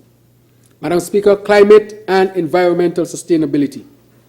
The looming effects of climate change is now recognized as a major threat to our way of life and therefore warrants our full attention and action. Consistent with the findings of our voluntary national review, we will be dedicating the necessary resources to improve the implementation of the SDGs related to environmental protection, climate action, and building resilience. We will give greater attention to issues such as land-based pollution and the impact on our marine environment. To ensure success, it would be essential to foster partnerships across government, the private sector, civil society, and our communities. Our ability to change course with regards to the proliferation of single-use plastics will be a crucial measure of our success in this endeavor. The Ministry of Environment, Climate Action, and Constituency Empowerment has proposed a phased ban on the most prolific single-use plastic items and implore our people to embrace the use of the more environmental friendly alternatives. So I want to say a special word of thanks to our supermarket chains and retail outlets that continue to work alongside the government to inculcate sustainable practices in our country through this timely initiative. Our government, in collaboration with Taiwan ICDF, has also embarked in a program to introduce recycling in our country with the goal of normalizing this practice in our everyday life. The response to the recycling program by the general public has been encouraging, and in just over a year, we have collected in excess of 100,000 pounds of plastics that have been diverted from our waterways and landfills. We are essentially grateful to the government and people of the Republic of China, Taiwan, our development partners, and we hope to embark on a second phase in which we will improve our collection processes and introduce new recyclable materials. I want to express gratitude as well to the Government of Canada, who through the Canada CARICOM Expert Deployment Mechanism will be providing experts in 2024 to conduct an assessment of the landfills on both St. Kitts and Nevis with a view of improving their sustainability. We will continue collaborating with key sectors to ensure that our national commitments to the global climate change agenda are implemented. With limited access to finance, we have demonstrated the necessary political commitment and responsibility, Madam Speaker, in our response to the global climate crisis. We recognize that we must promote a long-term transformation action plan which would require a paradigm shift in our policies and institutional frameworks. This will in turn help us to kickstart deep climate resilience building and our transition to net zero emissions by mid-century. As the Ministry of Environment, Climate Action and Constituency Empowerment continues to monitor the implementation of projects and activities to achieve the targets outlined in our 2021 revised National Determined Contribution, it will ensure that there is a partnership-based approach with the right people at the table to inform the way forward. Madam Speaker, we plan to apply a whole-of-society consultative approach and ensure multiple opportunities for stakeholders to provide inputs. Madam Speaker, in pursuing the above-referenced transformation, we are pleased to have the support of the Green Climate Fund. Over the past few years, the Green Climate Fund has been providing support for the capacity building of stakeholders in St. Kitts and Nevis to improve their response to climate change.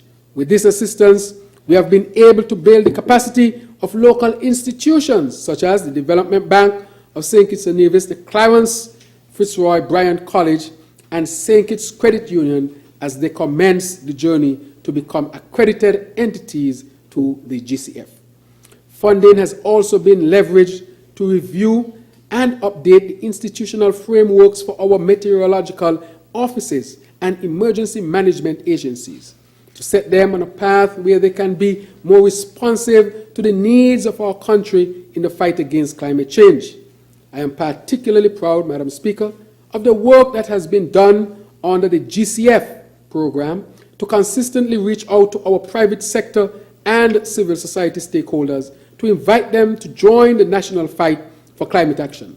As part of this process, our small businesses were invited to propose and formulate projects to assist in advancing a range of national sustainable development imperatives, including climate action, water, electricity vehicles, sustainable housing, climate-smart agriculture, and recycling.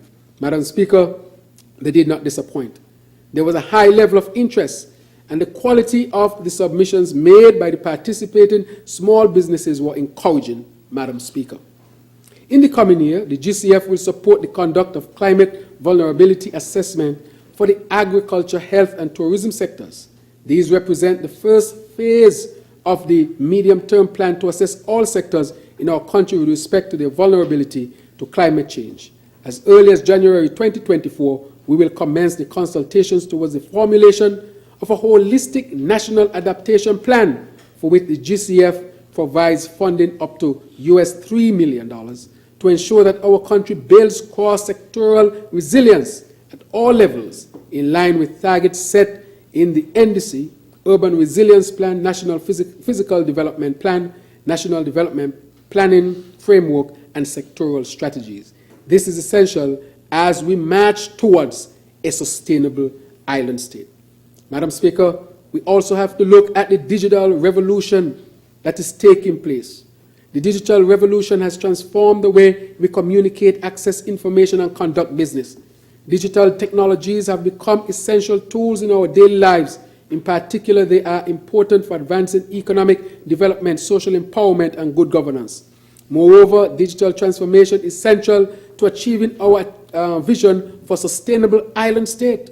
It supports the efficient storage and dissemination of data and information needed for responsive planning and facilitates the ease of doing business within our federation. Moreover, digital transformation has the ability to enhance worker productivity, which is a high priority for our government. It is therefore imperative that we invest in our information and communications technology sector to ensure that our country remains competitive and our citizens have access to the benefits of the digital age. I want to commend the work of the Department of ICT and the Minister who is here, Minister Honorable Conway Maynard, in helping to lay the foundation to accelerate our digital transformation here in the Federation. As I speak, almost all government offices within the metropolitan area have been connected to the government-wide area network, with the exception of just 2 areas where implementing this upgrade was not feasible. In September 2023, St. Kitts and Nevis Internet Exchange Point was officially launched. The SCENEX is now considered a critical internet infrastructure and resource for national development. This is a central point for the delivery of critical national ICT services. It will help to promote the proliferation of local content services and provide cybersecurity protection of domestic internet traffic. The SCENEX can be leveraged for the improved delivery of local e-government services in a more secure and cost-effective manner. Madam Speaker, technology. Our whole of government technology strategy and our cybersecurity strategy are critical parts of the framework to achieve digital transformation. The whole of government technology strategy prioritizes various activities and programs for the implementation under 3 main categories: people, process, and technology. The cybersecurity strategy defines the strategies to ensure the safety, integrity, and availability of the government's data and information. The Department of Technology will continue to build out the functionality and services on the official government portal, www.gov.kn,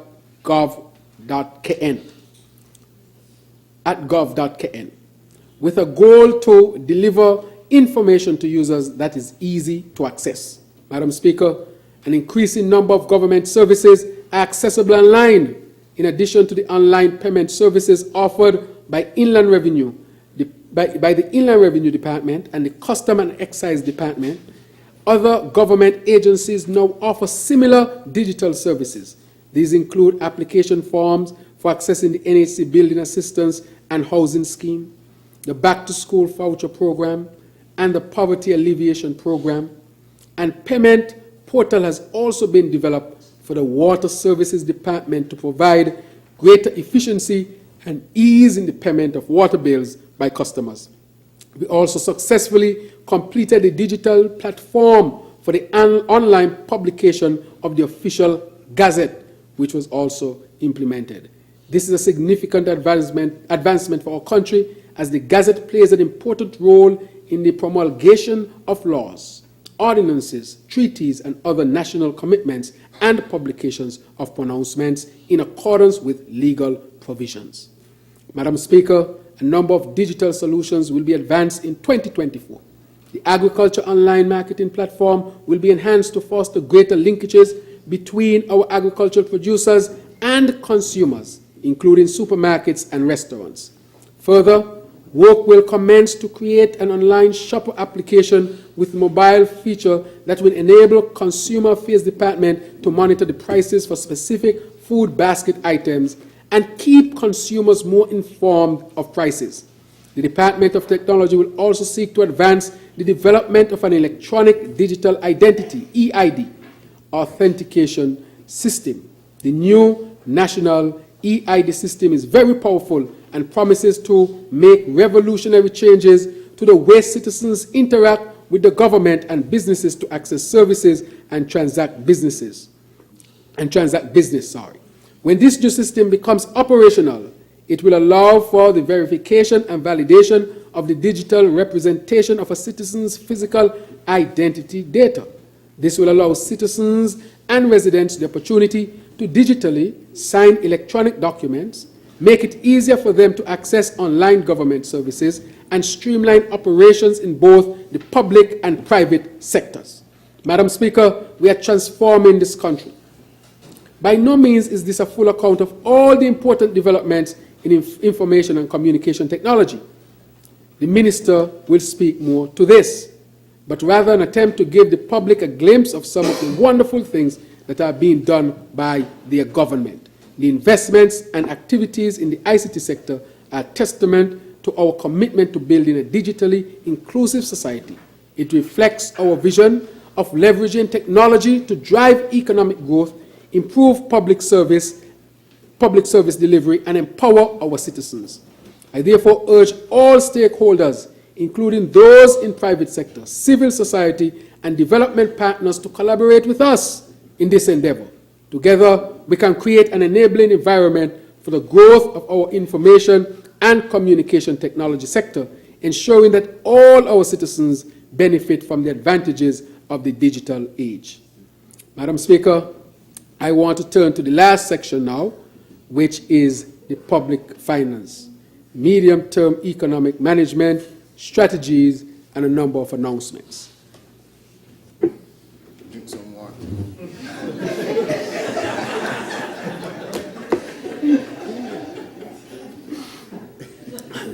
Madam Speaker, water is life. With respect to the anticipated fiscal outturn for 2023, based on information that was available at the end of October 2023, we are projecting an overall surplus of $11.2 million and a primary surplus of $28.2 million would be achieved. Madam Speaker, recurrent revenue will be about $1.1 billion, or 11.9% higher than 2023 approved estimates.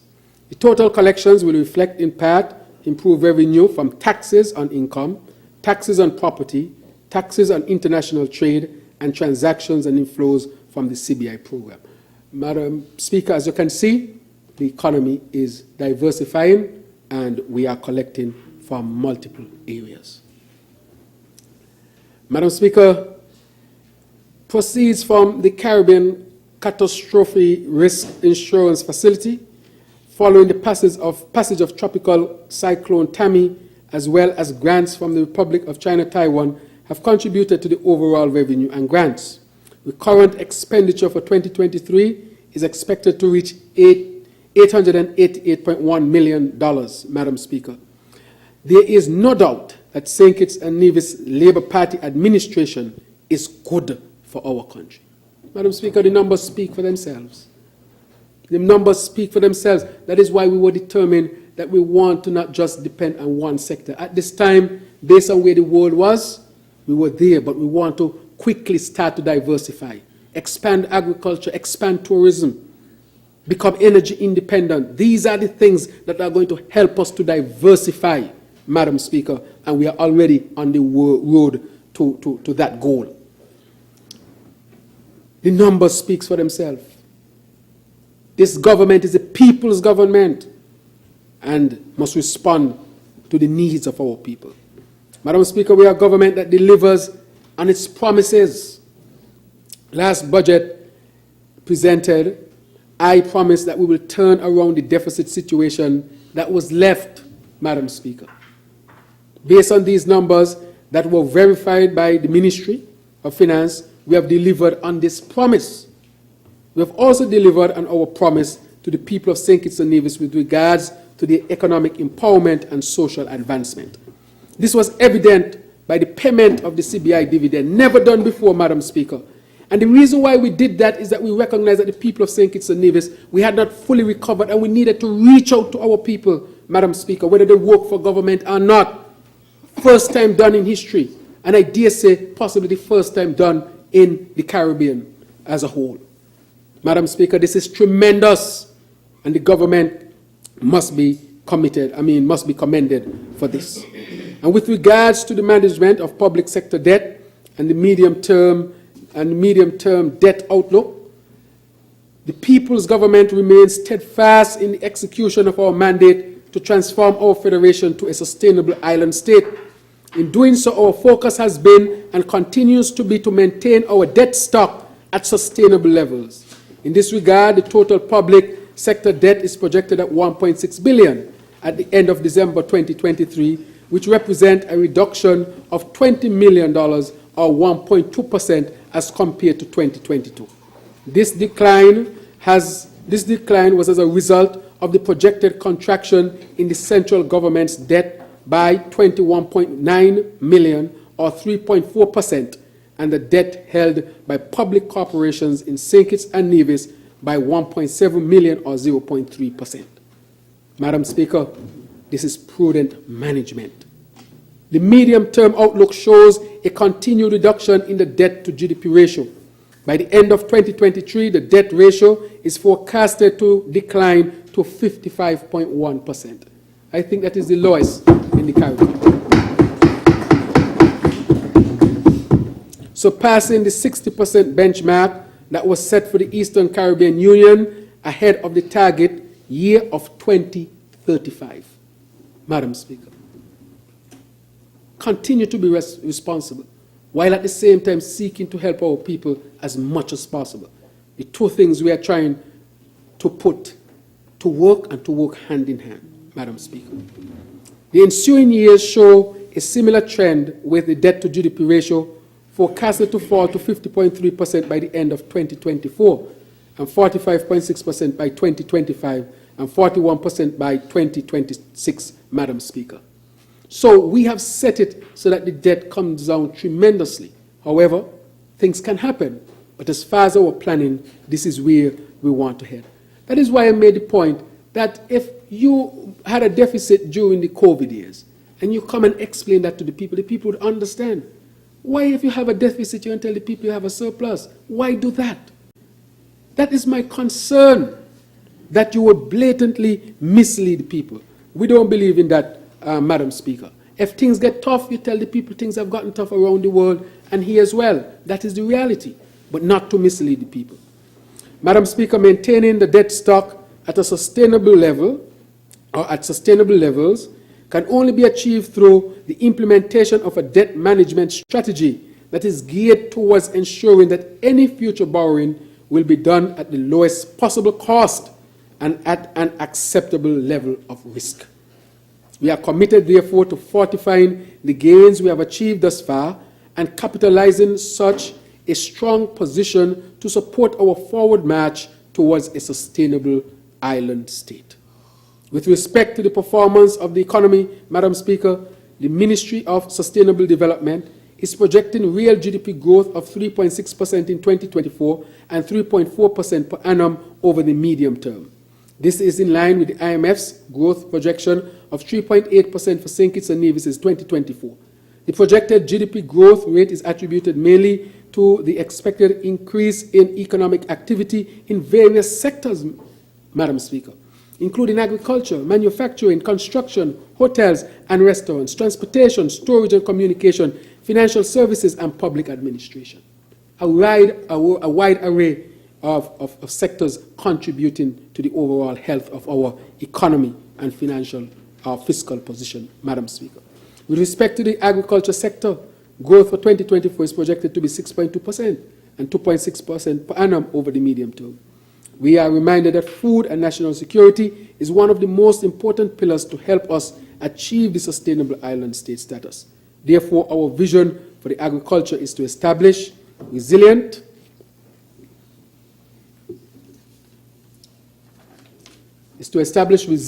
and productive agri-food system that would contribute to economic growth and improve livelihoods. The government will continue to pursue investments to promote crop and livestock production, to boost output and reduce the food import bill by 25% by 2025. Madam Speaker, the tourism sector is forecast to grow by 7.3% in 2024 and 4.3% per annum over the medium term. Contingent on macroeconomic developments in major source markets, we anticipate increased visitor arrivals into the Federation via the traditional airlines, as well as the engagement of new airlines and routes, such as JetBlue, to spur activity in the sector. With the increased marketing efforts of the St. Kitts Tourism Authority, we look forward to the return of travelers from regional and international markets surpassing the 2019 tourist arrival levels, Madam Speaker. The construction sector, which is the largest economic sector, is estimated to grow by 7.5% in 2024 and 3.5% per annum over the medium term. During our first day in office, we recognized that it was necessary to reassess some of the existing projects and redesign plans, Madam Speaker, for others in order to align them with our mandate. We now have a good pipeline of projects, Madam Speaker, some of which I mentioned before, that are ready to be mobilized. Construction activities will be used to unlock our economic growth potential in 2024, and we intend to move swiftly to the construction phase of some major public sector projects, such as the New Basti High School solar farm, hospital, and road improvement activities across the island, including the St. Peter's Main Road. As mentioned earlier, the construction of smart homes under the NHC housing program is also expected to stimulate residential construction activities. Madam Speaker, the medium-term fiscal framework, which spans the period 2024 to 2026, was developed to guide the preparation of the 2024 estimates.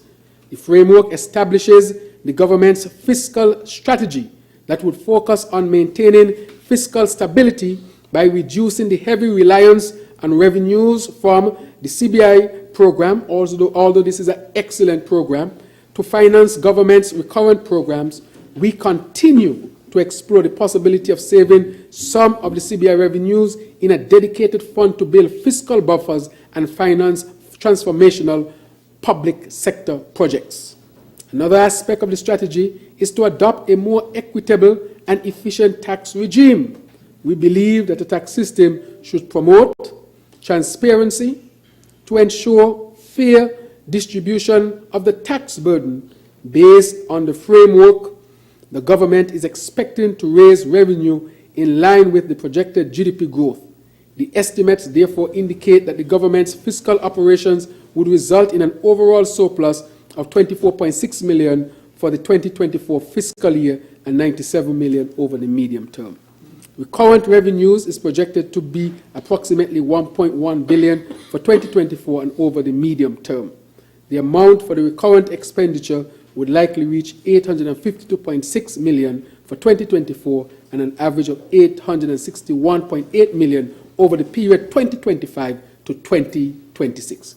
Madam Speaker, we are also projecting 204.7 million for capital expenditure and net lending in 2024, while over the medium term, outlays are anticipated to average in the region of 123.8 million. The composition of the government's public sector investment program is a testament to our deliberate efforts to enhance the economy's growth prospects as we strive to attain the sustainable island state status, Madam Speaker. Madam Speaker, this government, the people's government, approach to fiscal management is practical. We are committed to maintaining fiscal prudent policies in order to assist the Federation to adequately respond to the many challenges that emanate from the continued uncertain global economic environment. Given the ongoing volatility in the global economy, the significance of fiscal prudence for our small open economy cannot be overemphasized. As a small country operating in the international market, our economic stability hinges on prudent fiscal management and strong economic policies. Conversely, the current level of broad-based subsidies is not sustainable, Madam Speaker, and therefore runs counter to the principles of fiscal prudence. Madam Speaker, I mentioned earlier that the expansive nature of the subsidies and the cost of the various social support programs currently funded by the government. Those are what I'm speaking about. In considering this matter, it is important to remember that the primary aim of many of our elevated social assistance programs was to protect our people from the devastating impact of the COVID-19 pandemic and their livelihoods, and to speed up the recovery of our economy from the enormous contraction during the pandemic. However, as the economy recovers from the effects of the pandemic and more of our people become capable of standing on their own feet, it will become necessary to bring our social programs to more sustainable levels by focusing more precisely on targeted groups. By upholding fiscal discipline, we fortify our resilience against external shocks, ensuring sustainable growth and shielding our economy from permanent scarring. This approach fosters investor confidence, deepens our competitiveness, and empowers us to achieve the objectives of our sustainable island state agenda. The current medium-term fiscal framework therefore focuses on building long-term sustainability. Consistent with this framework, we are once again prioritizing investments in infrastructure, tourism, agriculture, education, small business development, technology, and innovation. These are all areas that can contribute to sustainable growth and stability over time. The framework is also designed with a level of flexibility to allow for adjustments to respond to shifts in the actual performance of the domestic economy. Further, in our pursuit to diversify and reduce the reliance of our economy on one sector, we are making notable progress in attracting investments that are not dependent solely on the CBI program. Madam Speaker, similar to the position held in my maiden budget address delivered last December, our government is not proposing the introduction, Madam Speaker, of any new taxes at this time.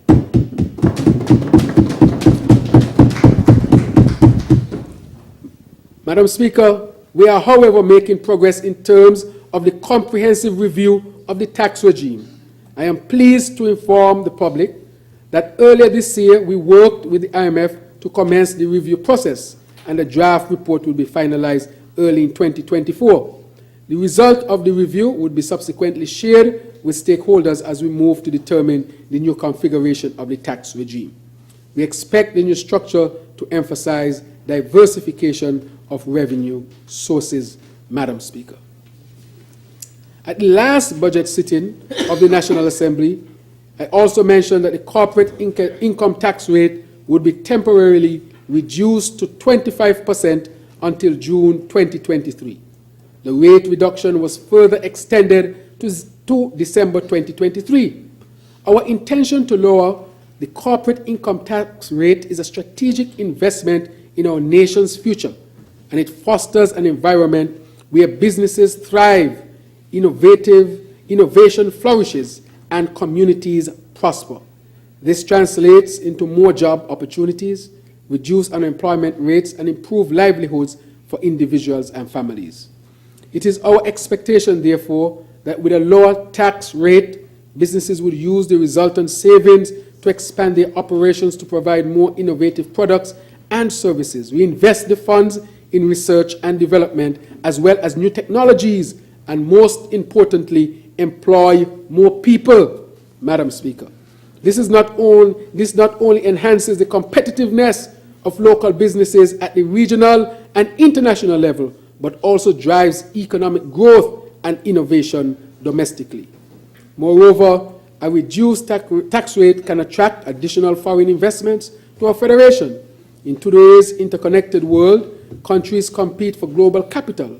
A more favorable tax environment entices foreign companies to establish operations within our borders, bringing not just investment, but also expertise,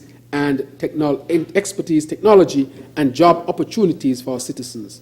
In considering the foregoing, I would like to say that we have no intention of increasing the corporate income tax rate at this particular time, Madam Speaker. We will extend it further. We want, Madam Speaker, to acknowledge the role of our businesses, large, medium, and small. The government cannot build this country on its own strength, but only in the true partnership with the private sector. We therefore commend the various businesses that are contributing to the economic growth and development here in the Federation.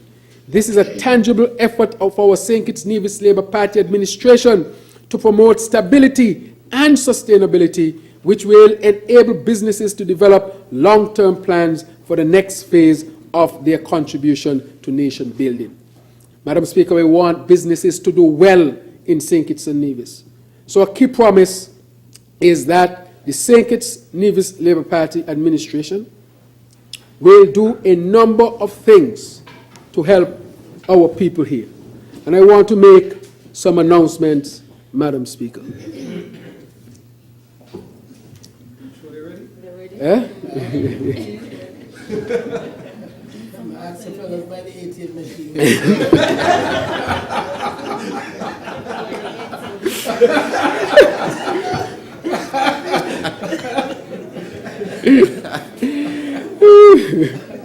Madam Speaker, a key promise of the St. Kitts Nevis Labour Party administration is to increase the minimum wage for the industrious working people across our federation.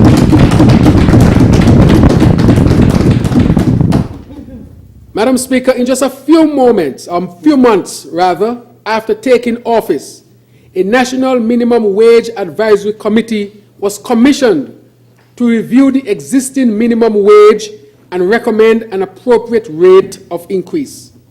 By providing a fair and livable wage, we empower our workforce, allowing them to support themselves and their families without the constant strain of financial hardship and insecurity.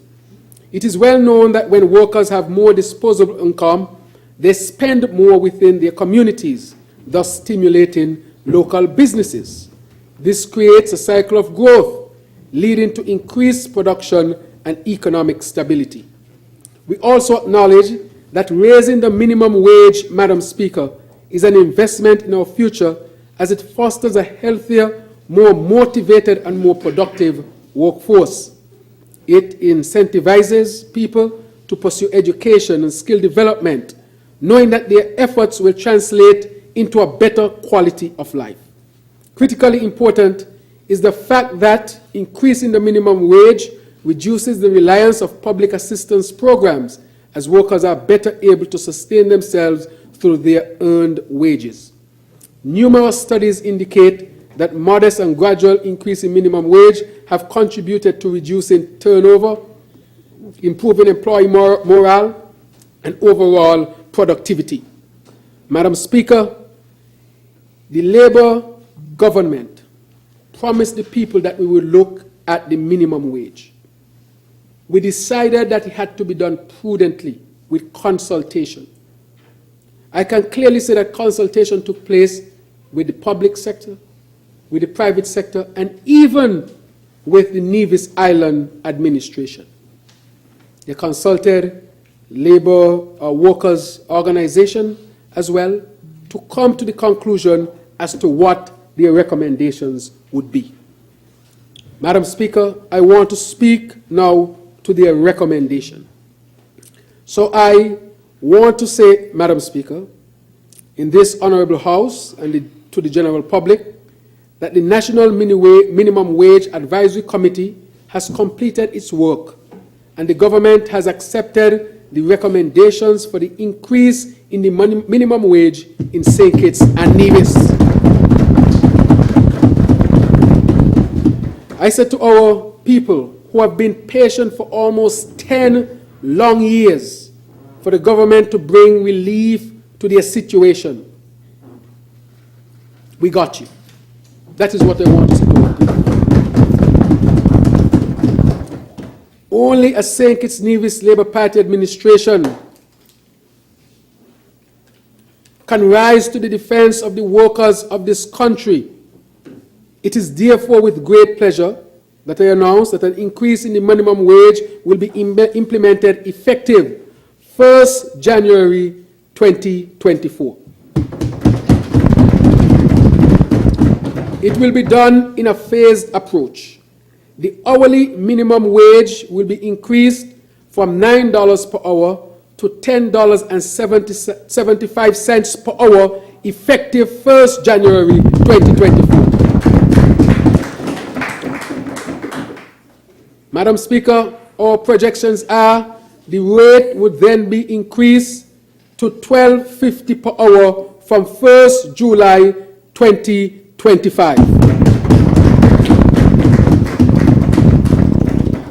The increase in hourly rate would result in a weekly rate of $430 from the 1st January 2024 from 360 and $500 per week from 1st July 2025.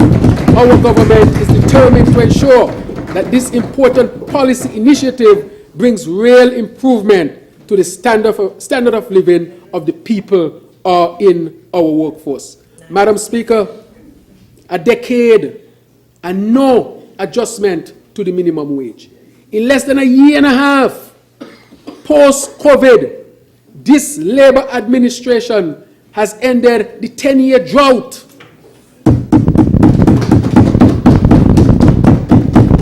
And is delivering to the working people here in St. Kitts and Nevis. Madam Speaker, when you add up that people are going to see real increase over the time. That is what we are about. Madam Speaker, I want to take this opportunity to thank the committee headed by His Excellency Sam Conda. It involved the government, the private sector, the chamber. It involved the Trades and Labor Union. Multiple meetings were kept. Great consultation. And today we are saying that we are going to end the 10-year drought and give the people of St. Kitts and Nevis an increase in their minimum wage. Madam Speaker, excellent work all around. And I want to thank the Honorable Sam Conda, His Excellency, and his team for working tirelessly hard in making sure that we achieve what we achieve. I know people were pressuring us and said, when are you going to do it? But we believe that it has to be done prudently, properly, with consultation, Madam Speaker, so that when we do it, we get it right. That is what we are about. And that is why we made sure that we cross the T's and dot the I's in ending the 10-year drought in delivering an increase in the minimum wage. The last time the minimum wage was increased, the Honorable Dr. Denzel Douglas is here. He was the Prime Minister. It took another Labour government 10 years later to increase the minimum wage. It's a party for the people, Madam Speaker. And the 500 minimum gives you more than $500 a month extra every month. And, critical point, when it goes up to $500, it will be more than the $500 PAP. You know why we believe in minimum wage increase or wage increase, Madam Speaker? Because when you retire, you get more from Social Security. When you have an increased minimum wage, you have more spending power. You're in control. You can approach a financial institution, better your fiscal position to help you to reach more independence living, or independent living, rather, Madam Speaker. That is why we believe in adjusting people's wages so that they work for it. But at the same time we are doing this, we are asking our workers, Madam Speaker, to work. So we are going to introduce in St. Kitts and Nevis a productivity task force. We have already started the work because at the same time we believe in giving benefits. It has to be a two-way street. We give and you give, and together we work. More productivity, more wealth, more benefits. That is what we want to bring to the people of St. Kitts and Nevis, Madam Speaker. So we are matching it with our productivity outlay, which will be introduced to the people in 2024. A whole decade, Madam Speaker, and no increase. A whole decade. Running around, talking about handouts here and handouts there. We believe in delivering the same to the people, but deliver it through a wage. That is more sustainable. That is more impactful. That helps people to become independent. Motivate people to work. Madam Speaker, when you're on one of these programs, somebody wake up tomorrow, they might say take you off, or you ain't sure if you're on. When you go to get a loan and they ask you how much you work for, they're not counting that, Madam Speaker. So it does not improve your standard. And it's private and public sector. Right? Private and public sector, as is pointed out here. So, Madam Speaker, that is why we believe if we are to truly improve the lives of our people, we have to do it in a meaningful way. That is why sometimes when I hear them speak, I said, okay, a whole decade. And all you're telling me is that you are premising your whole campaign and a handout. How about improving the people's wages? What about that?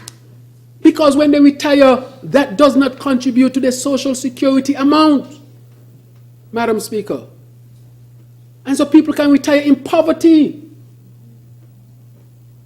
This is a serious country. And we are a workers' party. We started in 1932. We are the oldest party in the English-speaking Caribbean. We have history. We have set the paradigm in the Caribbean in a number of things. And with this increase in wage, I am sure that there will hardly be another country across the Caribbean that can do it like this. That is what we are talking about, Madam Speaker, empowering our people. That is what we want to do.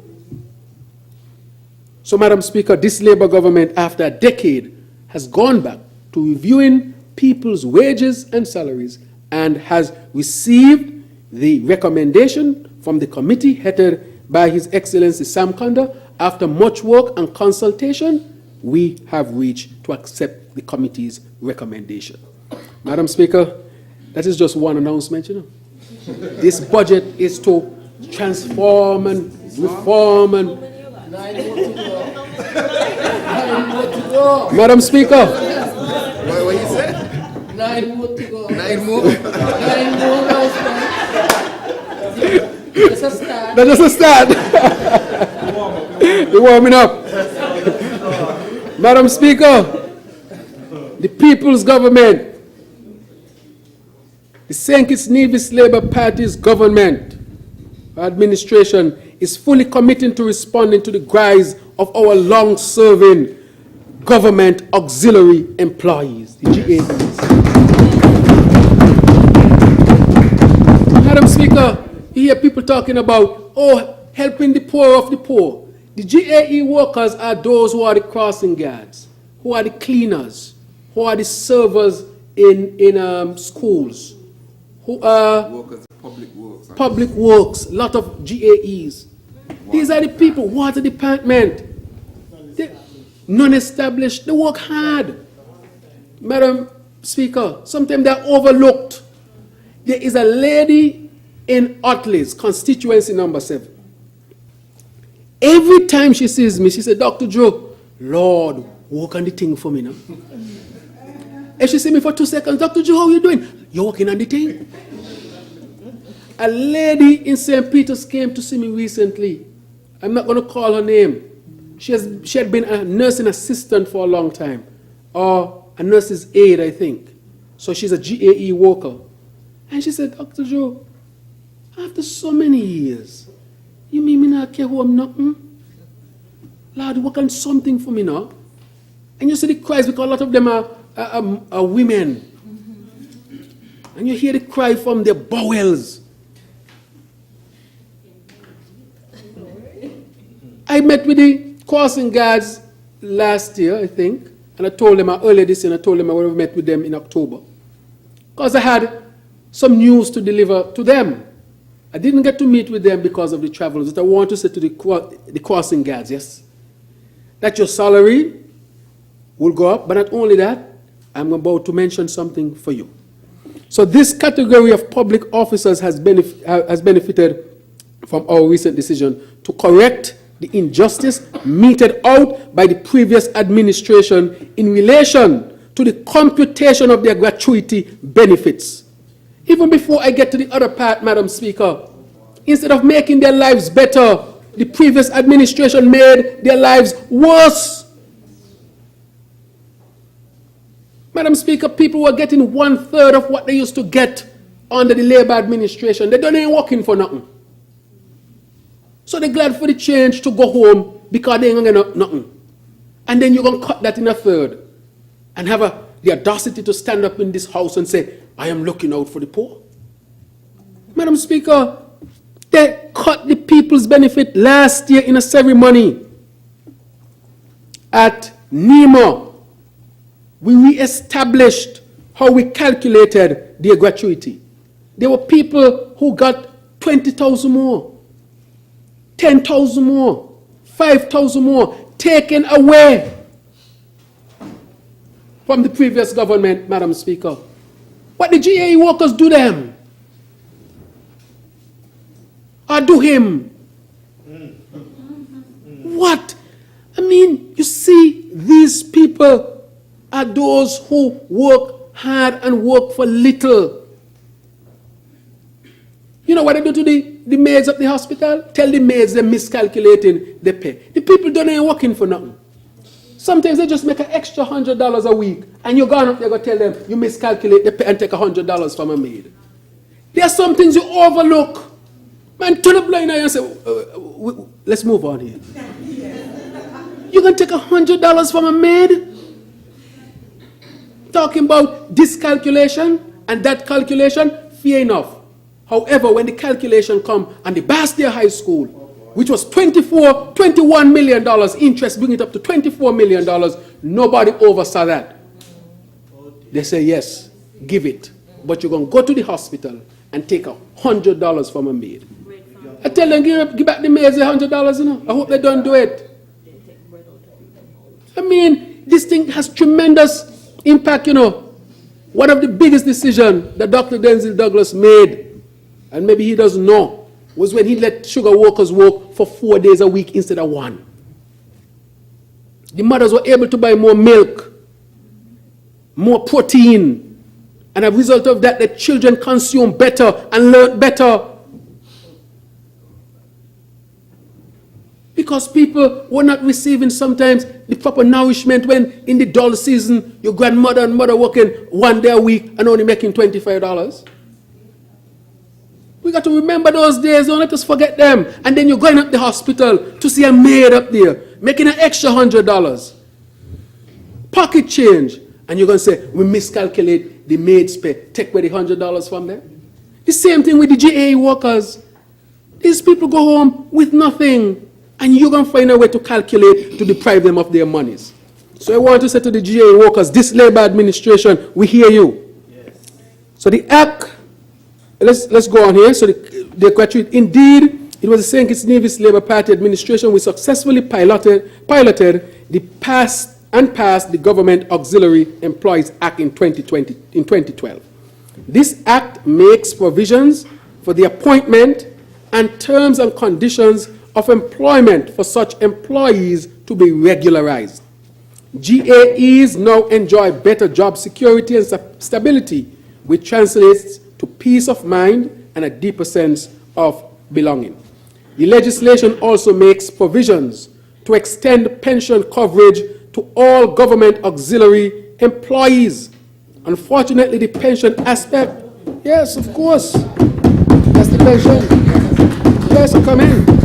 Unfortunately, the pension aspect of the new employment arrangements was not prioritized, and GAEs have not benefited from the good intentions of the legislative and administrative changes.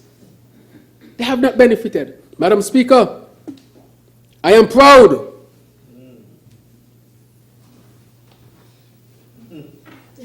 Madam Speaker, that it was the St. Kitts Nevis Labour Party administration which successfully passed the Pensions Amendment Act in 2012 for the establishment of the legal framework for the contributory pension plan.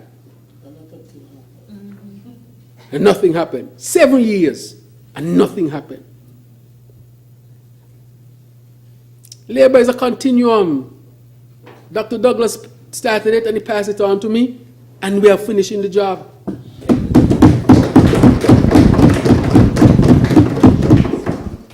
Seven years was an interruption. Sometimes you got to get an interruption to appreciate the good.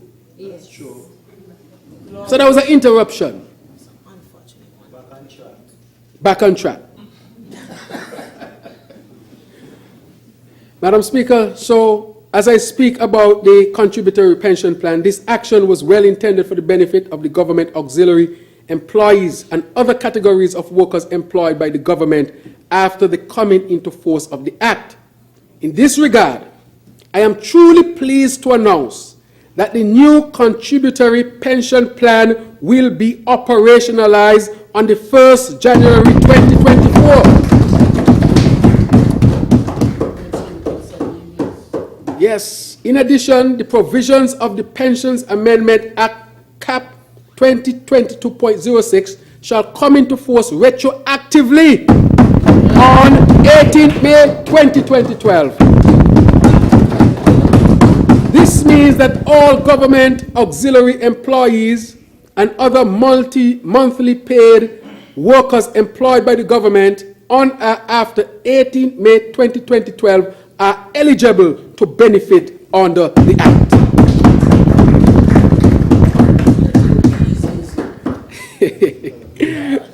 Madam Speaker, today I am thrilled to share some other great news with our civil servants. But I want to put in place, Madam Speaker, let it soak in a bit, that the GAE workers, even those who are retired, Yes. you're going to get your money. Yes. So to the lady in Utleys, Lord, I can't wait to see you now. Because before you catch me, I'll catch you and I'm going to ask you for a drink. I'm going to ask you for a Christmas drink, and she knows who she is.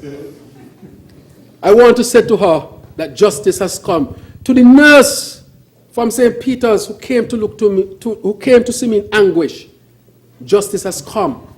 I know you will retire soon, but you will retire with your pension. Yeah.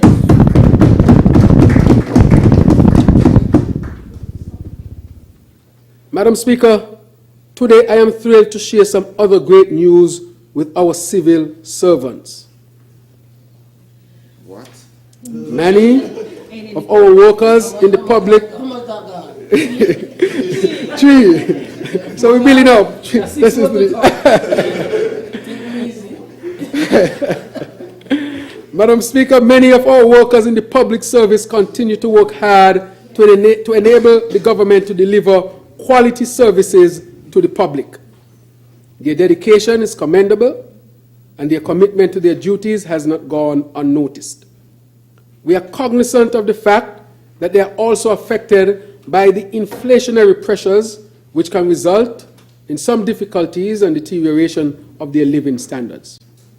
We are also determined that the civil servants who fall under the new pension plan, this has to be listened to carefully, who fall under the new pension arrangements would not experience reduced income as a result of the commencement of the contributory pension plan. That's important, very important. Very important that you understand that. We are going to ensure that you are not affected negatively, and I'll tell you how. As a caring government, as I said, we will not turn a blind eye. It therefore gives me great pleasure to announce a general salary increase of 8% effective 1st January 2024 for all civil servants and pensioners. 8% salary increase for all civil servants, Madam Speaker, and pensioners. Again, I'm not finished yet. This is just the start. We are not finished yet. We are saying that civil servants will get an 8% increase in salary. So the reason why we are making sure that we do that is that when your deduction comes to add to the pension, which is your money, you are not disadvantaged. You will actually see an overall increase of 5% on your salary. This is a caring government. You will see an overall increase instead of a decrease, and you can comfortably contribute to the pension fund, which will be sustainable in the long term, Madam Speaker. Madam Speaker, this increase reflects our appreciation for the contribution to government services, as we firmly believe that the efforts of the civil service must not go unnoticed. This will also be for pensioners as well, Madam Speaker. So we are going to see that they get an increase. Again, we are on the principle that if you get an increase, you'll have more money, you can approach institutions better, you can invest better, more money when you retire. Think about it, Madam Speaker. So we are empowering people. Madam Speaker, so we hope that this increase will positively impact our civil servants, improve their morale, and encourage each and every civil servant to continue to work hard and strive for excellence as we march along our journey to the realization of a sustainable island state. What we are creating is a sustainable pension situation. Madam Speaker, the commitment of the St. Kitts Nevis Labour Party administration to the well-being and financial education of our young population is unwavering. I'll come in again at the end. In pursuit of this commitment, Madam Speaker, you remember, I'm coming back to the civil servants, we're done yet. But remember, I told you that part of the vision of the Labour Party is to make sure that all of our young people are well taken care of. Madam Speaker, when people just out there talking double salary, we say them they're left behind. We're talking increase, we're talking the pension, we're talking resetting the financial architecture, we're talking all kinds of things. They're left behind in the dust. So, Madam Speaker, I'm out of touch with people. In pursuit of this commitment, we present a groundbreaking initiative designed to revolutionize the financial landscape for our youth, one that will instill financial responsibility and investment knowledge here in St. Kitts and Nevis. Madam Speaker, in collaboration with the Eastern Caribbean Central Bank, and I want to thank the ECCB and other stakeholders, our government will spearhead a comprehensive financial education and saving program for our people, our young people, in both St. Kitts and Nevis, covering crucial topics like budgeting, saving, investing, entrepreneurship, and understanding financial markets. This program will empower our youth and the knowledge needed to navigate the complexities of the financial world. Yep. Madam Speaker, the savings aspect of this initiative is equally revolutionary. Before I make the announcement, Madam Speaker, I want to say that we have to end poverty in St. Kitts and Nevis. But you end poverty by investing in people. educating them.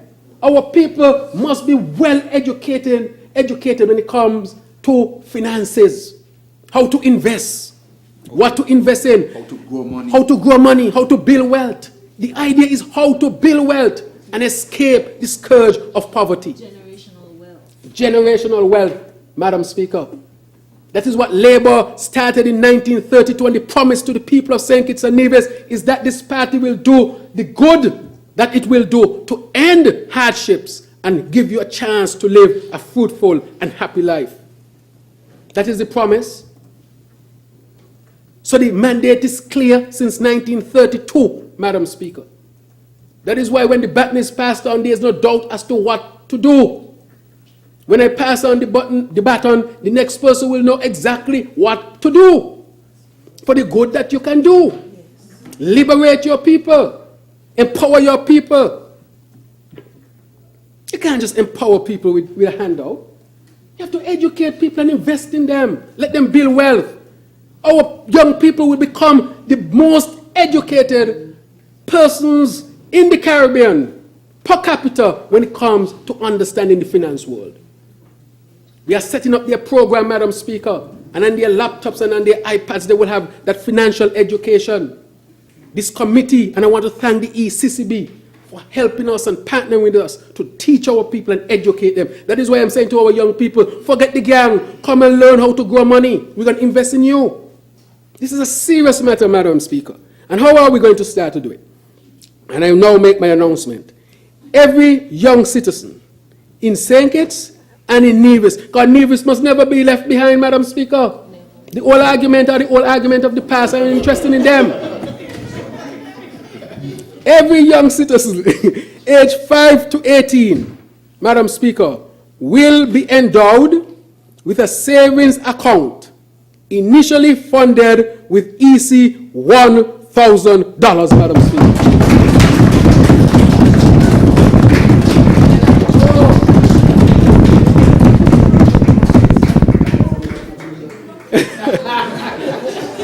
Every child, I don't care where you find them, Madam Speaker, up in Monkey Hill, in Cayon, in Irish Town, in Gingerland, in Buckley's, in Camps, in McKnight, in Parson Ground, Newton Ground. And no matter how much children in the house. And no matter how much all of them get. So if it's 5 children, each one of them get an account. You understand? And And let's go to Nevis. You got butlers in Nevis? Cotton ground in Nevis? Which one? Hanley's Road. Morning Star. St. James. Zion. Rollins.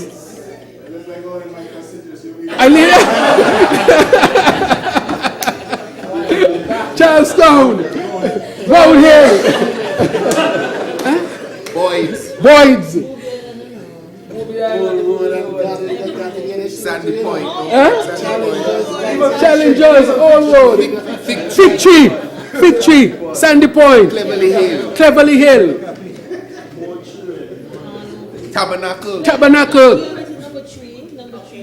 Tabernacle.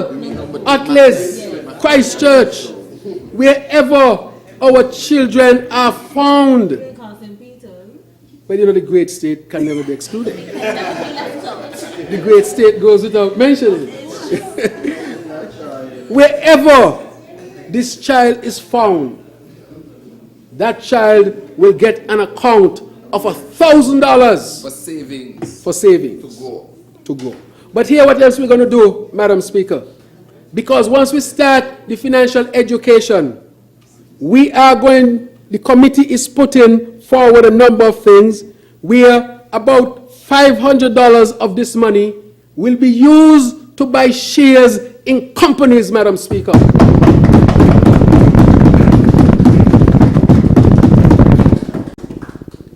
Madam Speaker, can you imagine the children of St. Kitts and Nevis got an account and got shares in companies? Like the National Bank.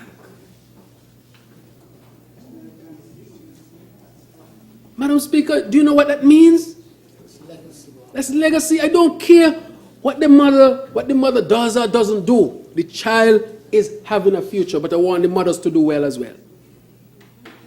And we're going to educate them and lead them to opportunities of how to grow their fund and build wealth, Madam Speaker. No, $500 a month alone, people need it and we will give it where it's needed. But that cannot lift people out of poverty. You need innovative ideas and invest in your people, Madam Speaker, to help to lift them out. And part of our objective is to end poverty here in St. Kitts and Nevis.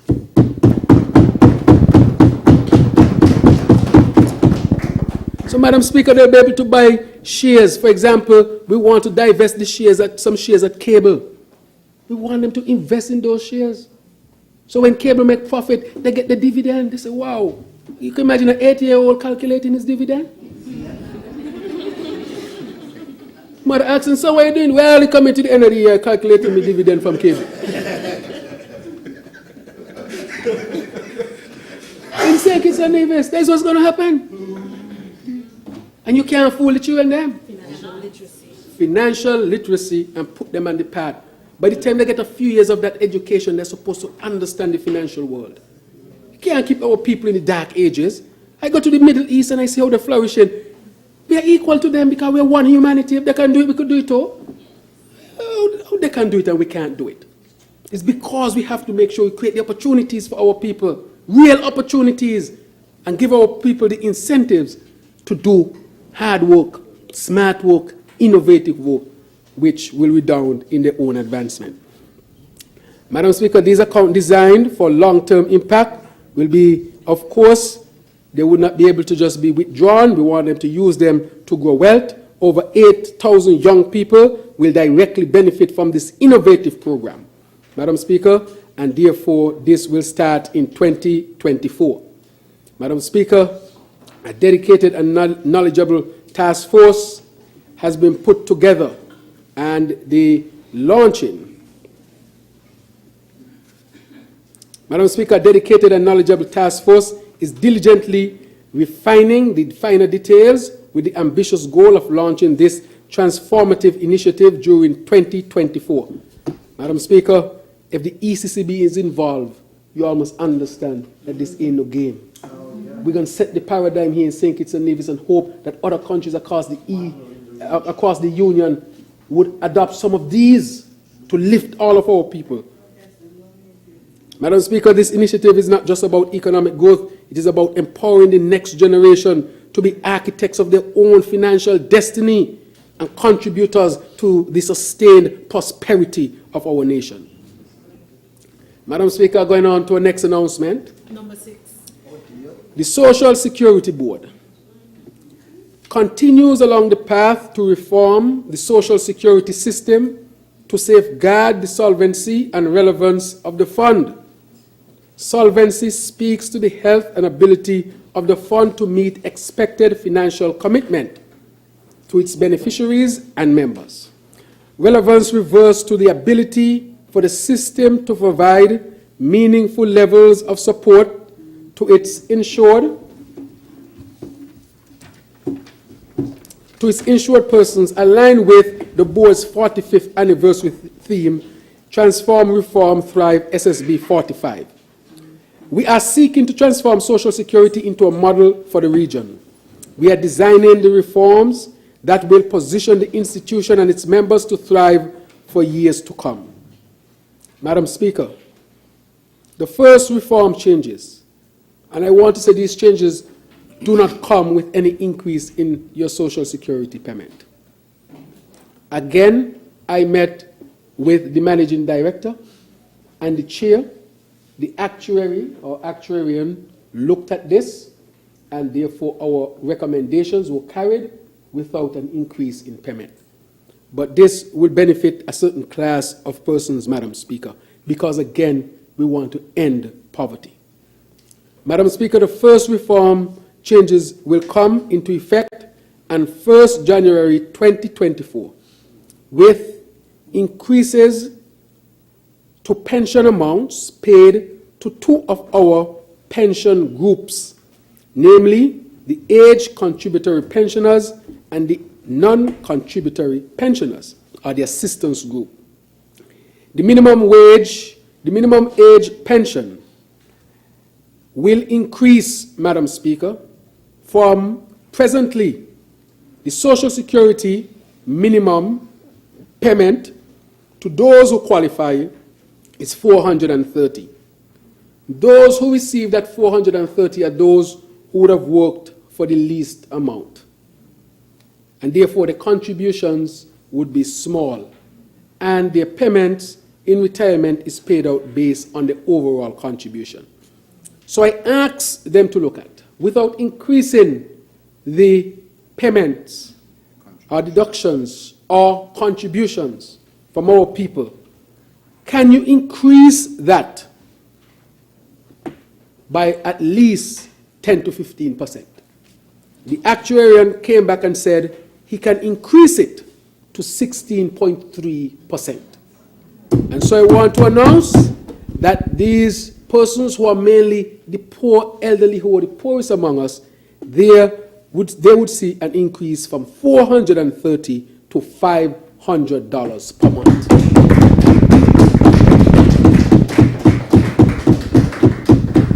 Madam Speaker, the assistance pension, this is an assistance given to persons who do not meet the criteria for Social Security, but as to help them. Social Security set up an assistance to them because it's a smaller number. And Social Security had a plan where they used to pay them $255 per month. And I said, how much can we increase to without having to increase the contributions? And I want to say today, Madam Speaker, we were able to increase it by 37.3% from $255 to $350 per month.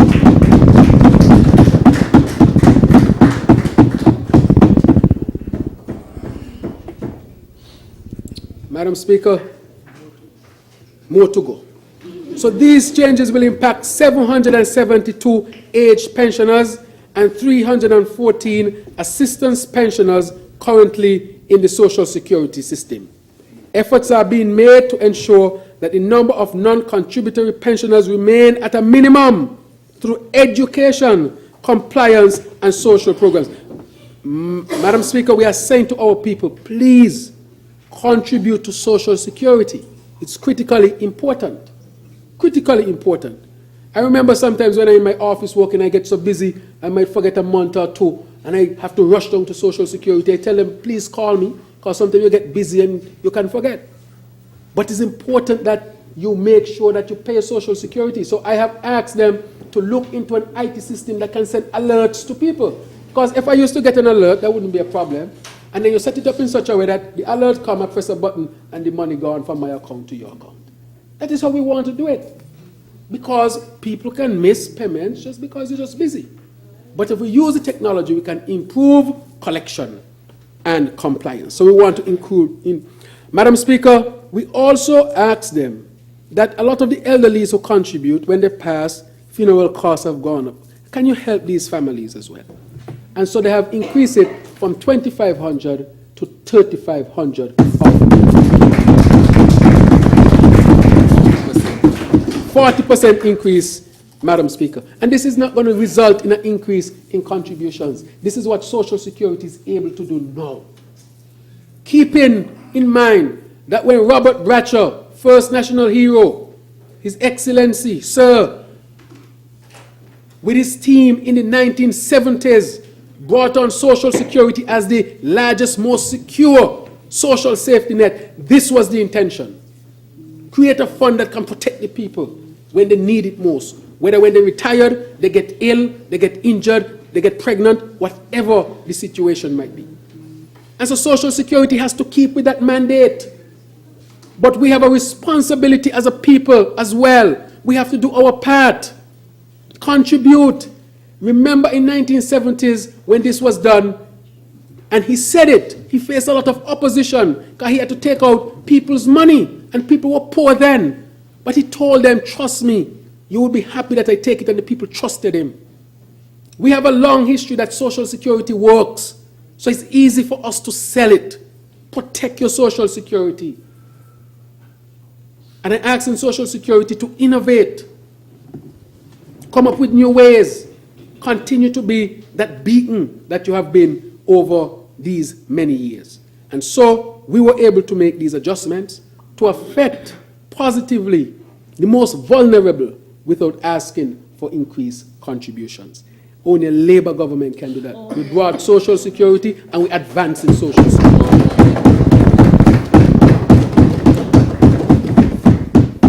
Number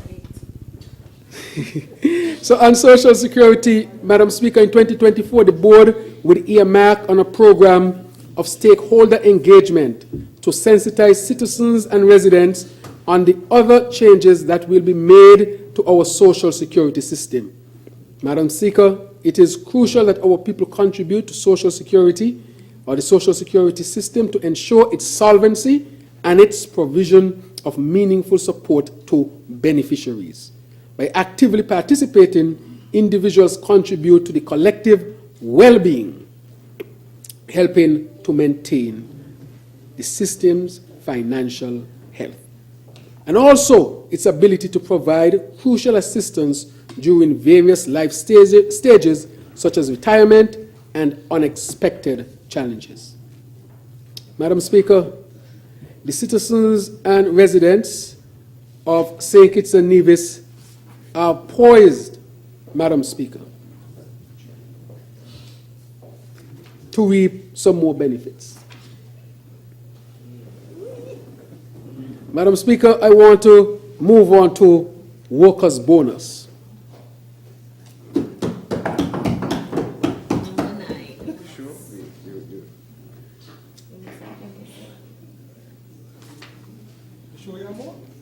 Yes, I have more. Yeah, man, we ain't done.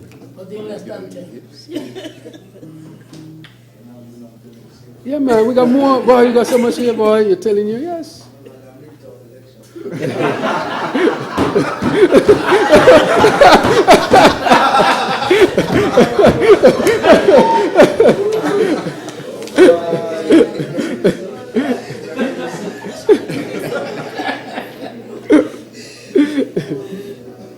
Yeah, this is done. All right. Madam Speaker, I am now moving on to workers' bonus.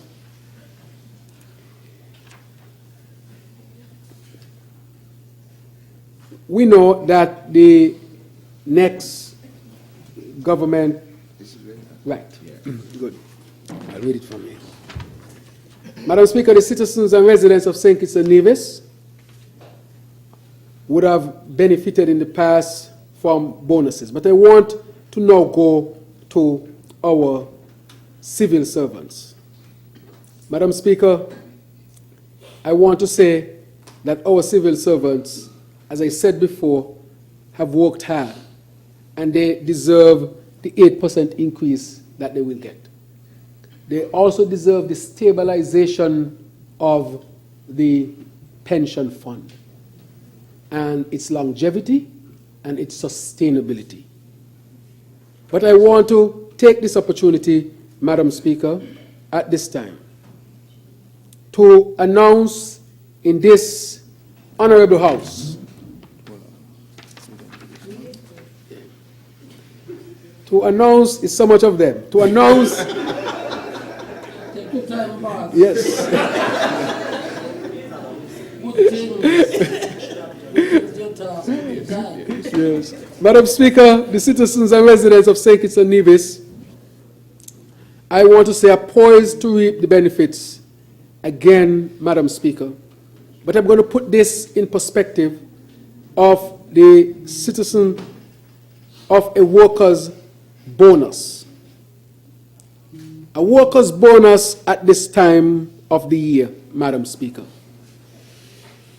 In the first instance, with respect to our civil servants, that we have given you an increase, but we have also determined and calculated that you should also get a bonus.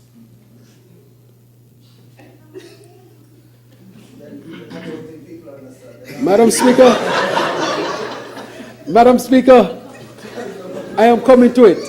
But we don't want to just leave the bonus, of course, at this time when the economy has not fully recovered, to just the civil servants. We also want to give a bonus to those who are not in the civil service. Our workers who contribute, who work, and because we know that the economy is not fully recovered, we are going to give them a bonus as well. And so, how we calculated it for our civil servants, we wanted to give an increase which will see that accumulation over time when you calculate it. And presently, for the Christmas, Madam Speaker, we also want to give them that other half of the contribution. So they will get a bonus and an increase. And to say that this is a Christmas bonus, Madam Speaker, and this bonus will be paid on the 21st day of December 2022. 2023, sorry. Yeah? That's right. Yeah. Mm-hmm. Right. So I would say that the workers, therefore, will get a bonus for the Christmas. So half of it is, of course, Christmas bonus will be, one, they have gotten the increased, and then secondly, they will get a 50% at this time on the next paycheck.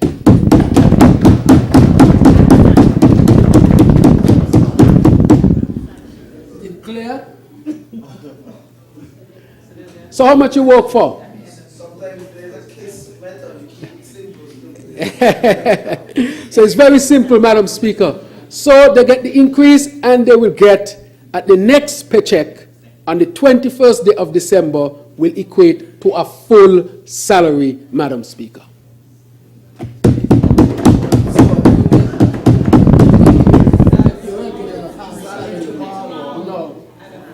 Tomorrow, and the second payment in the month will be full. So, Madam Speaker, yes. So, tomorrow, when is payday? Tomorrow is payday. And therefore, you get what the civil servants get, which is your regular salary at mid-month. On the 21st of December, instead of getting the mid-month salary, you will get a full salary at that time. So, Madam Speaker, it's like 3 salaries in 1 month. So let's break it down. So let's break it. So let's break it down, Madam Speaker. So apart from the increase, so you will get your mid-month or your mid-month salary tomorrow, which is normally half of your month's salary. And then on the 21st of December, you will not get a half salary, you will get a full salary at that particular time, Madam Speaker.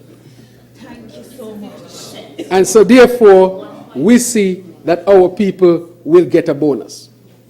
Madam Speaker, but it's not just for the civil servants that we are announcing it for.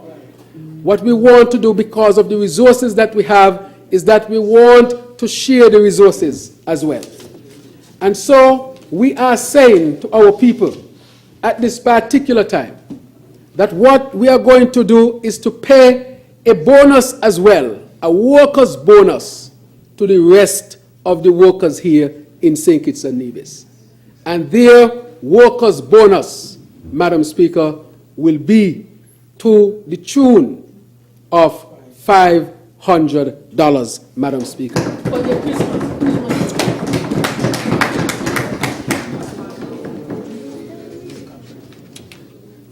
So, Madam Speaker, this means, therefore, that the civil servants will get a bonus.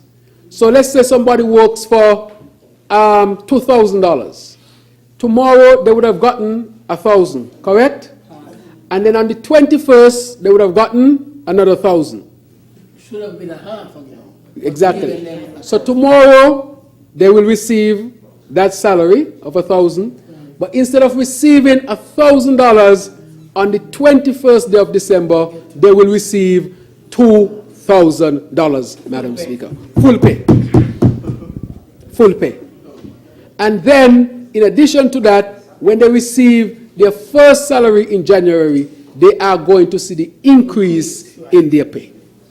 Madam Speaker, that is for our civil servants. And that is the sustainable way of doing it. It does not put us at any fiscal risk, because people are asking about fiscal risk.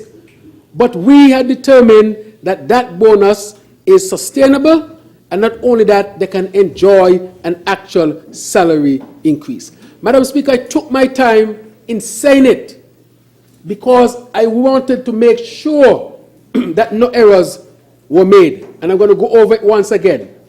If you are working, for example, for $1,000, another number, you'd have gotten $500 tomorrow. And then you'd have gotten $500 on the 21st of December. So tomorrow, you will get that $500. And then the next week, instead of getting the $500, you will get $1,000. So if you work for $4,000, another example, tomorrow you will get $2,000. Next week you would have gotten $2,000. But tomorrow you will get $2,000, and the next week you will get $4,000. And then in January you'll get your pay with your increase. Good job.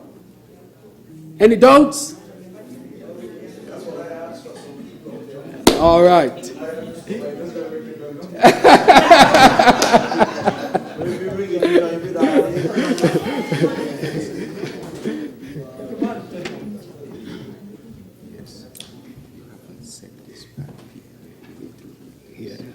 I see it.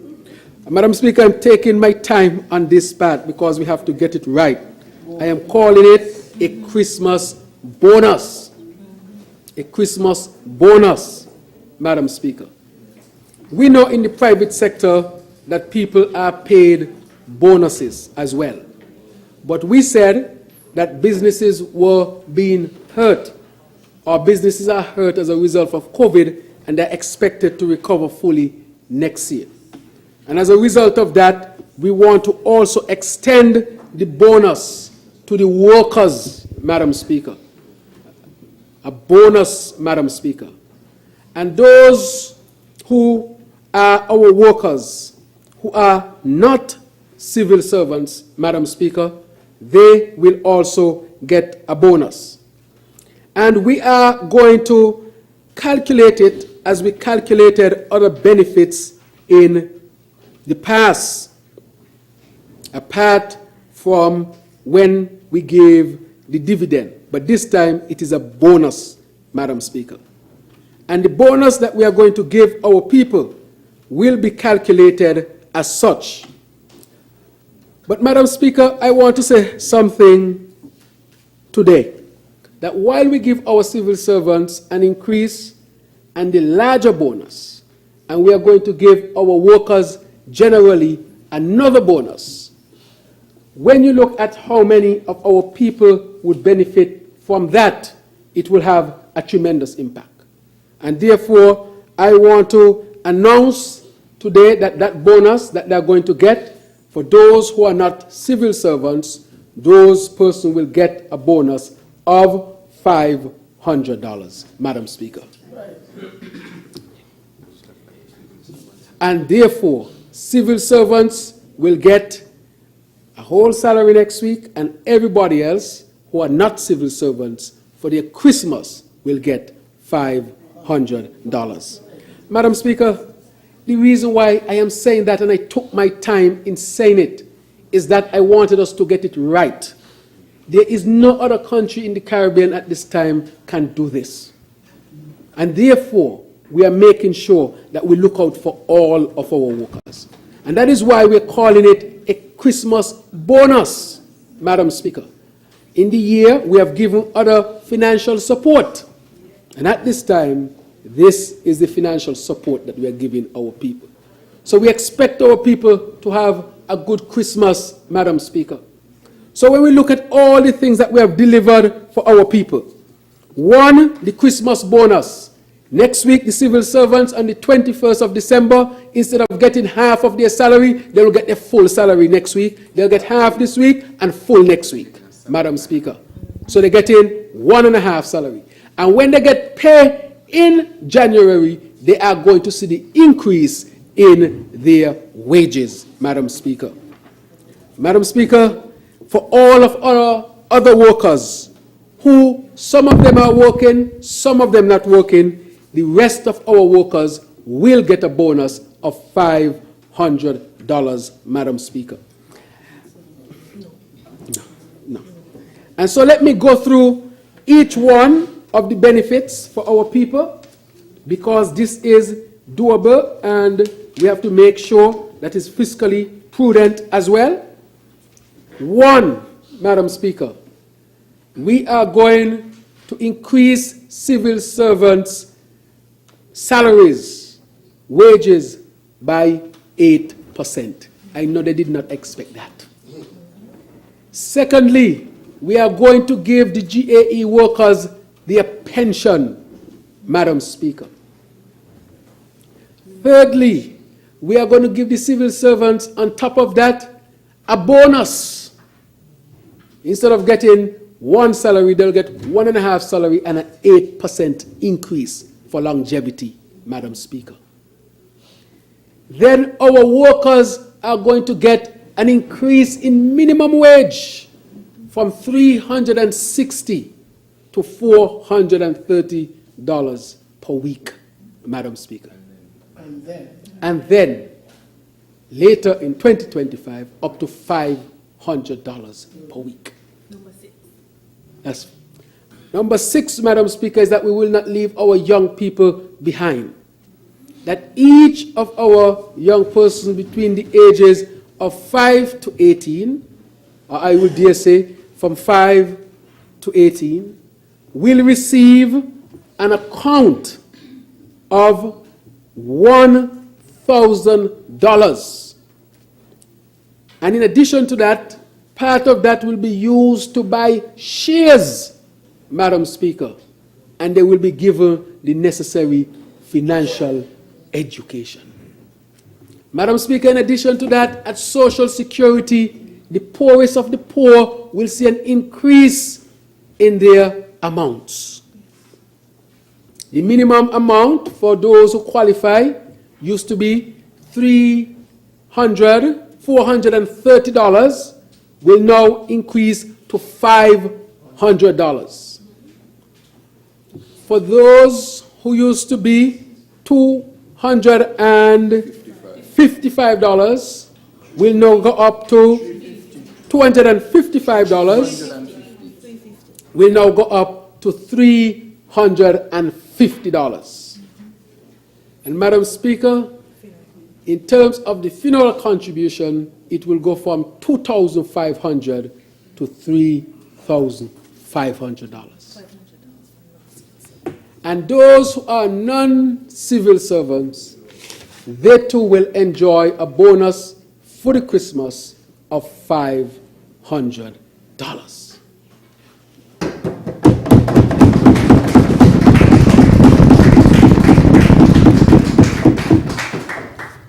Madam Speaker, what more can you ask of a government? It's the elections. And we are setting all of these things on sustainable paths, Madam Speaker. Correcting some of the wrongs of the past, setting new paradigms, but the overall objective is to do the good that we can do for all of our people. Madam Speaker, the future of economies across the globe is highly dependent on the implementation of prudent monetary and fiscal policies, Madam Speaker. The impact of geothermal conflicts,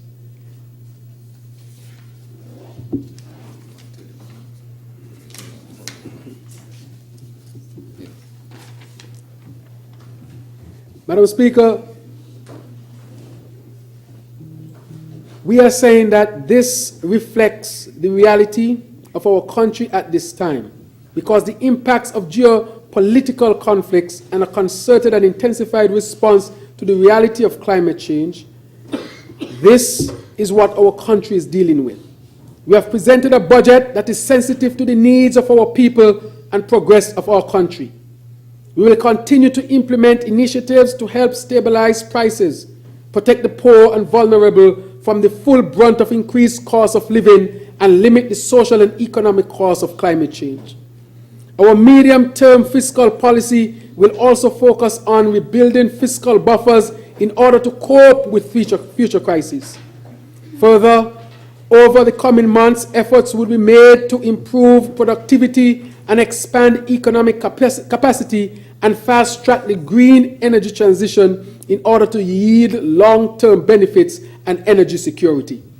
Our decision-making will be guided by the voices of our people through more active stakeholder engagements. We are committed, Madam Speaker, to transforming St. Kitts and Nevis into a sustainable island state, one where our people today enjoy a high standard of living whilst not adversely affecting the prospects of tomorrow's generation. The Sustainable Island State agenda is premised on building partnerships across the private sector, civil society, communities, youth, bilateral partners, and multilateral development institutions to co-create policies and funding plans aimed at future-proofing development in St. Kitts and Nevis. Madam Speaker, I cannot close this presentation without mentioning the sterling performance of our administrations in terms of the implementation of a robust legislative agenda. Since taking office, the halls of the Parliament frequently opened for us to bring our legislative proposals to the people.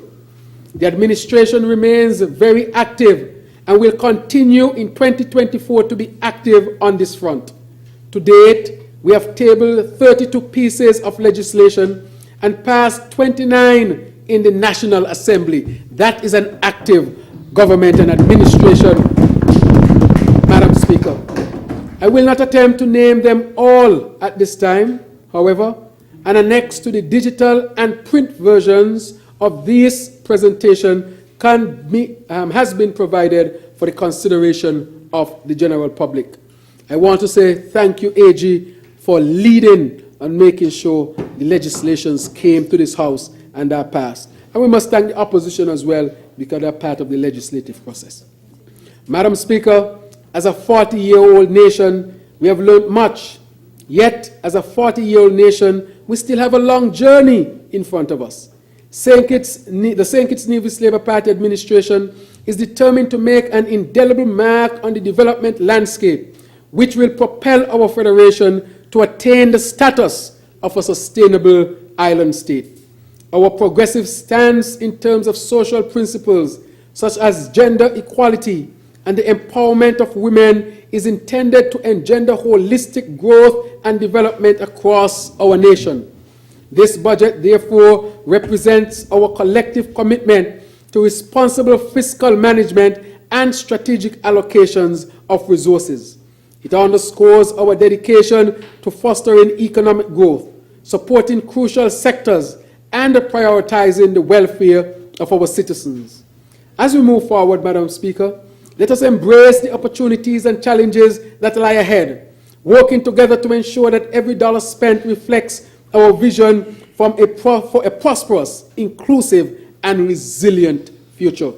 With the support and collaboration of all stakeholders, it's been a long day.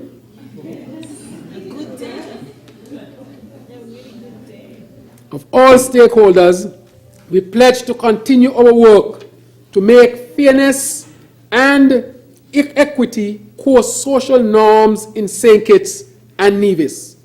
And in closing, Madam Speaker, I would have the opportunity to thank this A-team, but I can't thank them enough. So I want to thank them even at this point. To say to all of them that your support, your hard work, your dedication is what is responsible for what we are able to do for our people at this time. You have worked tremendously hard in your various ministries. I understand that it will never be perfect, but it is good. And because you have worked so hard, we are able to bring at this point what people might dub an election type of budget. But we don't operate on that premise, Madam Speaker. After COVID, we wanted to once again continue our agenda of reset and reset our people. That once and for all, we can say to our people that the principles of the St. Kitts Nevis Labour Party that guide this administration, the St. Kitts Nevis Labour Party cannot be left out of the equation. It is actually a critical part of the equation. It is the principles of the party that guide me, that guide us, that for every day that we get up and work hard, we understand that we're working hard for the common good. And therefore, I'm saying to the people of St. Kitts and Nevis that we in this party appreciate the confidence that you placed in us. And we told you that we will work hard to bring transformation for you, the people of St. Kitts and Nevis. And as I wrap up, Madam Speaker, it is the St. Kitts Nevis Labour Party that after a decade is bringing increase in minimum wage. It is the St. Kitts Nevis Labour Party that after a decade is bringing pension to the GAE workers. It is the St. Kitts Nevis Labour Party that is bringing an increase to the civil servants when nobody expected it. It is the St. Kitts Nevis Labour Party that is making sure that our young people get on the path to financial freedom. It is the St. Kitts Nevis Labour Party that is making sure that Social Security responds to the needs of our people. Madam Speaker, may it please you, and let me say to all of our citizens, you voted for us to deliver for you, and we are doing just that because we believe in the good that we can do. May it please you, Madam Speaker.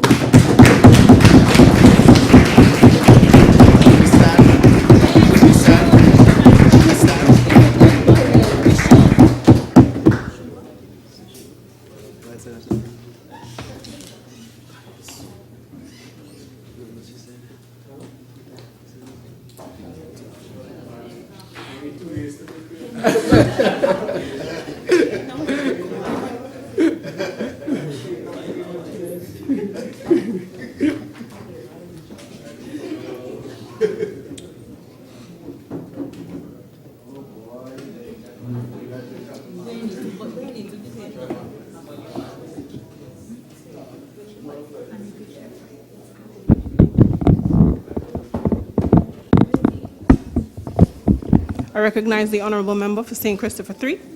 I rise, Madam Speaker, to second the motion of the second reading of the Appropriations Bill and reserve my right to speak.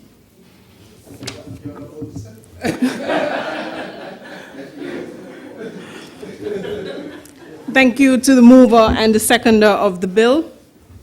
The standing orders, particularly Standing Order 40, subsection 5, provides that the member speaking first on behalf of the opposition shall be entitled to speak for an equal period of time as the Minister of Finance. For the record, the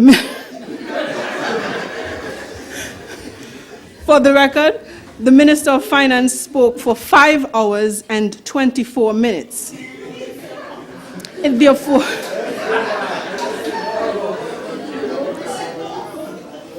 therefore follows that the opposition's first speaker will be accorded the same 5 hours and 24 minutes in response. May I have the motion for the adjournment, please? I wish you all the best. Madam Speaker, with your leave, I stand to move a motion to adjourn this Honourable House until tomorrow at 10 a.m., where we will resume here at the National Assembly chambers. It please you. Is there a seconder? I second the motion, Madam Speaker. The question is that the House stands adjourned until tomorrow, 10 a.m. at these chambers. House stands adjourned.